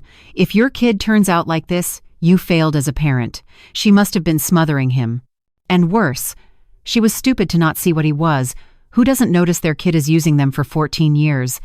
The victim blaming was perhaps the cruelest cut of all. Not only had Richard destroyed me, but strangers now blamed me for my own destruction. I'd failed by loving too much. I'd been stupid for trusting my child. I'd been blind for not seeing manipulation that he'd carefully hidden. Patricia found me 3 days after the article published, still in Robert's study, still wearing the same clothes, surrounded by printouts of Richard's journal entries that I'd been reading and rereading like some kind of masochistic punishment. Maggie, my God. She looked genuinely frightened by my appearance. I'd lost more weight, stopped showering, stopped eating. I was slowly disappearing, and I couldn't find a reason to stop the process. "Did you read this one?" I asked, my voice hoarse from disuse. I read aloud from a journal entry dated my 60th birthday. "Mom turned 60 today. She's officially old and useless. Had to sit through another dinner where she got weepy about getting older and not having grandchildren yet. I told her Vanessa and I were trying, and she literally started crying with joy. The woman is so desperate for meaning in her pathetic life that she'll believe anything. 60 more years of this? No thanks. Time to accelerate the exit strategy." "Exit strategy," I repeated. On my 60th birthday, my son was planning my elimination, and I was crying tears of joy thinking he might give me grandchildren. Patricia gently took the paper from my hands. "Stop reading these. You're torturing yourself. I need to know. I need to understand how blind I was, how completely I failed to see. You didn't fail. Patricia's voice rose to something close to a shout. Richard was performing a masterclass in manipulation. He was deliberately hiding his true feelings, deliberately playing a role. Maggie, con artists fool people for a living, trained professionals, skeptical people. You're not stupid for being deceived by someone who spent 14 years perfecting their performance. Then why does everyone say I should have known? Why do the comments say any good mother would have seen this? Because people are cruel and stupid and need to believe this couldn't happen to them, so they blame you instead of acknowledging that the people we love can hide monsters behind smiles. Patricia pulled me to my feet. But we're not letting them win. You're going to shower, eat something, and tomorrow we're going to Richard's sentencing hearing. You're going to look him in the eye and watch him get 25 years in prison. 25 years. Richard would be 57 when released, an old man who'd wasted his youth destroying his mother. I don't know if I can face him again. Yes, you can, because the alternative is letting him break you. And Robert didn't believe in you, didn't warn you, didn't trust you with that letter so you could break now. You're going to survive this, Maggie, even if it kills you. The contradiction in her words almost made me smile. Almost. The sentencing hearing was scheduled for Monday morning. I spent the weekend preparing like a soldier going to war, planning my outfit, practicing my victim impact statement, taking enough anti-anxiety medication to keep me functional but not catatonic. Morrison called Sunday evening with a warning that made my already precarious emotional state worse. Richard wants to address the court before sentencing. His attorney says he wants to apologize, to express remorse. Maggie, I don't believe it for a second. I think he's going to perform one last manipulation, try to reduce his sentence by playing the remorseful son. Can we stop him? No, he has a legal right to speak, but whatever he says, remember his journals prove he's incapable of genuine remorse. Anything that comes out of his mouth tomorrow is strategy, not truth.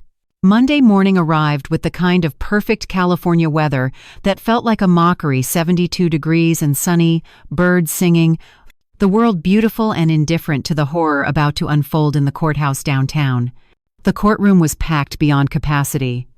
The Journal revelation had turned this from a local story into a national sensation. Media from across the country had descended on Pasadena. I had to enter through a side entrance with heavy security to avoid the mob. Inside, I took my seat behind the prosecution table for what I hoped was the final time. Patricia squeezed my hand. Morrison sat beside me with documents that outlined Richard's crimes and recommended sentencing. Then they brought Richard in. He'd lost even more weight, his orange jumpsuit hanging on his frame like a scarecrow's clothes. But it was his expression that stopped my heart, not hatred this time, not contempt. Something that almost looked like genuine distress. Was it possible? Had prison changed him? Had the conviction forced him to confront what he'd done? The hope, pathetic, desperate hope, bloomed in my chest against my will. Judge Morrison called the court to order and asked if anyone wished to present victim impact statements before sentencing. Morrison stood. The people call Maggie Chen. I walked to the witness stand on trembling legs, was sworn in and faced the courtroom. Faced Richard. Our eyes met, and for just a moment, I saw something that might have been my son, the real him, underneath the monster looking back at me with what I desperately wanted to believe was regret. I'd prepared a statement, had practiced it 100 times, but sitting there, looking at Richard, all the practiced words evaporated. I don't know what to say, I began, my voice shaking.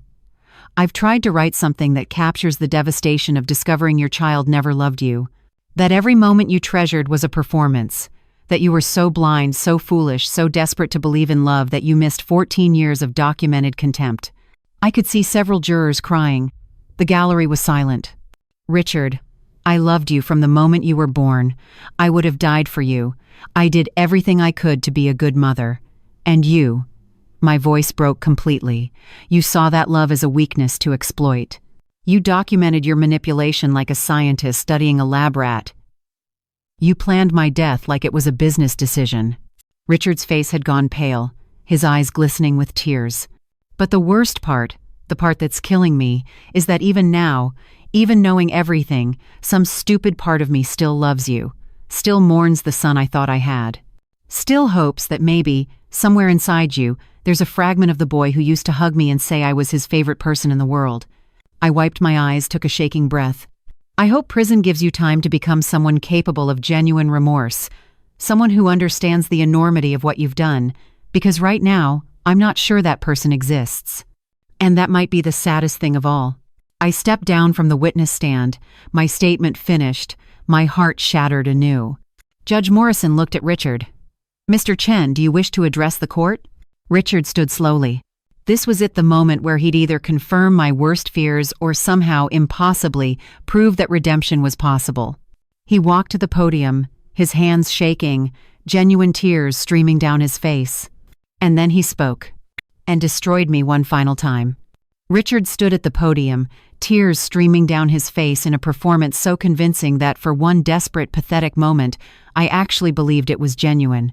His hands trembled on the wood surface. His voice broke when he began to speak. "Your Honor, members of the court, and Mom."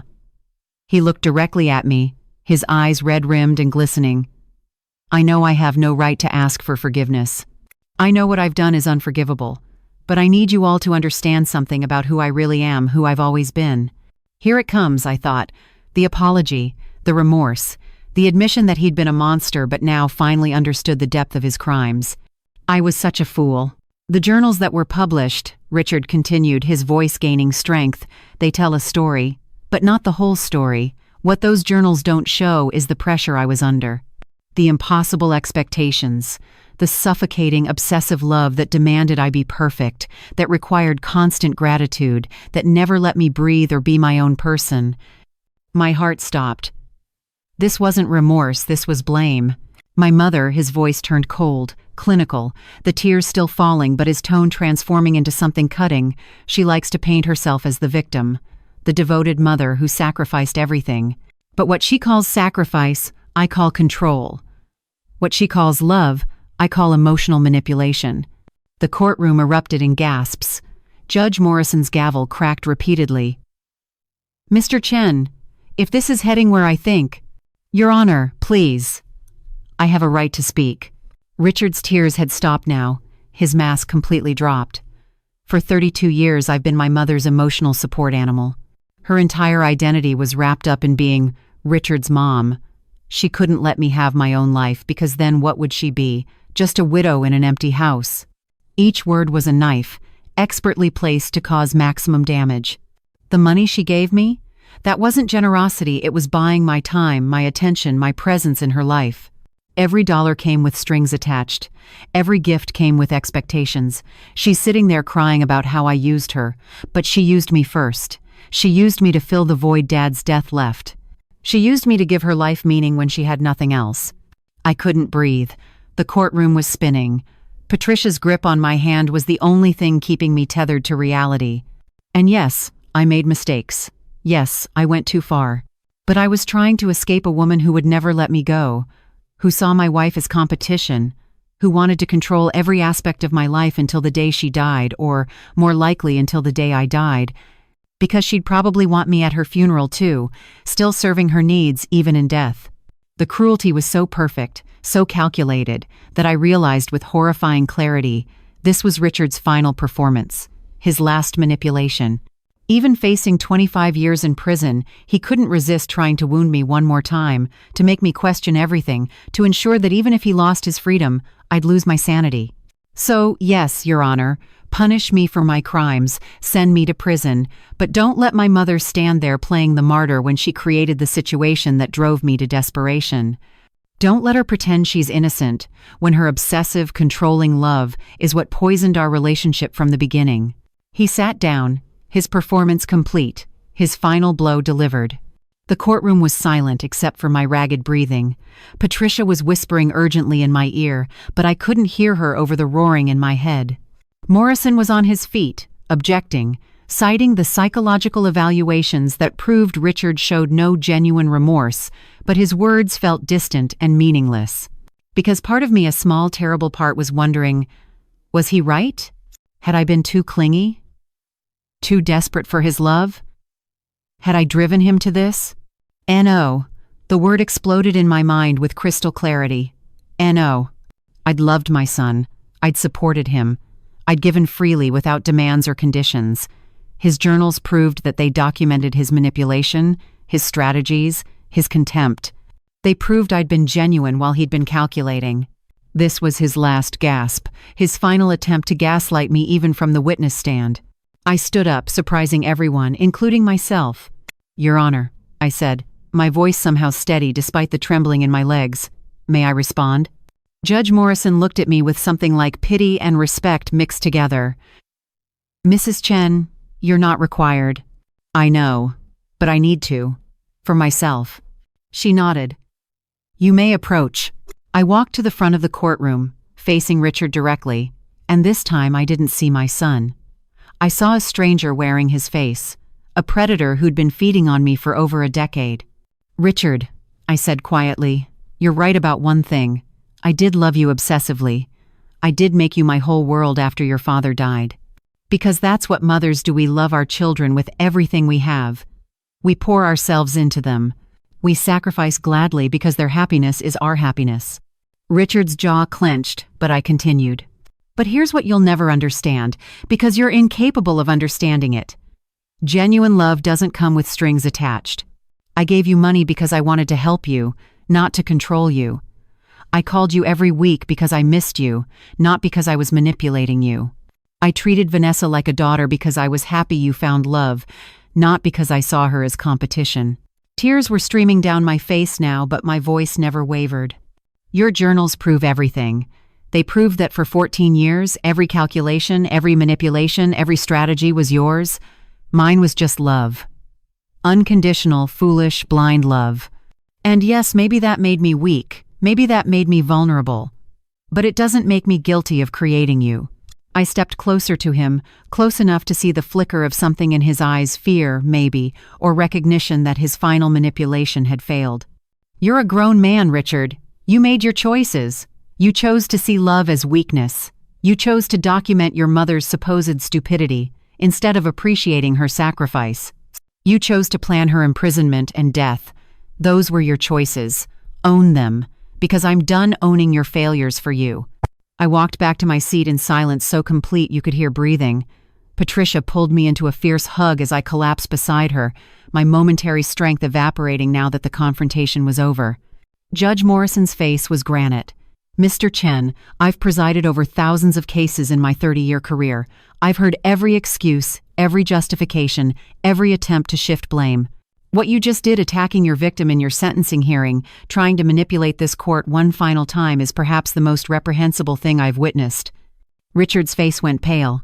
"You have shown zero remorse, zero understanding of the gravity of your crimes. Your journals prove premeditation going back over a decade.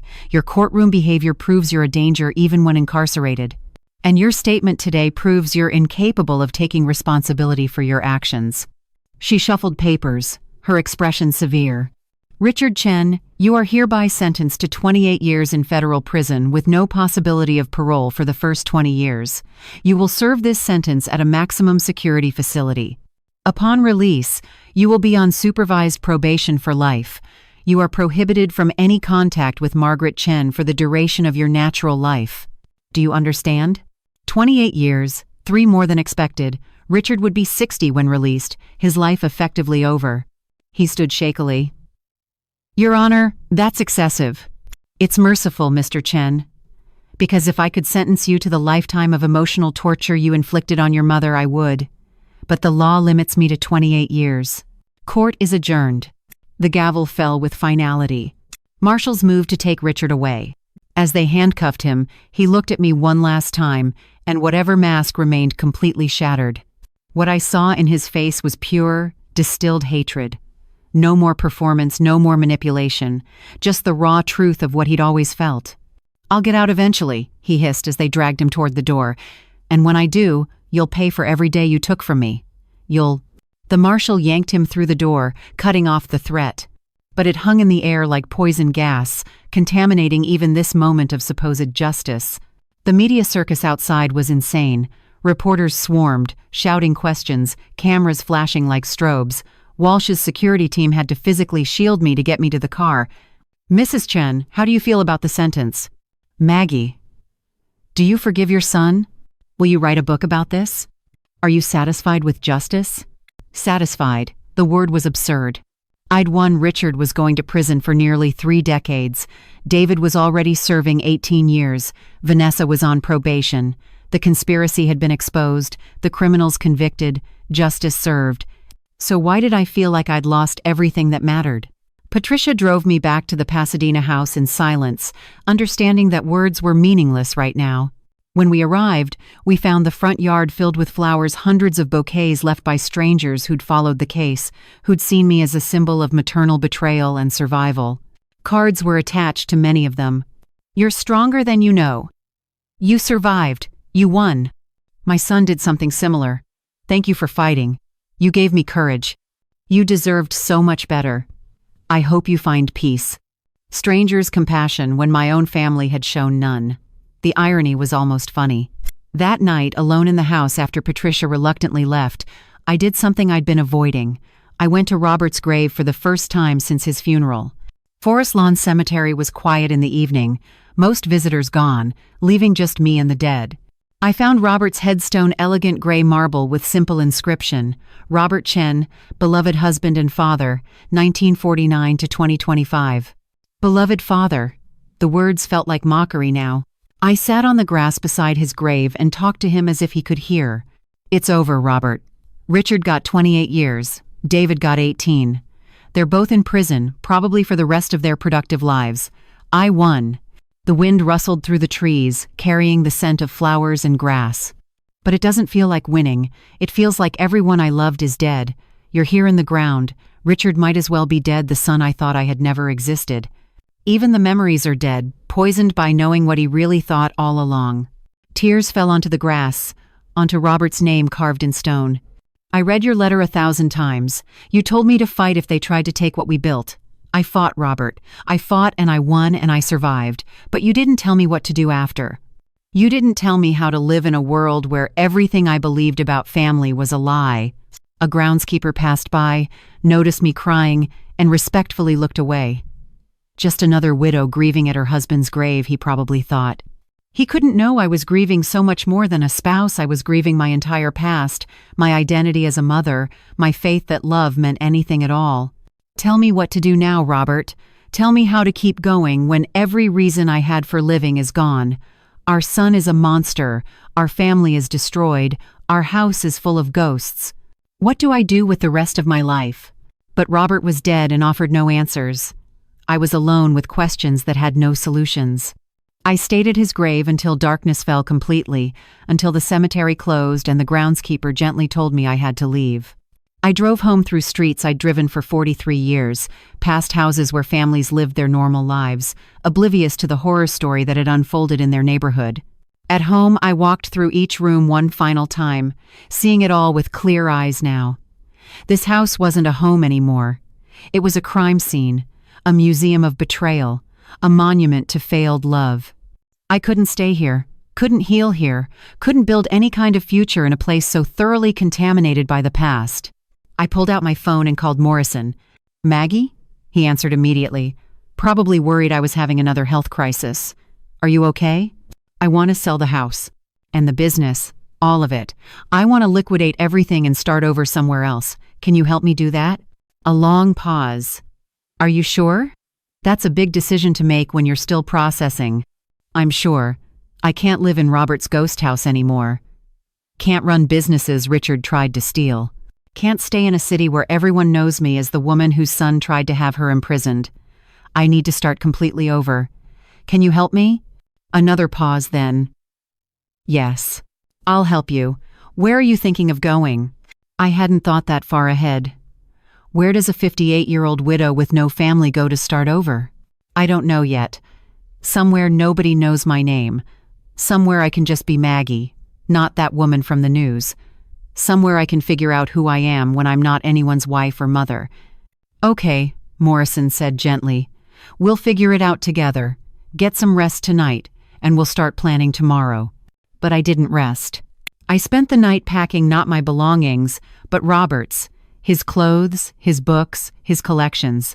Boxing up 43 years of a marriage that had been real, even if our son hadn't been. By dawn, I'd filled 30 boxes with Robert's life.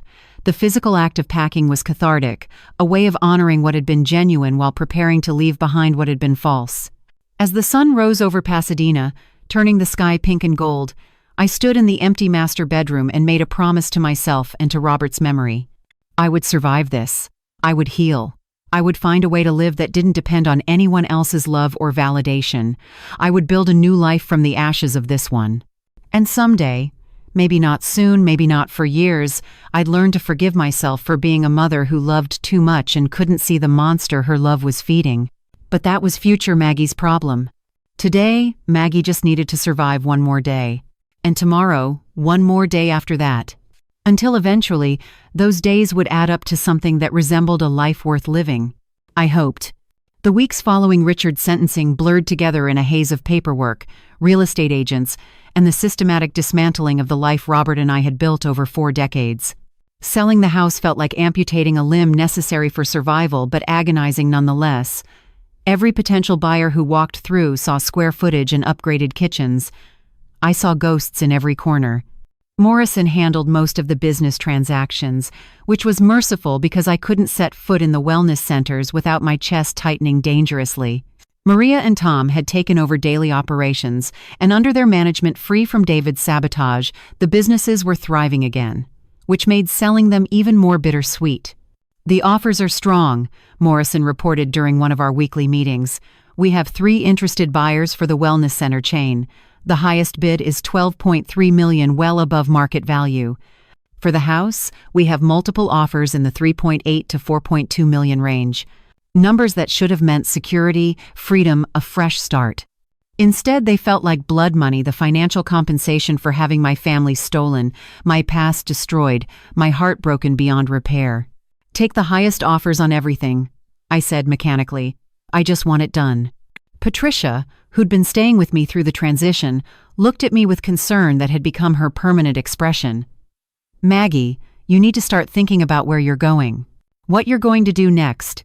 You can't just exist in limbo forever." But limbo was comfortable. Limbo didn't require decisions or hope or the terrifying prospect of building a new identity at 58 years old. Limbo was safe. The house sold first to a young family with 3 children who walked through talking excitedly about which bedroom would belong to which child. The wife paused in Richard's old room, now stripped bare of everything that had made it his, and said, "This will be perfect for our son. He's 7, loves dinosaurs. We'll paint it blue and—" I had to leave before she finished. Had to stumble outside and vomit in the bushes because some child who loved dinosaurs would sleep in the room where Richard had slept, would be loved by parents who probably deserved that love, would grow up to be hopefully something other than a monster. The wellness centers sold 3 weeks later to a national chain that promised to keep all the current staff and maintain Robert's original vision for holistic health and wellness.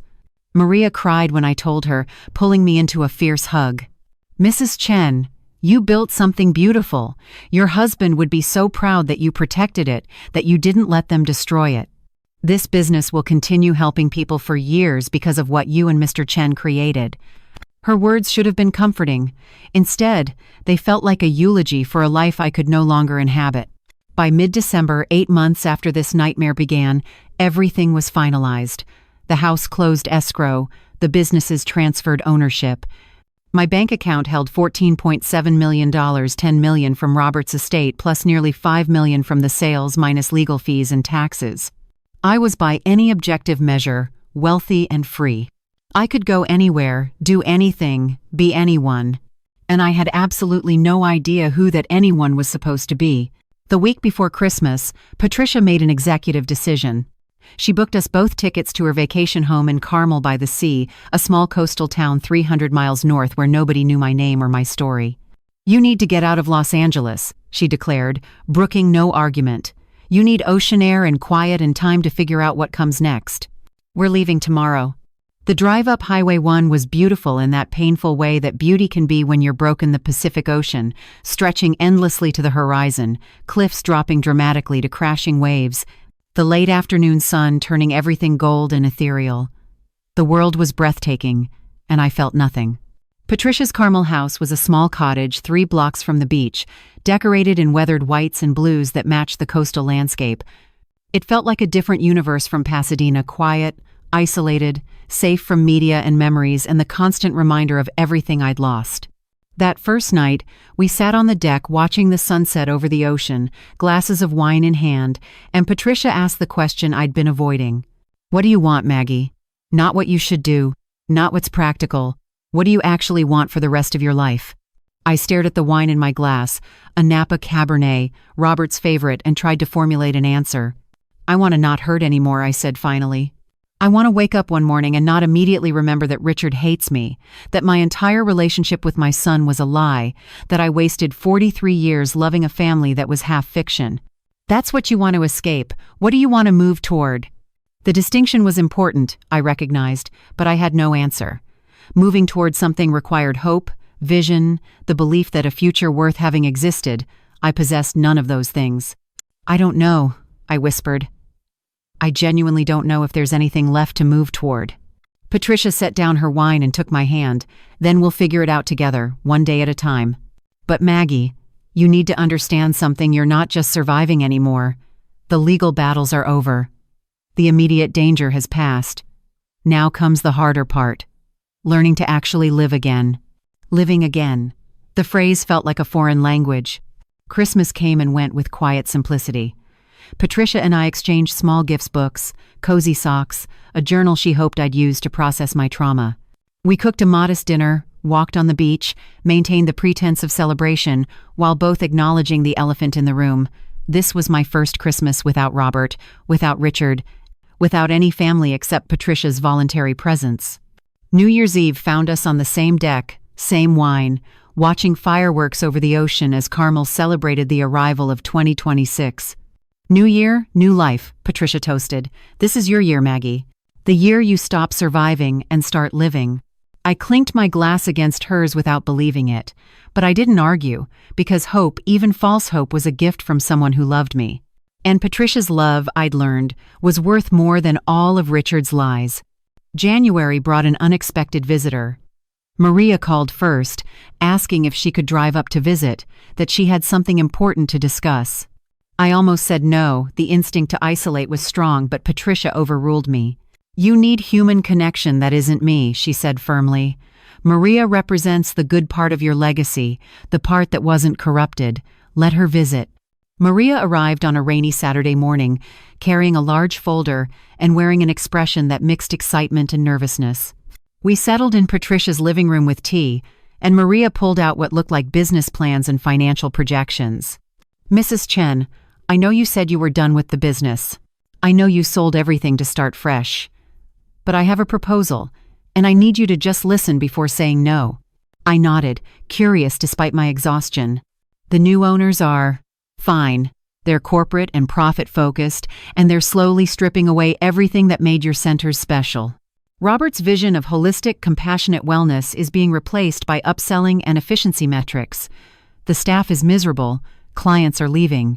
She pulled out client testimonials, staff complaints, financial data showing declining retention rates. "I want to start a new wellness center. Something small, just one location to start, but built on the principles you and Robert established. Genuine care, holistic healing, treating clients like humans instead of revenue streams." My chest tightened. "Maria, I can't go back to that world." "I'm not asking you to work there," she interrupted gently. "I'm asking you to be a silent partner, financial investment only. I'll run everything: operations, staffing, client relations. Your name wouldn't be on anything public. But Mrs. Chen, I can't do this without capital, and banks won't lend to someone without collateral. You have the means to make this happen." She pushed a detailed business plan across the table. I stared at it without reading, my mind churning. This would mean staying connected to the wellness industry, to Robert's legacy, to memories both beautiful and painful. It would mean risking my money on something that could fail. It would mean giving a piece of myself to a world that had been contaminated by David and Richard's greed. But it would also mean that something good could rise from the ashes, that Robert's vision wouldn't be completely lost, that maybe, just maybe, beauty could grow in scorched earth. "How much do you need?" I asked quietly. Maria's eyes widened with hope. "Initial investment? 500,000 for property lease, equipment, staffing for the first year. It's a lot, I know, but I'll give you 750,000, I said, surprising myself. 500 for what you outlined, plus 250 as operating cushion for unexpected expenses. But I have conditions. Anything. The center cannot be in Los Angeles. I can't risk running into anyone from my old life. Somewhere else in California, somewhere you'd be willing to relocate. Maria nodded eagerly. I've been looking at locations in Santa Barbara, actually. Beautiful area, wealthy client base, desperate need for quality wellness services. Second condition, Robert's name has to be in the center's name somehow, not mine, his. He deserves that recognition. The Chen Wellness Center? Or we could call it Robert's Vision? Or the Robert Chen Memorial Wellness Center, I said, my voice catching, in loving memory of a man who believed in healing. That's perfect, Maria breathed. Mrs. Chen, thank you. Thank you for believing in this, for helping me continue what you and Mr. Robert built. If you find this part truly thought-provoking, go ahead and hit like to show your support. Do you feel the same way as the character in this story? Share your thoughts in the comments, I'd love to hear from you. After Maria left, euphoric with plans and possibilities, Patricia found me on the deck staring at the ocean with tears streaming down my face. That was brave, she said softly, choosing to invest in the future instead of just hiding from the past. I don't know if it's brave or stupid, I admitted. Everything I build gets destroyed. Everything I love gets corrupted. Why would this be different? Because this time, you're not building out of obligation or blind love. You're building with clear eyes, with boundaries, with the wisdom that comes from surviving betrayal. That makes all the difference. I wanted to believe her, wanted to think that this investment in Maria's dream could somehow redeem the past, could transform my pain into something generative. But mostly, I was just tired. Tired of grief, tired of fear, tired of the constant battle between wanting to live and wanting to disappear. One day at a time, Patricia reminded me, her mantra for my recovery. You don't have to fix everything today, you just have to survive today. So that's what I did. I survived January, one day bleeding into the next. Survived February's cold rains. Survived March's budding hope as spring tried to convince the world that renewal was possible. And slowly, so slowly, I barely noticed something shifted. Not healing exactly, not happiness, but perhaps the very beginning of acceptance. Acceptance that Richard was gone, that the son I'd loved had never existed. Acceptance that my marriage to Robert had been real even if our family had been partially fiction. Acceptance that I'd been a good mother who'd been exploited by a bad son, and that those two truths could coexist. Acceptance that I would carry this scar forever, but scars were proof of survival, not failure. By April, Maria had secured a perfect location in Santa Barbara, a renovated Victorian house with ocean views, plenty of space for treatment rooms and classes, parking for clients. The Robert Chen Memorial Wellness Center would open in July, and Maria invited me to the opening. Just to see it, she said. No obligations to stay, no pressure to be involved, but I think you'd like to see what your investment created. I hadn't left Carmel in 4 months. The thought of returning to anything resembling my old life made anxiety spike dangerously. But I also felt a pull and need to see if beauty could actually grow from devastation, if Maria had succeeded where I'd failed. I'll think about it, I promised, which was more commitment than I'd made to anything in months. That night, I pulled out the journal Patricia had given me for Christmas, still blank, still waiting for words I hadn't been able to write. I opened to the first page and, after months of silence, wrote a single sentence. My name is Margaret Chen. I am 58 years old. My son tried to destroy me.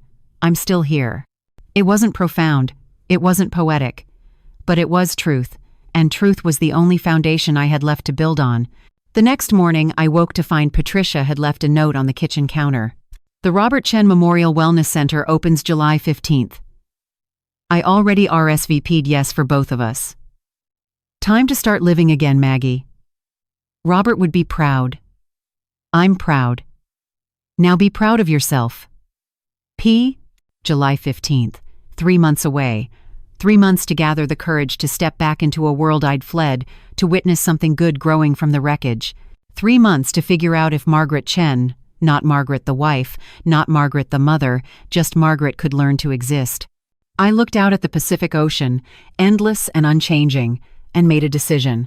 I would go to the opening. I would witness what Maria had built. I would take one small step back into life.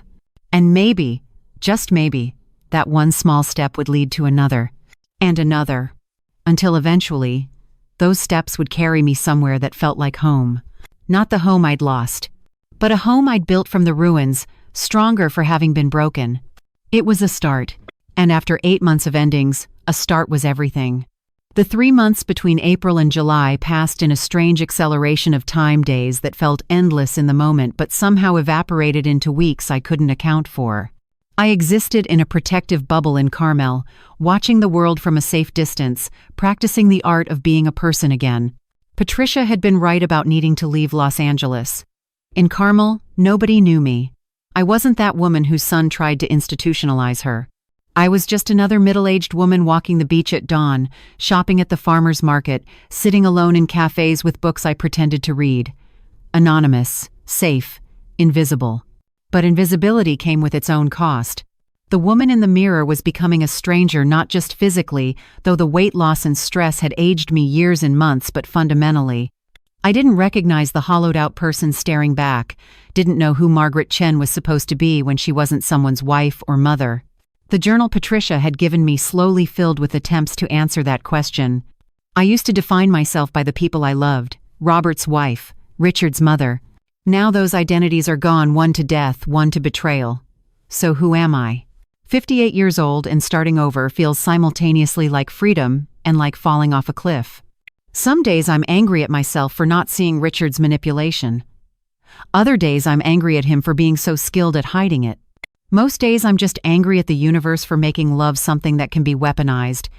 Writing helped, but it didn't heal. Nothing healed. I was beginning to suspect that healing was a myth people told trauma survivors to give them false hope. Maybe some wounds don't heal. Maybe you just learn to exist with them, the way you'd learn to walk with a limp after a bone sets wrong. In mid-June, 3 weeks before the wellness center opening, Morrison called with news that shattered my fragile equilibrium. "Maggie, I need to tell you something before you hear it elsewhere." Richard's attorneys filed an appeal. My heart, which had been behaving mostly normally with medication and therapy, stuttered dangerously. An appeal? On what grounds? They're claiming judicial bias, that Judge Morrison was prejudiced against Richard from the preliminary hearing onward. They're also claiming the journal evidence should have been excluded, that Richard's courtroom outbursts were evidence of diminished capacity due to mental illness, and Morrison's voice went flat with disgust, that you manipulated the prosecution through your performance of victimhood. The walls of Patricia's cottage pressed in. I couldn't breathe, couldn't think beyond the horror that this might not be over, that Richard might find a way to reduce his sentence or even... Can he win? My voice came out as barely a whisper. It's highly unlikely. Appeals courts rarely overturn jury verdicts, and his grounds are weak. But Maggie, the appeal process can take 18 to 24 months. This means Richard will be in the news again. The media will rehash everything. You'll have to relive the trial through endless legal analysis and commentary. 2 more years. 2 more years of being that woman whose son's betrayal was public entertainment. 2 more years of not being able to heal because the wound kept being reopened. I made it to the bathroom before vomiting. My body's now familiar response to Richard-related trauma. Patricia found me on the floor, curled around the toilet, shaking so hard my teeth chattered. "He filed an appeal," I gasped between heaves. "He's still fighting. He's never going to stop fighting. I'm never going to be free of him." Patricia held my hair back, saying nothing, because what was there to say? She couldn't promise Richard would go away, couldn't guarantee the appeal would fail. Couldn't wave a wand and make my son stop being the kind of person who'd rather spend years in legal battles than accept consequences for his crimes. That night, I took double my prescribed anxiety medication and still couldn't sleep. Lay awake staring at the ceiling, listening to the Pacific Ocean's eternal crashing, and tried to understand how Richard could still be hurting me from a maximum security prison cell. The answer was simple and devastating, because he'd been hurting me for 14 years while living in my house, eating at my table, accepting my love. Prison walls didn't change who he fundamentally was. They just limited his methods. July 15th arrived with the kind of perfect California weather that felt like mockery 78 degrees, cloudless sky, gentle ocean breeze. Patricia had picked out my outfit for the wellness center opening. A simple teal dress that matched my eyes, which Robert had always said were my best feature. Subtle makeup covering the worst of the damage stress had done to my face. Pearl earrings, not the ones Richard had given me for my 50th birthday, those had been thrown in the trash, but ones Patricia had gifted me last month as a rebirth present. "You look beautiful," Patricia said, though we both knew she was lying. I looked like a survivor, which wasn't the same thing as beautiful. But I also looked present, alive, functional, which after the past 10 months was its own kind of victory.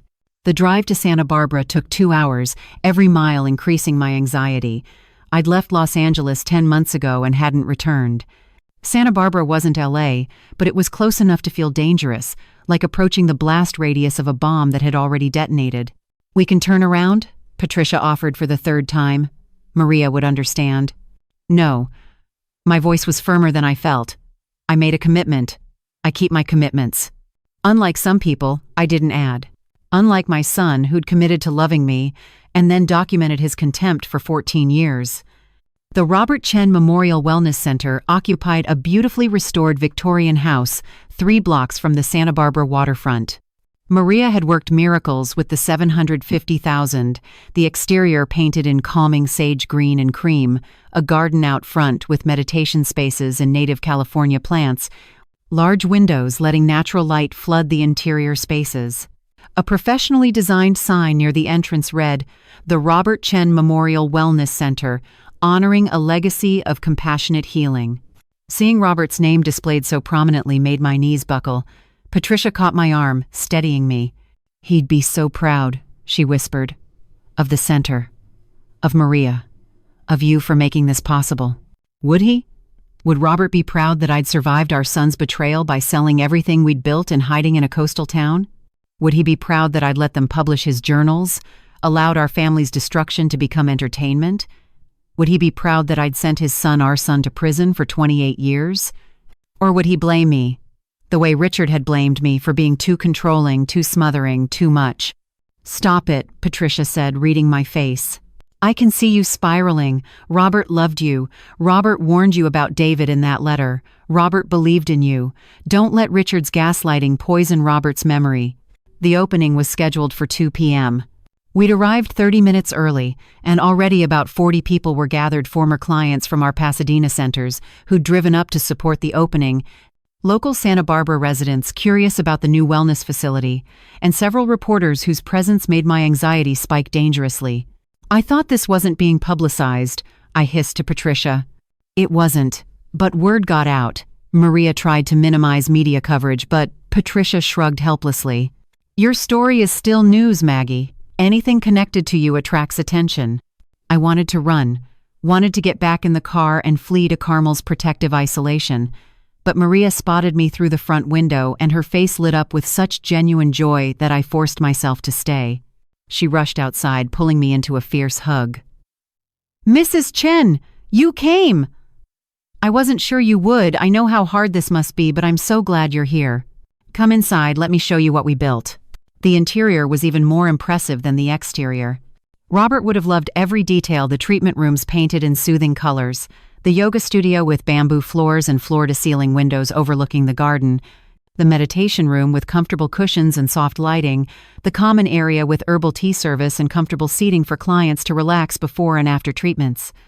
But it was the memorial wall in the main hallway that broke me completely. Maria had created a tribute to Robert, photos of him at our original Pasadena center, newspaper articles about his wellness philosophy, quotes from satisfied clients, and in the center, a large framed photograph of Robert and me from our 40th anniversary party.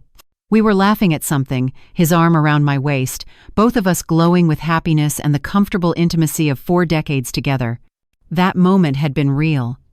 That love had been genuine. Looking at it now, at Robert's smile, at my own unguarded joy, I remembered with painful clarity that not everything had been a lie. My marriage had been true, even if my son had been false. "I hope it's okay," Maria said nervously.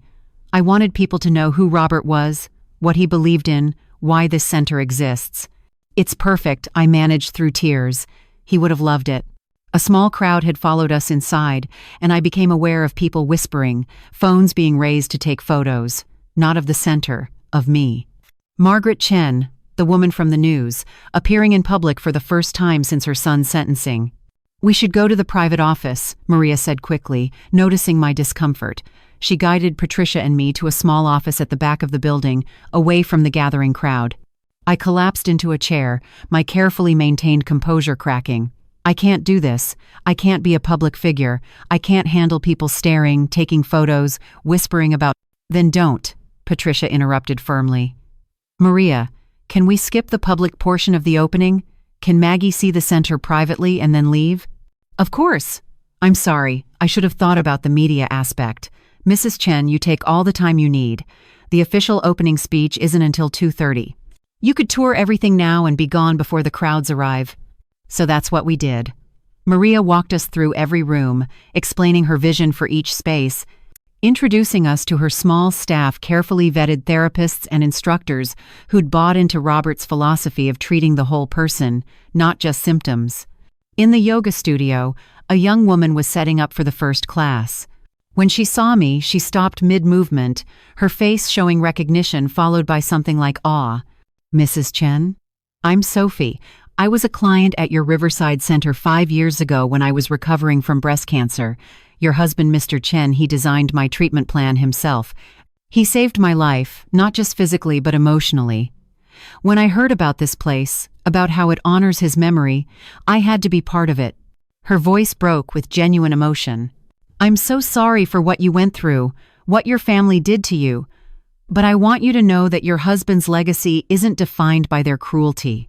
It's defined by people like me who are alive and thriving because he cared enough to see us as humans, not medical charts." I couldn't speak, could only nod as tears streamed down my face. Sophie hugged me gently, and I felt something I hadn't felt in almost a year, a connection to something good, something pure, something untainted by Richard's poison.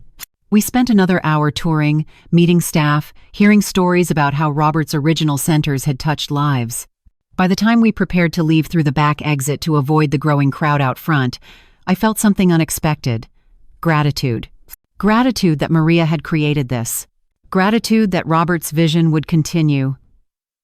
Gratitude that something beautiful had grown from the ashes, even if I couldn't fully participate in it. As Patricia drove us back toward Carmel, I stared out the window at the Pacific coastline and realized something profound. I'd survived the opening without collapsing.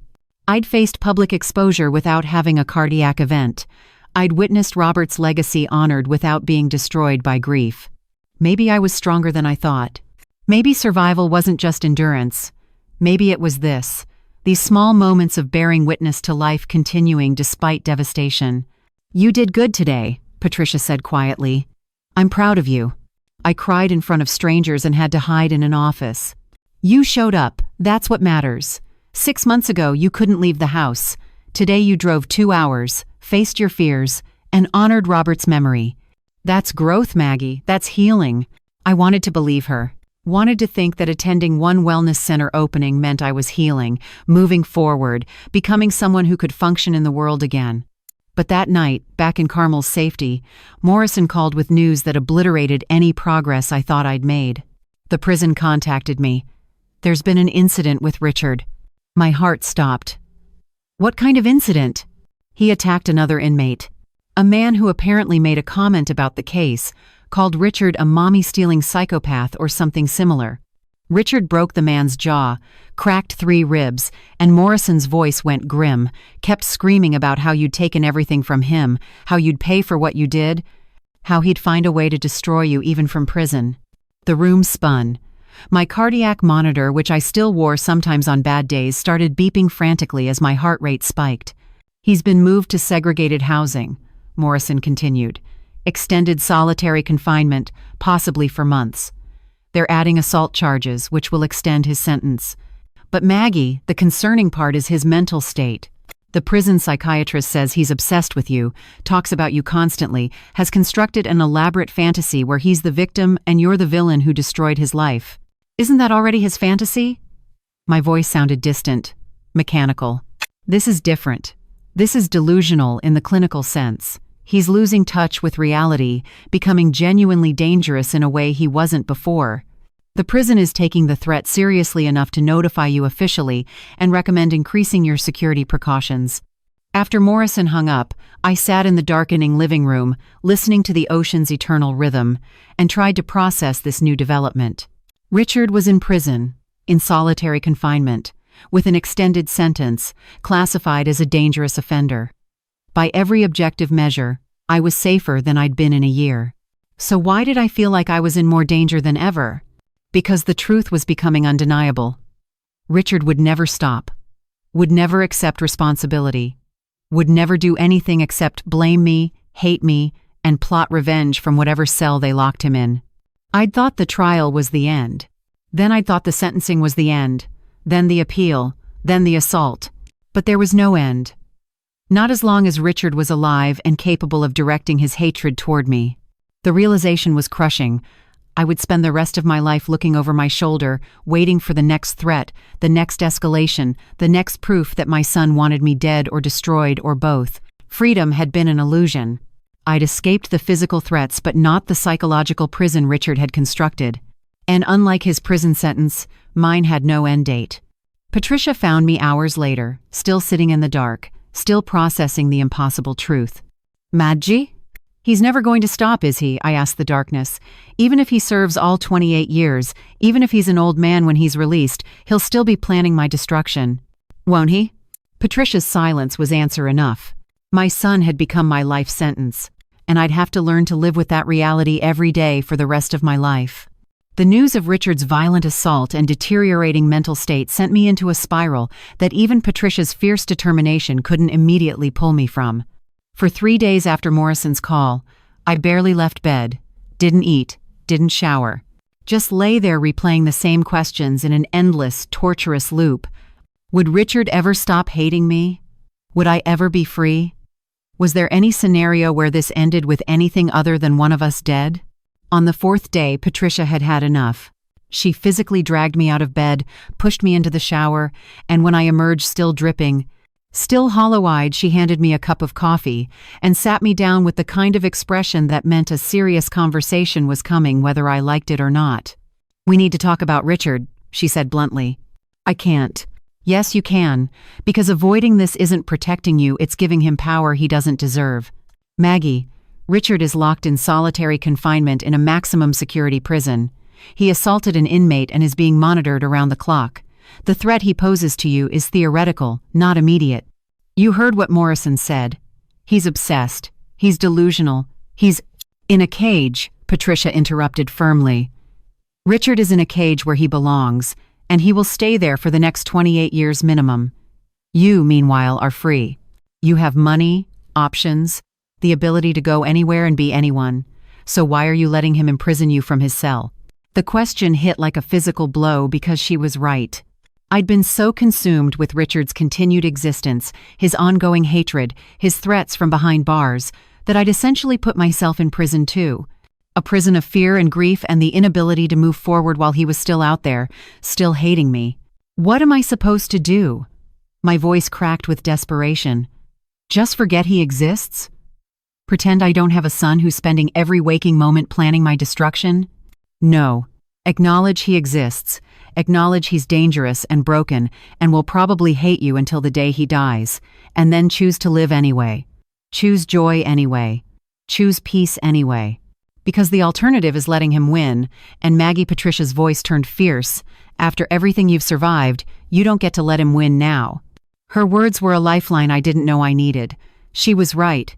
Richard had taken 13 months of my life from February when Robert died to now, late July, and I couldn't give him any more. Couldn't let his hatred from a prison cell determine whether I lived or merely existed.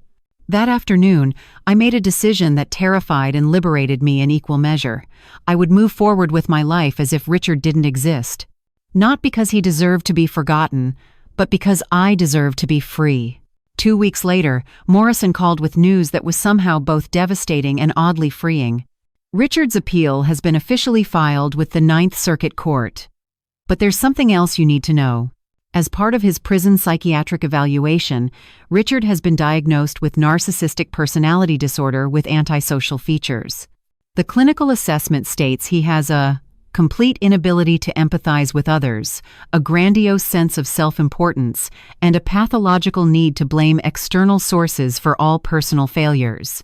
So, they're saying he's a clinical narcissist and sociopath? I asked, my voice surprisingly steady. In essence, yes. The evaluation also states that Richard shows no remorse for his crimes and views himself as the victim in every scenario. His delusion is so complete that he genuinely believes you destroyed his life through malicious intent rather than self-defense. A strange calm settled over me. Because this diagnosis meant I wasn't crazy. Wasn't imagining the manipulation. Wasn't a bad mother who'd somehow created a monster through too much love or too little boundaries.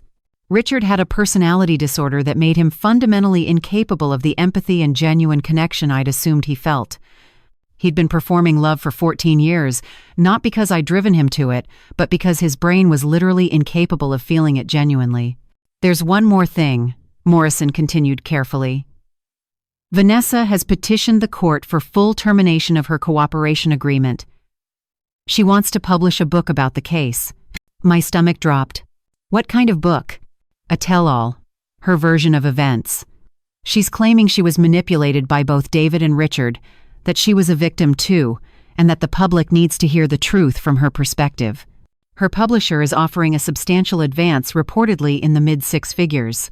Of course Vanessa would find a way to profit from this nightmare. She'd lost everything in the scandal, her reputation, her marriage, her Instagram following, and now she was going to cash in on the same betrayal that had nearly killed me. Can we stop the book? Unfortunately, no. She served her probation, fulfilled her cooperation requirements. She has First Amendment rights to tell her story. But Maggie, here's the silver lining. The publishing contract we're seeing includes a clause that you have the right of first review and can file for injunction if she includes provably false statements. And his voice took on a satisfied edge. You also have the right to tell your own story. I don't want to tell my story.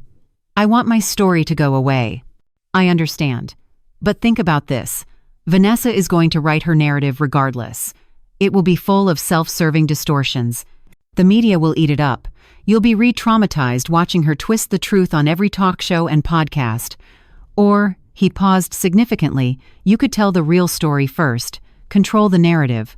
Ensure that when people think of this case, they hear your voice, not hers. The thought of writing about this nightmare, of reliving every moment of betrayal for public consumption, made me physically ill. But Morrison was right about one thing. Vanessa would tell her story, and her version would paint me as the villain and herself as the misguided young woman led astray. Let me think about it, I said, though I already knew I wouldn't write anything. Couldn't. The wounds were too fresh, too deep, too impossible to examine without bleeding out. After hanging up, I walked to the beach, my new ritual for processing bad news, and watched the sunset turn the Pacific Ocean into liquid gold. The beauty felt cruel, indifferent to human suffering. The waves would keep crashing long after I was dead, after Richard was dead, after everyone involved in this nightmare had turned to dust. There was something oddly comforting in that cosmic indifference. My pain wasn't special. The universe didn't care about Richard's hatred or Vanessa's exploitation or my shattered heart. It just kept spinning, kept existing, kept offering sunsets to whoever bothered to watch. Maybe that was the lesson. Maybe survival meant learning to exist in the same way, indifferent to the pain, focused on the beauty, one sunset at a time. By September, almost exactly a year after the arrests, I'd achieved something that felt miraculous: 3 consecutive weeks without a panic attack. The cardiac monitoring had been discontinued. I'd gained back 12 of the 32 pounds I'd lost. My face had regained some color, some life, some hint of the woman I'd been before. Patricia, watching this transformation, decided it was time for the next step. You need to meet people, she announced one morning over coffee. Real people, not just me and Morrison and Maria. You need friends, community, connection. I have you. That's enough. It's not enough, and you know it. Maggie, I love you like a sister, but I can't be your only human contact. That's not healthy. She was right, of course. But the thought of meeting new people, of having to explain my past, or worse, having to hide it, felt impossible. Everyone who searched my name found the trial coverage, Richard's journals, the whole sordid story. There's a grief support group that meets at the community center Thursday evenings, Patricia continued, refusing to drop the subject. People who've lost spouses, children, other family members. You wouldn't be alone in your pain there. I didn't lose Richard to death. I lost him to his own greed and hatred. That's different. Is it? Either way, he's gone. Either way, you're grieving. Go to one meeting. If you hate it, you never have to go back.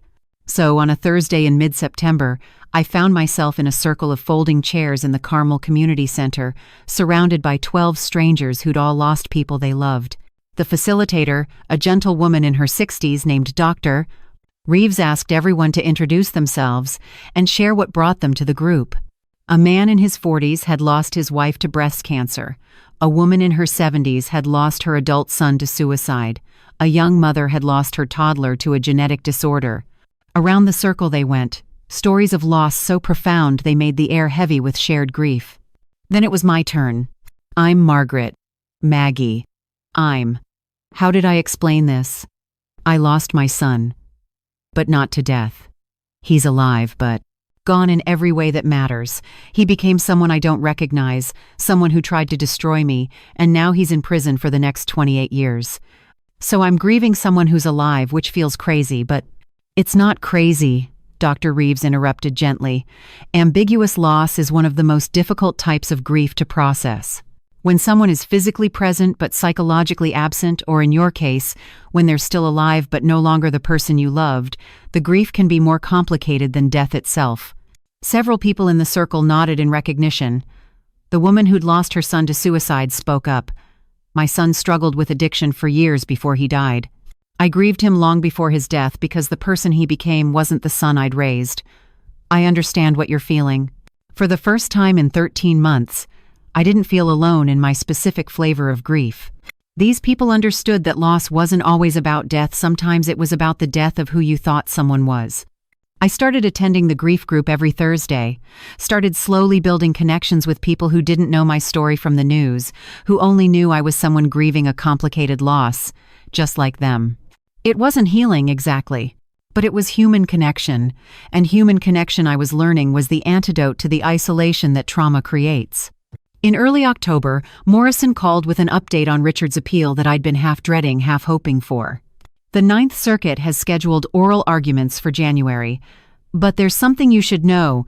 Richard has fired his attorneys. He's representing himself in the appeal. What? Why would he do that?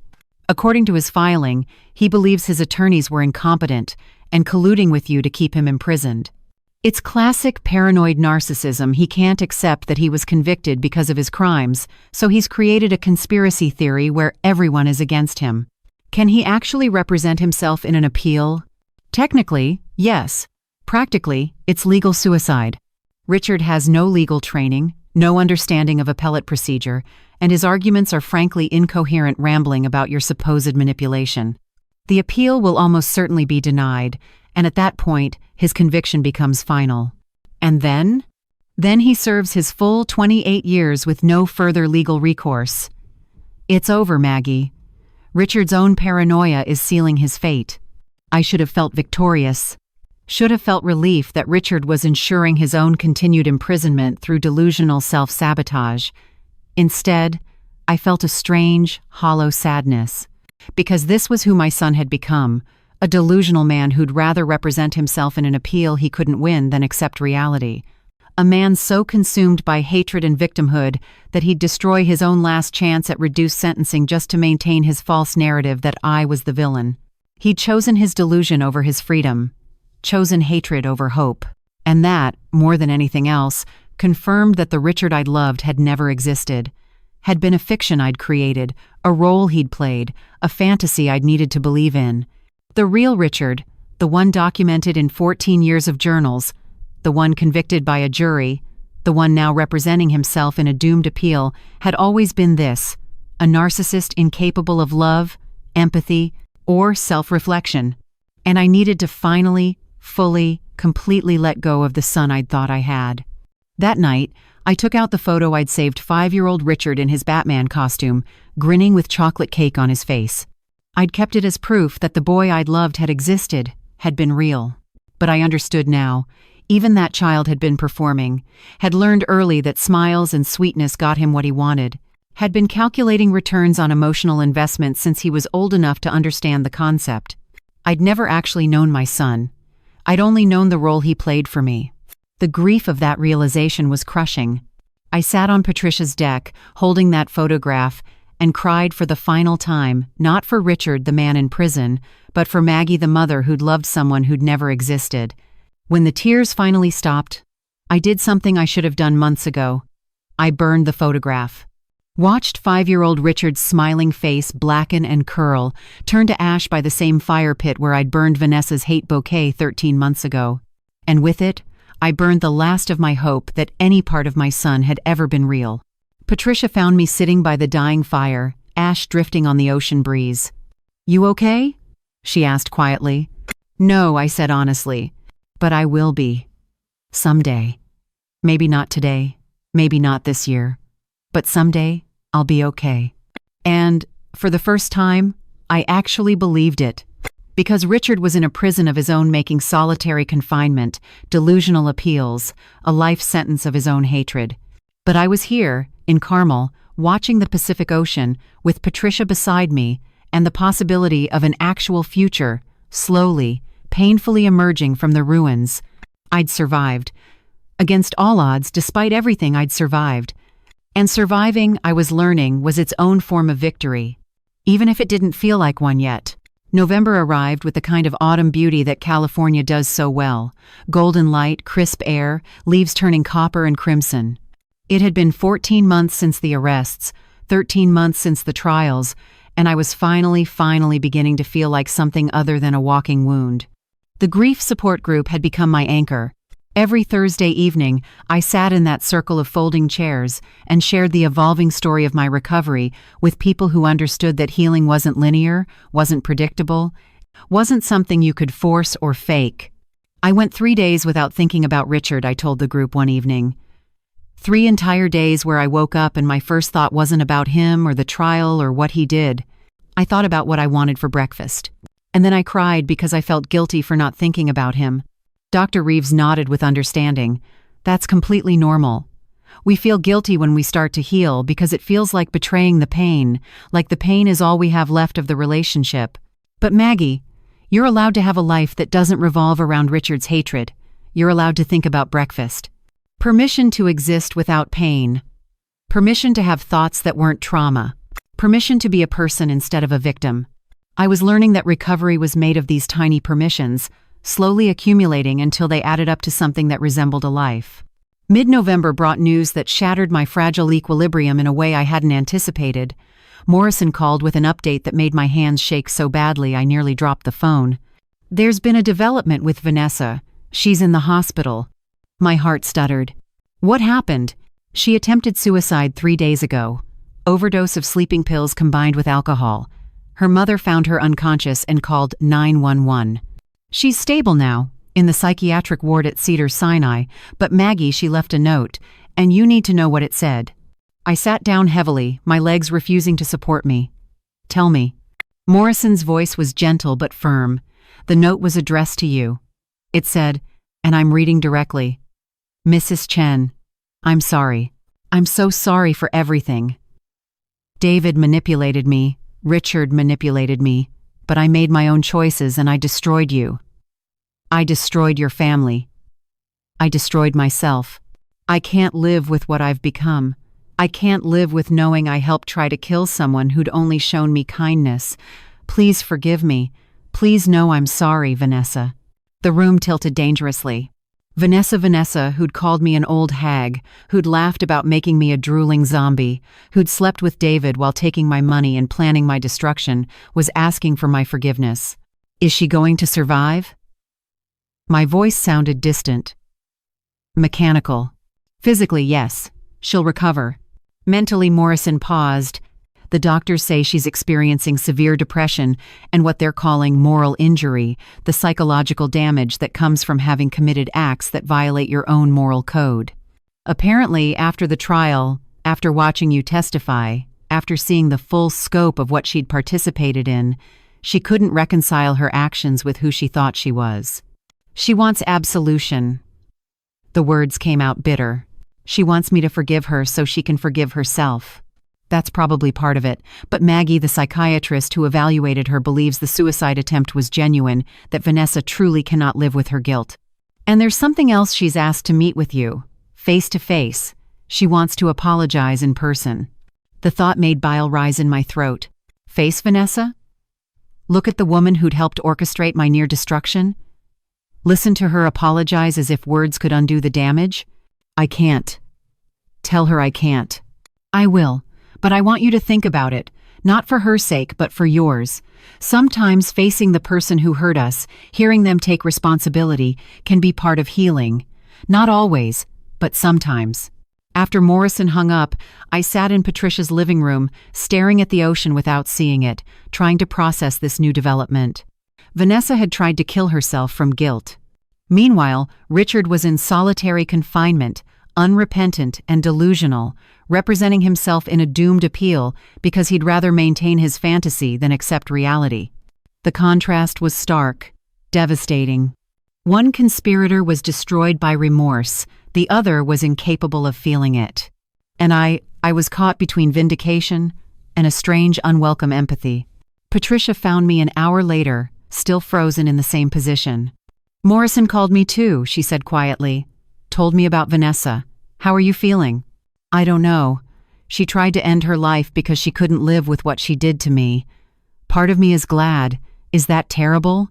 Part of me is glad she's suffering, glad she feels guilt, glad she knows the weight of what she did. That's human. Not terrible, just human. But part of me, my voice broke, part of me hurts for her. Because she's young enough, human enough, to feel remorse, to understand she destroyed lives. Richard will never feel that. He'll die in prison, still believing he was the victim, still hating me, still convinced I'm the villain. At least Vanessa can see the truth. At least she has a conscience. Do you want to see her? God, no, I can't. Looking at her would mean remembering everything, the affair with David, the conspiracy, the hotel rooms, all of it. I can't relive that. Then don't. You don't owe her forgiveness, Maggie. You don't owe her closure. If seeing her would damage your healing, then the answer is no. But the question haunted me for days. Should I see Vanessa? Would facing her, hearing her apologize, somehow help me move forward? Or would it just reopen wounds that had barely begun to scar? The decision was made for me a week later when Morrison called with news that changed everything. Richard filed paperwork from prison. He's divorcing Vanessa. I actually laughed, a harsh, bitter sound. Now? He's divorcing her now? After everything? The filing is, it's not normal divorce paperwork. Richard has written a 37-page personal statement that's part manifesto, part accusation. He's claiming Vanessa was the mastermind of the entire conspiracy, that she manipulated both him and David, that she's a sociopathic seductress who destroyed his life and his relationship with you. That's insane. We have his journals. We have recordings of him planning everything. He was an active, willing participant. I know, but Richard's rewriting history to preserve his delusion. In his narrative, he was the innocent son trying to help his mother, but Vanessa corrupted him, led him astray, destroyed everything. He's divorcing her not because of the affair or the conspiracy, but because he needs someone to blame other than himself. The psychological gymnastics were astounding. Richard had found a way to maintain his victim narrative by positioning Vanessa as the true villain. Never mind the 14 years of journals documenting his own manipulation.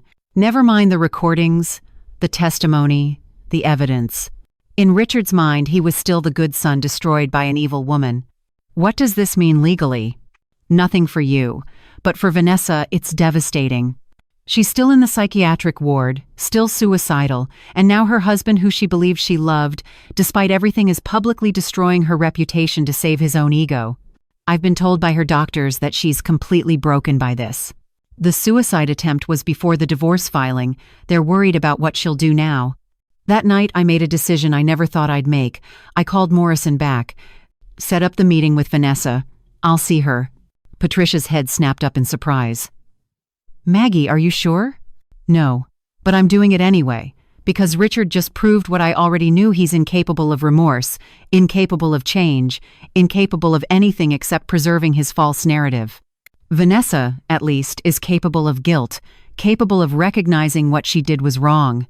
And maybe my voice shook, maybe if I face her, hear her apologize, show her that forgiveness is possible even after unforgivable acts, maybe it'll help both of us. I don't know. But I have to try. Why? You don't owe her anything. I'm not doing it for her, I'm doing it for me. Because if I can face Vanessa, if I can hear her apologize and find a way to forgive, then maybe I can finally, fully release the bitterness that's poisoning me. Maybe I can prove that I'm capable of something Richard never was: growth, change, mercy. The meeting was arranged for the first week of December at Cedars-Sinai Medical Center in a private consultation room with security outside and Morrison present as my legal protection. Vanessa was still technically under psychiatric hold, so she couldn't leave the hospital, but she'd been cleared for supervised visits. Patricia drove me to Los Angeles, my first time back in over a year. The city felt alien, dangerous, full of memories I'd fled. Every street corner held ghosts. But I forced myself forward, Patricia's hand gripping mine, Morrison's presence a shield. The consultation room was sterile, institutional beige walls, plastic chairs, fluorescent lighting that cast everything in harsh relief. When they brought Vanessa in, I barely recognized her. The woman I'd last seen in court, glowing with pregnancy, carefully made up, still beautiful despite the circumstances, was gone. This Vanessa was gaunt, her hair limp and unwashed, her face bare of makeup and ravaged by crying and despair. She'd aged a decade in 13 months. When she saw me, she collapsed into the chair across from me and began sobbing, not the manipulative tears of the trial, but genuine body-racking sobs that shook her entire frame. "I'm sorry," she gasped between sobs. "I'm so sorry, Mrs. Chen. I'm so sorry for everything." I sat frozen, unable to respond, watching this woman, this girl, really, she was only 30, fall completely apart in front of me. "I don't expect forgiveness," she continued, her voice breaking on every word. "I don't deserve it. I know what I did was unforgivable, but I need you to know that I'm not that person anymore. That when I close my eyes, all I see is your face when you testified, when you talked about what we planned to do to you. I see the truth of what I participated in, and I can't live with it." "Then why are you still alive?" The question came out harsher than I intended, but I needed to understand. "If you truly can't live with it, why are you here?" Vanessa looked up, her eyes red and swollen. "Because Hope deserves better. My daughter deserves a mother who survived her mistakes, who learned from them, who became someone worth knowing. I tried to take the easy way out, but Hope, she's innocent. She doesn't deserve to grow up knowing her mother was too weak to face what she'd done. Hope, the baby, David's daughter, the innocent victim in this mess of betrayals. Where is Hope now?" "With my mother. She's 14 months old, healthy, beautiful. She has David's eyes and my nose, and she's perfect, Mrs. Chen. She's the only good thing to come out of this nightmare, and I can't let her suffer because of my sins." We sat in silence for a long moment. Finally, I spoke, my voice quieter than before. "Richard divorced you." Vanessa flinched as if I'd struck her. "I know. My lawyer told me. He's claiming I manipulated him, that I'm responsible for everything. It's not true," but she laughed bitterly. "I'm not exactly in a position to claim innocence. I manipulated you. I conspired against you. Maybe I did manipulate Richard too, just in different ways than he claims." "Do you still love him?" The question seemed to surprise her. She thought for a long moment before answering.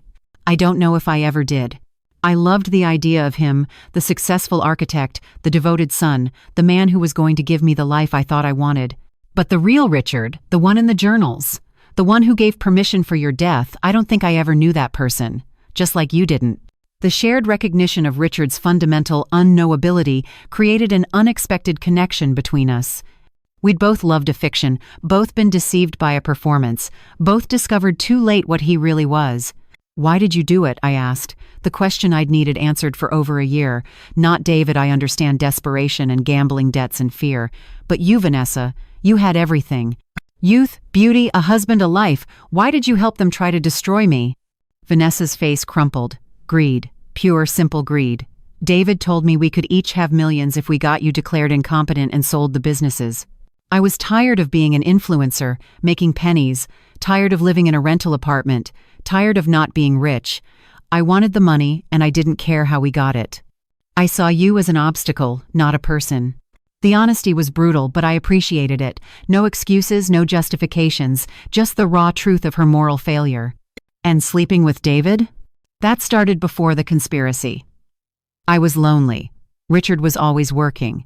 David paid attention to me in ways Richard didn't. It was wrong, it was selfish, but it felt good to be wanted. By the time I got pregnant, I was in too deep. David said we could be together once we had your money, once we'd dealt with you. I believed him because I wanted to believe him. Did you ever think about me as a person? As someone who'd been kind to you?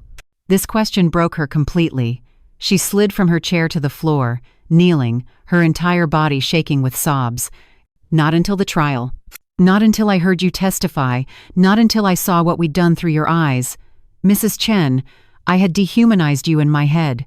You were the old hag, the obstacle, the source of money. I didn't let myself think about you as a person who'd fed me, who'd taught me to cook, who'd welcomed me into your family with open arms. Because if I'd acknowledged your humanity, I couldn't have participated in your destruction. The room was silent, except for her sobbing. Morrison sat motionless, watching. Patricia had tears streaming down her face. And I felt something I hadn't expected to feel. Something that hurt more than hatred. Pity. Pity for this broken young woman on the floor, destroyed by her own guilt, paying a price Richard would never pay because he'd never feel the remorse that was killing her. Get up, I said quietly. Vanessa looked up, confused. Get up, Vanessa. I'm not going to forgive you while you're on the floor begging. If we're going to do this, we're going to do it as equals. She stood shakily, confused by my words. I don't forgive you, I continued, and watched her face collapse. Not yet. Maybe not ever. What you did was unforgivable, and I'm not going to pretend otherwise just to make you feel better. I understand. But, I interrupted, I recognize that you're trying to become someone capable of being forgiven. You're taking responsibility. You're facing what you did instead of running from it or rewriting history like Richard. That counts for something. What can I do? Vanessa's voice was desperate. What can I possibly do to even begin to make this right? Live, I said simply. Live. Raise hope to be kind and honest and nothing like any of us were. Get therapy. Do the work. Become someone who would never do what you did. Don't waste your life on guilt. Use it to be better. That's how you make this right. Not for me, but for yourself and for your daughter. And Richard? She whispered. What do I do about Richard? Sign the divorce papers. Let him go. He's become a monster. Maybe he always was one. And he'll drag you down with him if you don't cut the rope. Save yourself, Vanessa. It's the only thing left to do. We talked for another hour not about forgiveness, but about survival. About how to live with unforgivable guilt. About how to build something good from the ruins of who you used to be. When we left, Patricia pulled me into a fierce hug in the parking lot. That was the bravest thing I've ever seen you do. I didn't forgive her. No, but you gave her a path forward. You showed her that survival is possible even after moral failure. Maggie, you just saved her life. As we drove back to Carmel, I felt something shift inside me, not healing, exactly, but perhaps its precursor. I'd faced Vanessa, heard her apologize, shown mercy without compromising my pain. I'd been the bigger person not because she deserved it, but because I deserved to be that person. And maybe, just maybe, that was its own form of justice. 2 years have passed since that meeting with Vanessa in the hospital, and the woman staring back at me from the mirror this morning is someone I'm finally beginning to recognize, not as Robert's wife or Richard's mother, but as Margaret Chen, survivor, entrepreneur, and perhaps most importantly, someone learning to live with scars instead of being defined by them. It's Christmas morning, 2027. I'm 60 years old. Richard has served 3 years of his 28-year sentence. David is 5 years into his 18-year term.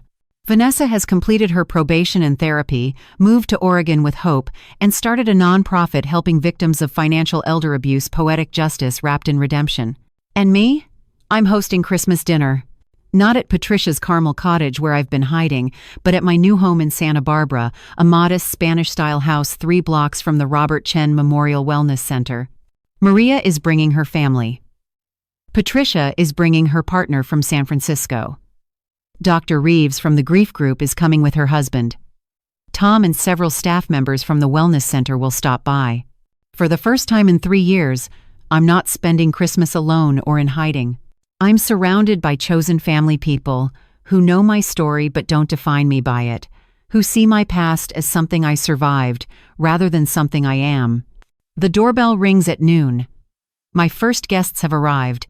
As I watch my small living room fill with people, laughter, conversation, the clinking of glasses, I'm struck by how different this is from Christmases past. There's no performance here, no obligation. Just genuine connection with people who choose to be here, with me. Not because they need my money or my approval, but because they actually like who I am. Maria pulls me aside during dinner prep, her face glowing with excitement. "Mrs. Chen, Maggie, I have news. The wellness center is expanding. We're opening a second location in Ventura and a third in San Luis Obispo next year. Your investment has grown to over $2 million in value. You've helped us create something that's helping hundreds of people. Robert would be so proud." Tears spring to my eyes, the good kind. The kind that comes from joy rather than pain. He would be, and I'm proud too. Of you, of what we've built together. We couldn't have done it without you taking that leap of faith. After everything you'd been through, you still believed in something good. That's courage, Maggie. Real courage. Later, as Patricia helps me serve dessert, she squeezes my shoulder. "Look at you, hosting Christmas dinner, making people laugh, living instead of just surviving. I'm so damn proud of you. I couldn't have done it without you." "You literally saved my life, Patricia." "No, honey, you saved your own life. I just refuse to let you forget you were worth saving." After dinner, as people settle into comfortable conversation, Dr. Reeves approaches me with a request that catches me off guard. "Maggie, I've been thinking. Your story, not the sensational parts that the media covered, but your journey of recovery, it could help so many people. Have you ever considered speaking publicly about surviving family betrayal, about rebuilding after everything you believed was destroyed? The thought terrifies and intrigues me in equal measure. I don't know if I'm ready to be that public. Think about it. Not for me, not for the people who'd attend, but for yourself. Sometimes the final step in healing is transforming your pain into purpose, using what you learned to help others who are suffering the same way you did." That night, after everyone has left and I'm cleaning up the remnants of a successful Christmas, I sit down with my journal, now filled with 3 years of entries documenting my journey from victim to survivor to something approaching thriving. I write, "Today I hosted Christmas dinner and didn't have a single panic attack. I laughed. I felt joy. I experienced a moment of pure peace. And I'm learning something profound. Healing doesn't mean forgetting what happened or pretending it didn't hurt. Healing means building a life so beautiful that the pain becomes just one chapter instead of the whole story. The knowledge I've gained through this nightmare is both painful and precious. I've learned that love without boundaries isn't love, it's enabling. That unconditional love doesn't mean accepting unacceptable behavior. That protecting myself isn't selfish, it's necessary survival. I've learned the hard lesson that not everyone who says I love you means it. That family isn't defined by blood but by loyalty, respect, and genuine care. That the people who truly love you don't need to be bought or manipulated into staying, they choose you, freely and repeatedly. This knowledge, this painful, hard-won knowledge, has become the foundation of my new life. The educational value of my suffering has been steep, but real. I now understand narcissistic abuse, financial manipulation, gaslighting, and elder exploitation in ways no book could have taught me. And that knowledge has become my armor against ever being victimized again. But beyond knowledge, I've learned deeper lessons about human nature and resilience. Lesson 1. Betrayal teaches us who we are. When everything external is stripped away, family, identity, illusions, what remains is your true self. I discovered I'm stronger than I knew, more resilient than I believed, and capable of surviving things I thought would destroy me. Lesson 2. Forgiveness isn't required, but bitterness is poison. I may never forgive Richard for what he did, but I've chosen not to let my justified anger consume what remains of my life. This educational truth has been crucial. Anger is valid, but chronic bitterness only hurts the person carrying it. Lesson 3. Chosen family is real family. Patricia, Maria, Tom, my grief group, the community I've built, these people have shown me what genuine love looks like. Family is about action, not obligation. This knowledge has revolutionized how I understand relationships. Lesson 4. You can love someone and still protect yourself from them. I loved Richard. Part of me probably always will love the boy I thought he was, but love doesn't require self-destruction. This lesson, this crucial educational insight has liberated me from the guilt that nearly killed me. Lesson 5. Surviving isn't the same as living, but it's the necessary first step. For the first year, survival was enough. But eventually, survival has to evolve into living into joy, connection, purpose, meaning. That's the journey I'm still on. These lessons, this knowledge, this education in human nature and resilience are what I can offer to others suffering similar betrayals. Not as entertainment, but as evidence that you can survive the unsurvivable and build something beautiful from the ruins. New Year's Eve finds me at the beach in Santa Barbara, watching fireworks explode over the ocean. Patricia stands beside me, and as 2028 arrives in a cascade of color and light, she raises her glass in a toast. To new beginnings, to chosen family, to surviving and thriving, to you, Maggie. To us, I correct, to everyone who helped me become someone who could stand here tonight. As we clink glasses, my phone buzzes. A text from an unknown number. My heart rate spikes with old trauma. Will I ever stop associating unknown numbers with threats? But the text is from Vanessa. Happy New Year, Mrs. Chen. Hope is saying her first full sentences. Today she said, be kind. That's my New Year's resolution, and I wanted you to know you inspired it. Thank you for showing me that redemption is possible. I hope you're finding peace. I show Patricia, who reads it and smiles. Are you going to respond? I don't know. Maybe. Eventually. I look out at the ocean, at the fireworks reflecting on the water. But not tonight. Tonight is about celebrating how far I've come, not revisiting where I was. And that's the final lesson I've learned. You're allowed to move forward without constantly looking back. You're allowed to celebrate your survival without minimizing your pain. You're allowed to be a work in progress. If you've stayed with me through this entire story, thank you. Thank you for witnessing my pain, my survival, my journey from devastation to something approaching wholeness. My story isn't unique. Thousands of people are betrayed by family members every year, victimized by the people they trusted most, left to rebuild lives that were systematically destroyed. If that's you, if you're watching this and recognizing pieces of your own story, please know, survival is possible, healing is possible, life after betrayal is possible. It won't look like your old life, but it can be beautiful in ways you can't yet imagine. The knowledge I've gained, the education in resilience and recovery, the lessons about human nature and healing, these are yours if they help. Take what resonates, leave what doesn't, but please hold on to this. You are not defined by what was done to you. You are defined by how you choose to survive it. To everyone watching Voices of Auntie Rose today, this channel has become my way of transforming pain into purpose, of using my story to help others facing similar nightmares.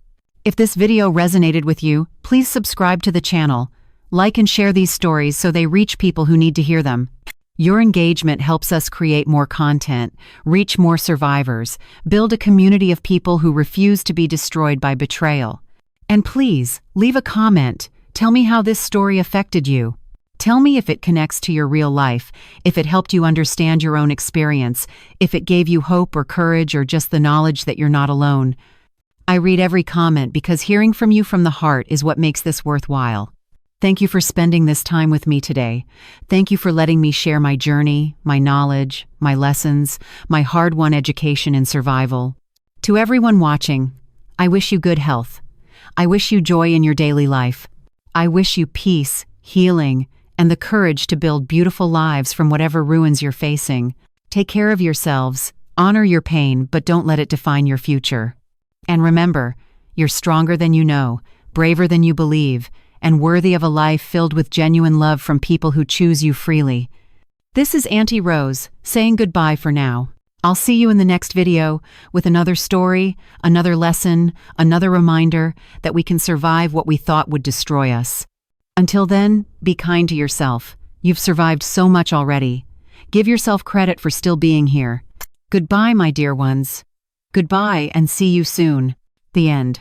A story about betrayal, survival, and the courage to build a new life from the ruins of the old. May it bring comfort to anyone facing their own family nightmare. You are not alone. Your pain is valid, your survival matters, and your future, your beautiful, hard-won future, is worth fighting for.